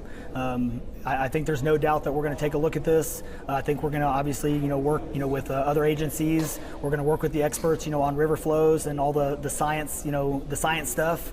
And yeah, I think there needs to be something that's going to be done. And you know what? I think this community, I think the world is going to look at this for not just here, but for everywhere.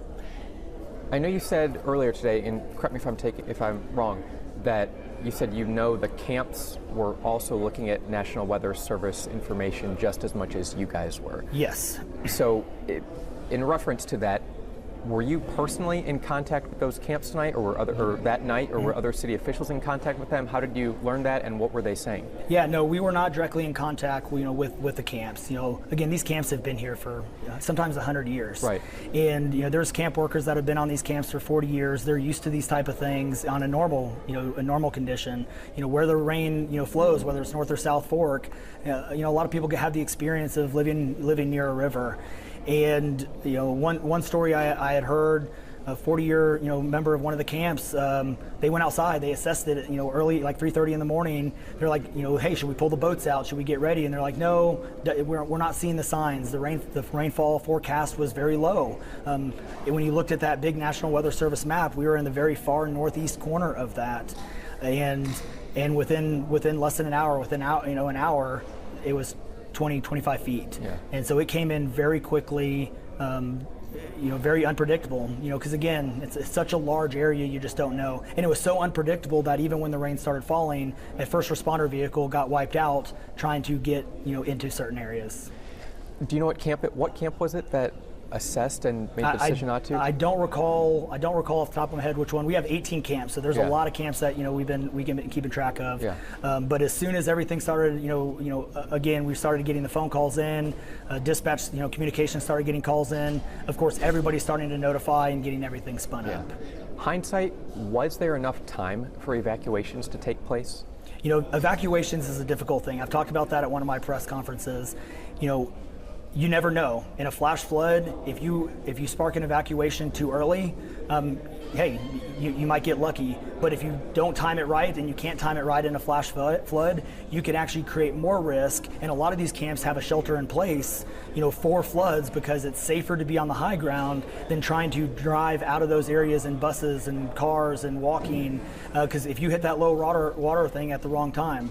So evacuations, especially in flash flood areas, is a very delicate balance, because you just don't know. Yeah. So a lot of these places, it's shelter in place during a flood, go to the high ground and stay there. Because if you get out, especially when you're 45 minutes away from anything, cell service is gone, help is gone, that flood will come in and you won't even see it coming, especially at night when everybody's sleeping because it's a holiday weekend. And you were running that night at 3 a.m.? I was running at 3 in the morning on Friday. Is that normal for you? Like, yeah. is that that's my military in me. So are you waking up? Is that like you wake up at 3 a.m.? I typically wake up about anywhere between 3 to 5, and I usually run 2 or 3 times a week. Gotcha. Okay. That night. Last question. It's okay. Were you intentionally, was that just your normal random run, check on the celebrations, or was there any part of you that evening was like, let me look and see what the river is looking like? So I'm constantly, I nerd out on this. And again, I was a first responder at one point in my life too. So I'm always assessing what's going on. So I deliberately ran that river trail next to the park. I wanted to take a look at the river. That's why I ran in the rain that morning, was to say, hey, what are the conditions of the river? We've been in a drought. We know where the river levels are. And they weren't up, and there wasn't any signs that it had started rising, even above the bank, which is 1 or 2 feet from where the water was. So there was no signs. Continued to run, and I got home about a little after 4. And so like 3 to 3:30. I want to be clear with like the time frame. So like 3 to 4. It was between 3 to 4. I left the park about 4 o'clock, give or take. And then 4:30, 4:35 is when it started. And so it obviously started somewhere around there. I started getting phone calls about 4:45, 5 o'clock. But safe to say, in less than 2 hours from your run. It was well less than 2 hours. Gotcha. Yes. All right. Senator Betancourt, he also wants to take action immediately in light of this flood tragedy. He posted he wanted to bring back sirens, among other things. Fox Dallas reporter Stephen Dow sat down with him and talked to him about this today.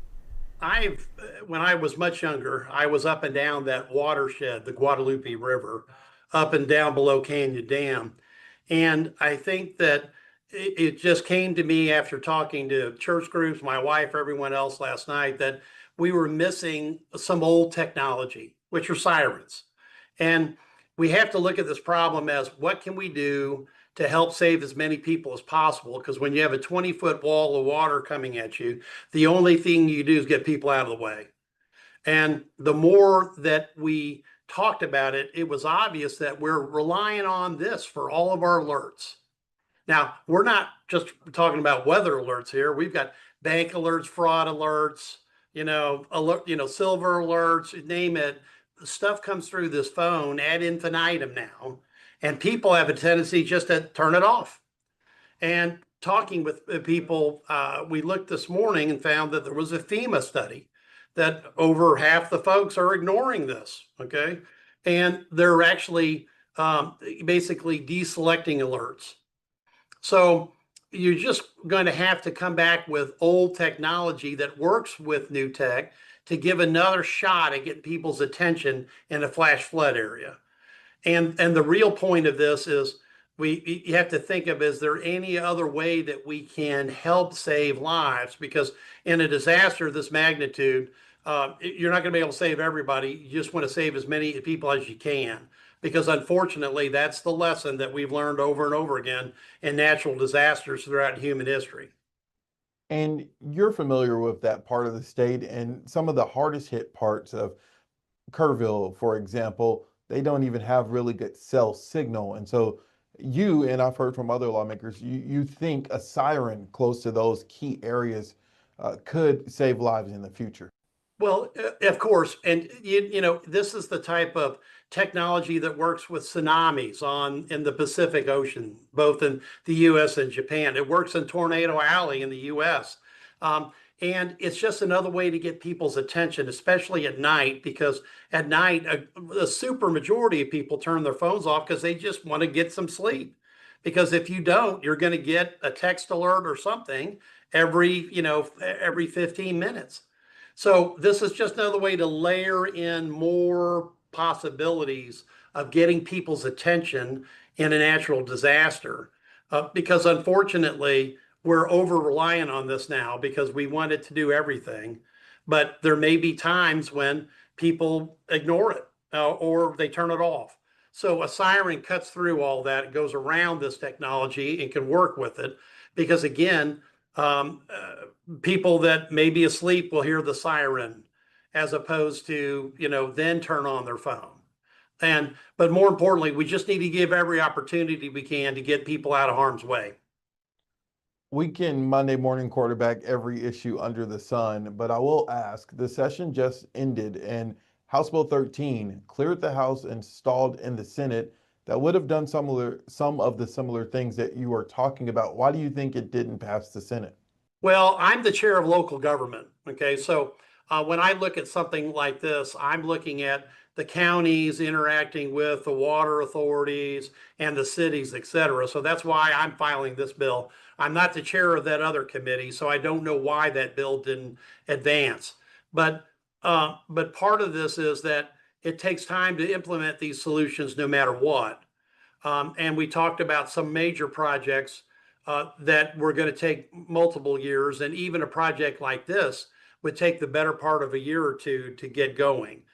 And more importantly, I'm just a recognition of the obvious.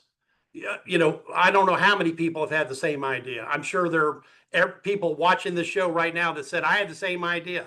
You're right, and I'm glad you did. The only difference is I get to tell my staff and say, let's get it into Ledge Council and make it a bill so it becomes a mandatory part of what we need, because it's not just the Guadalupe watershed.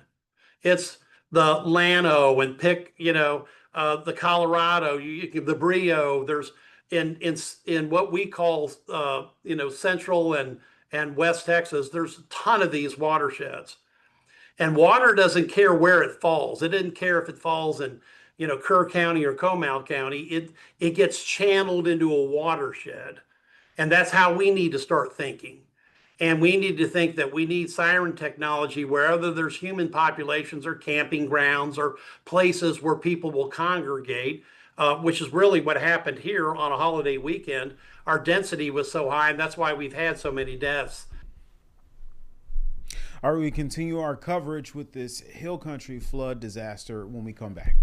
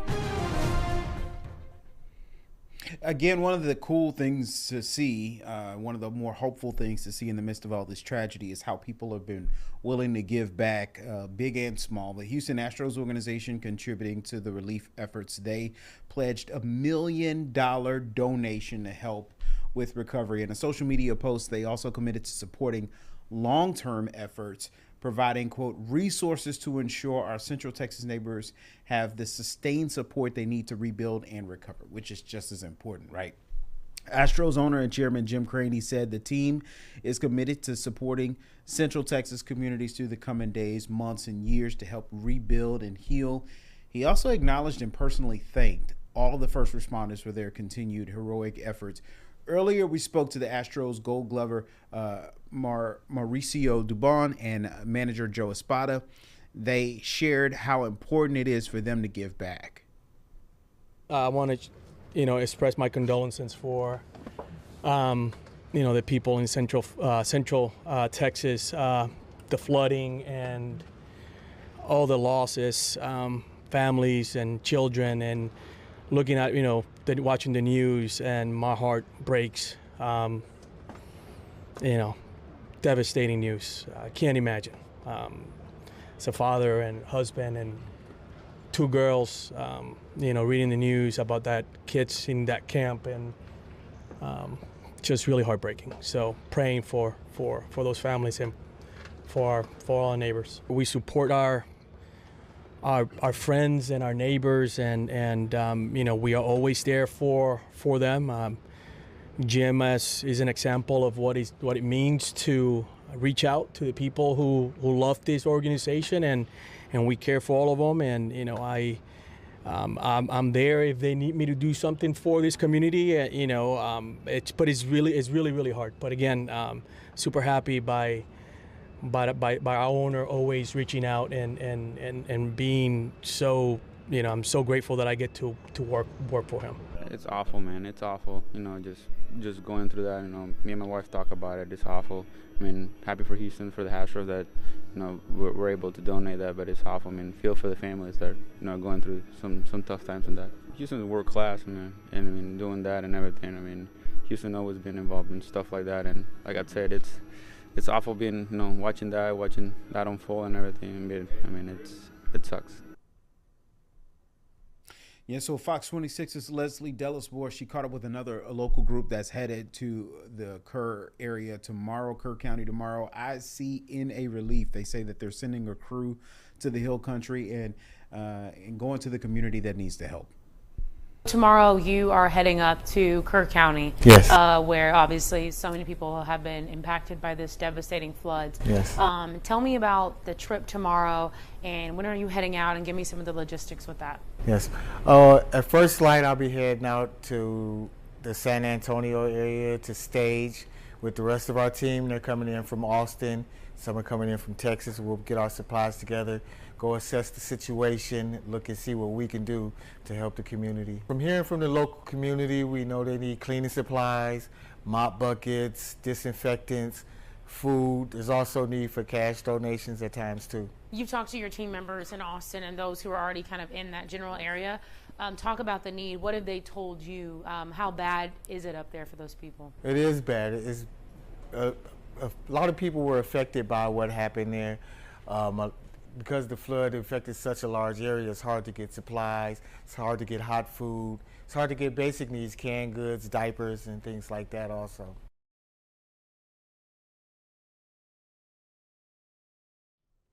Okay, so we're going to take a quick break. We'll be right back.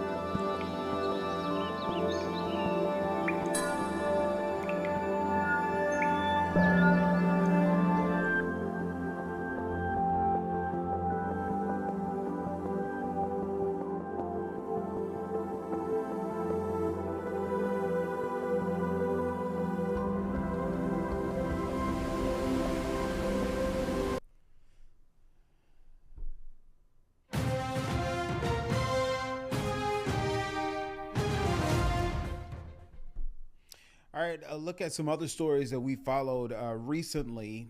Last month, we brought you the story of that woman in distress who sat alone in the middle of I-45 North Freeway for hours. You remember that? It caused a big traffic jam. Traffic was at a standstill. What could have ended in tragedy and what some people were anticipating to end that way instead became a moment of connection thanks to a Harris County deputy, Sergeant Aaron Brown. I had a conversation with him. He is trained in crisis intervention and negotiation. Take a listen. Sergeant, you've been with the force for, you said 15 years. About 15 years total, yeah. And how long have you been dealing with this part, being a negotiator? So crisis intervention response team and crisis negotiation, about 6 years. 6 years. What brought you to being a part of this type of team, this unit? So just life experience, right? We've all been through something. I think if you do self-reflection and I think that leads you down different pathways. And I think some personal experiences I had led me down this pathway.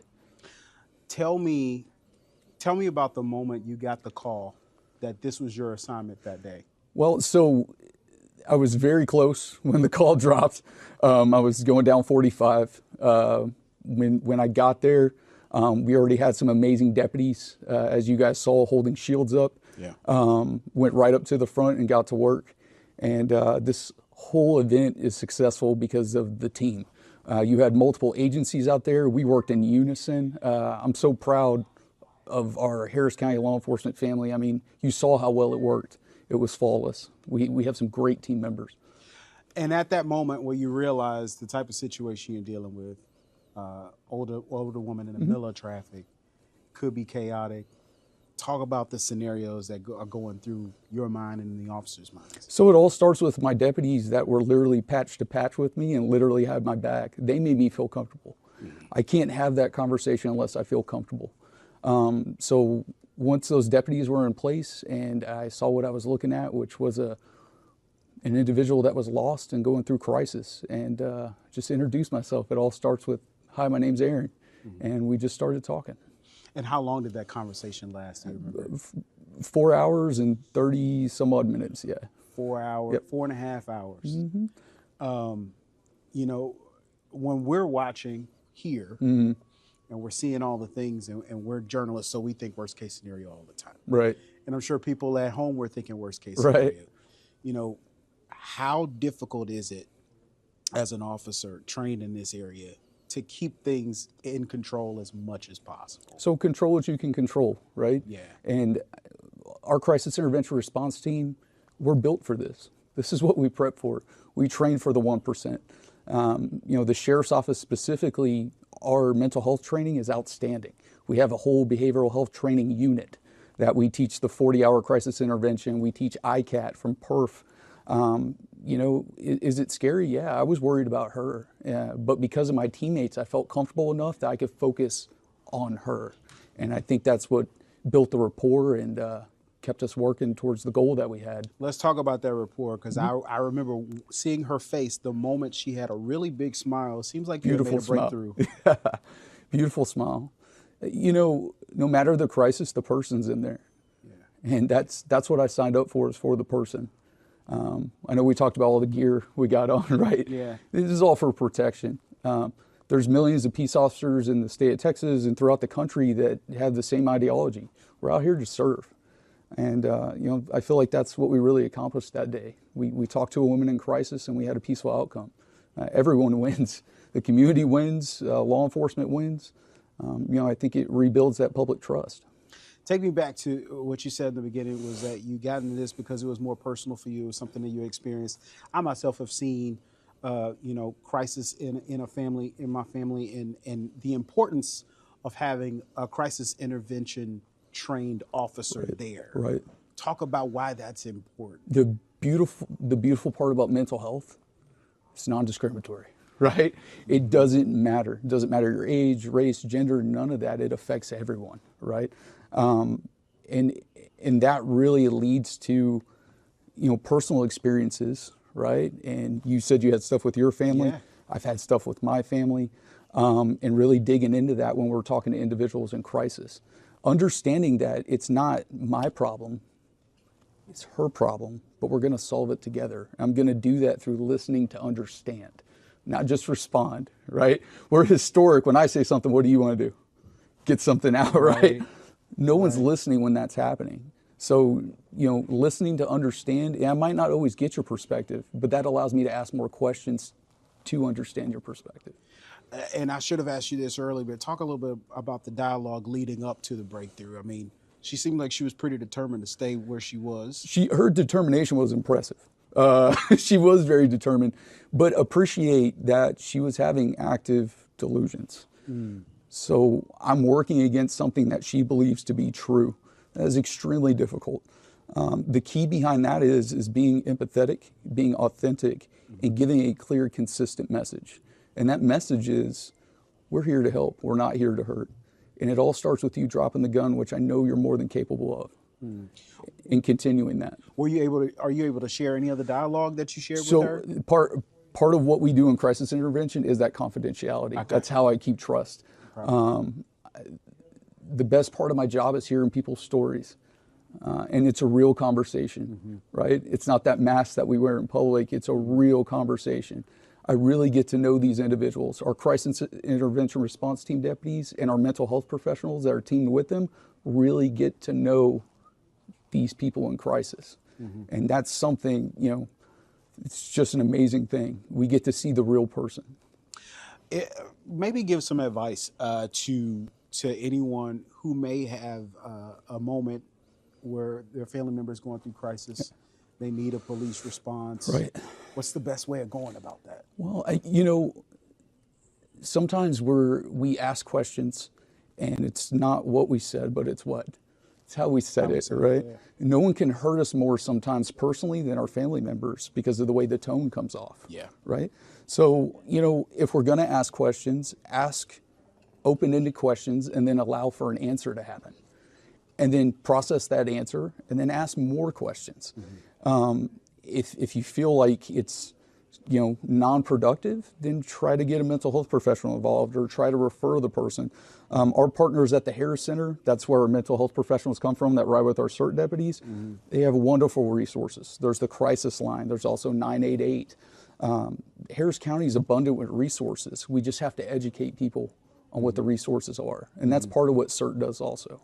Okay. Do you feel like this recent interaction with this woman just kind of reaffirmed why you signed up for the job in the first place? So grateful to be there. I know it sounds weird, but I'm grateful to be there. I'm sorry that she had to go through that, but I mean it. Grateful to be there. That's what we're built for. This is what we do. This is what we train for. But the team that was out there, I can't emphasize that enough. Those deputies, all of them, set that up for success. That's what really made me feel comfortable we could get into a conversation. Pretty remarkable. Good work from Sergeant Brown. So several local businesses are doing their part to help out in Kerr County and the surrounding areas. One of those places is KP's Kitchen. Jade Fleury stopped by there. From food donations to emergency supplies, the Houston community is really rallying together to support those impacted by the unthinkable flooding in Kerrville. In KB's Kitchen, here is one of the many businesses and organizations that's contributing to the donation efforts. Both the Houston Texans and the Dallas Cowboys have each donated $500,000 to the Central Texas flood relief efforts. The Together for Texas Emergency Flood Donation Drive is also working with multiple organizations to collect donations that will be delivered to those impacted. And on Sunday, KP's Kitchen donated 100% of their proceeds to the victims and families impacted by the flooding. This tragedy did happen, but everybody coming in united to be able to donate.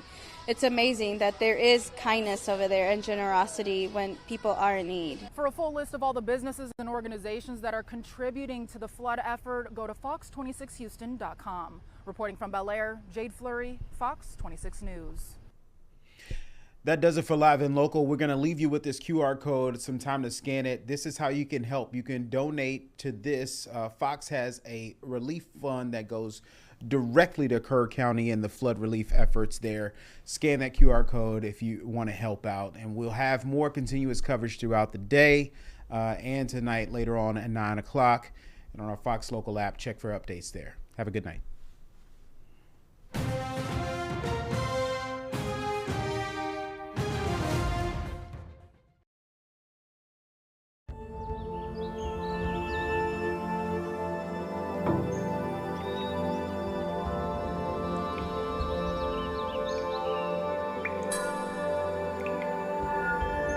you.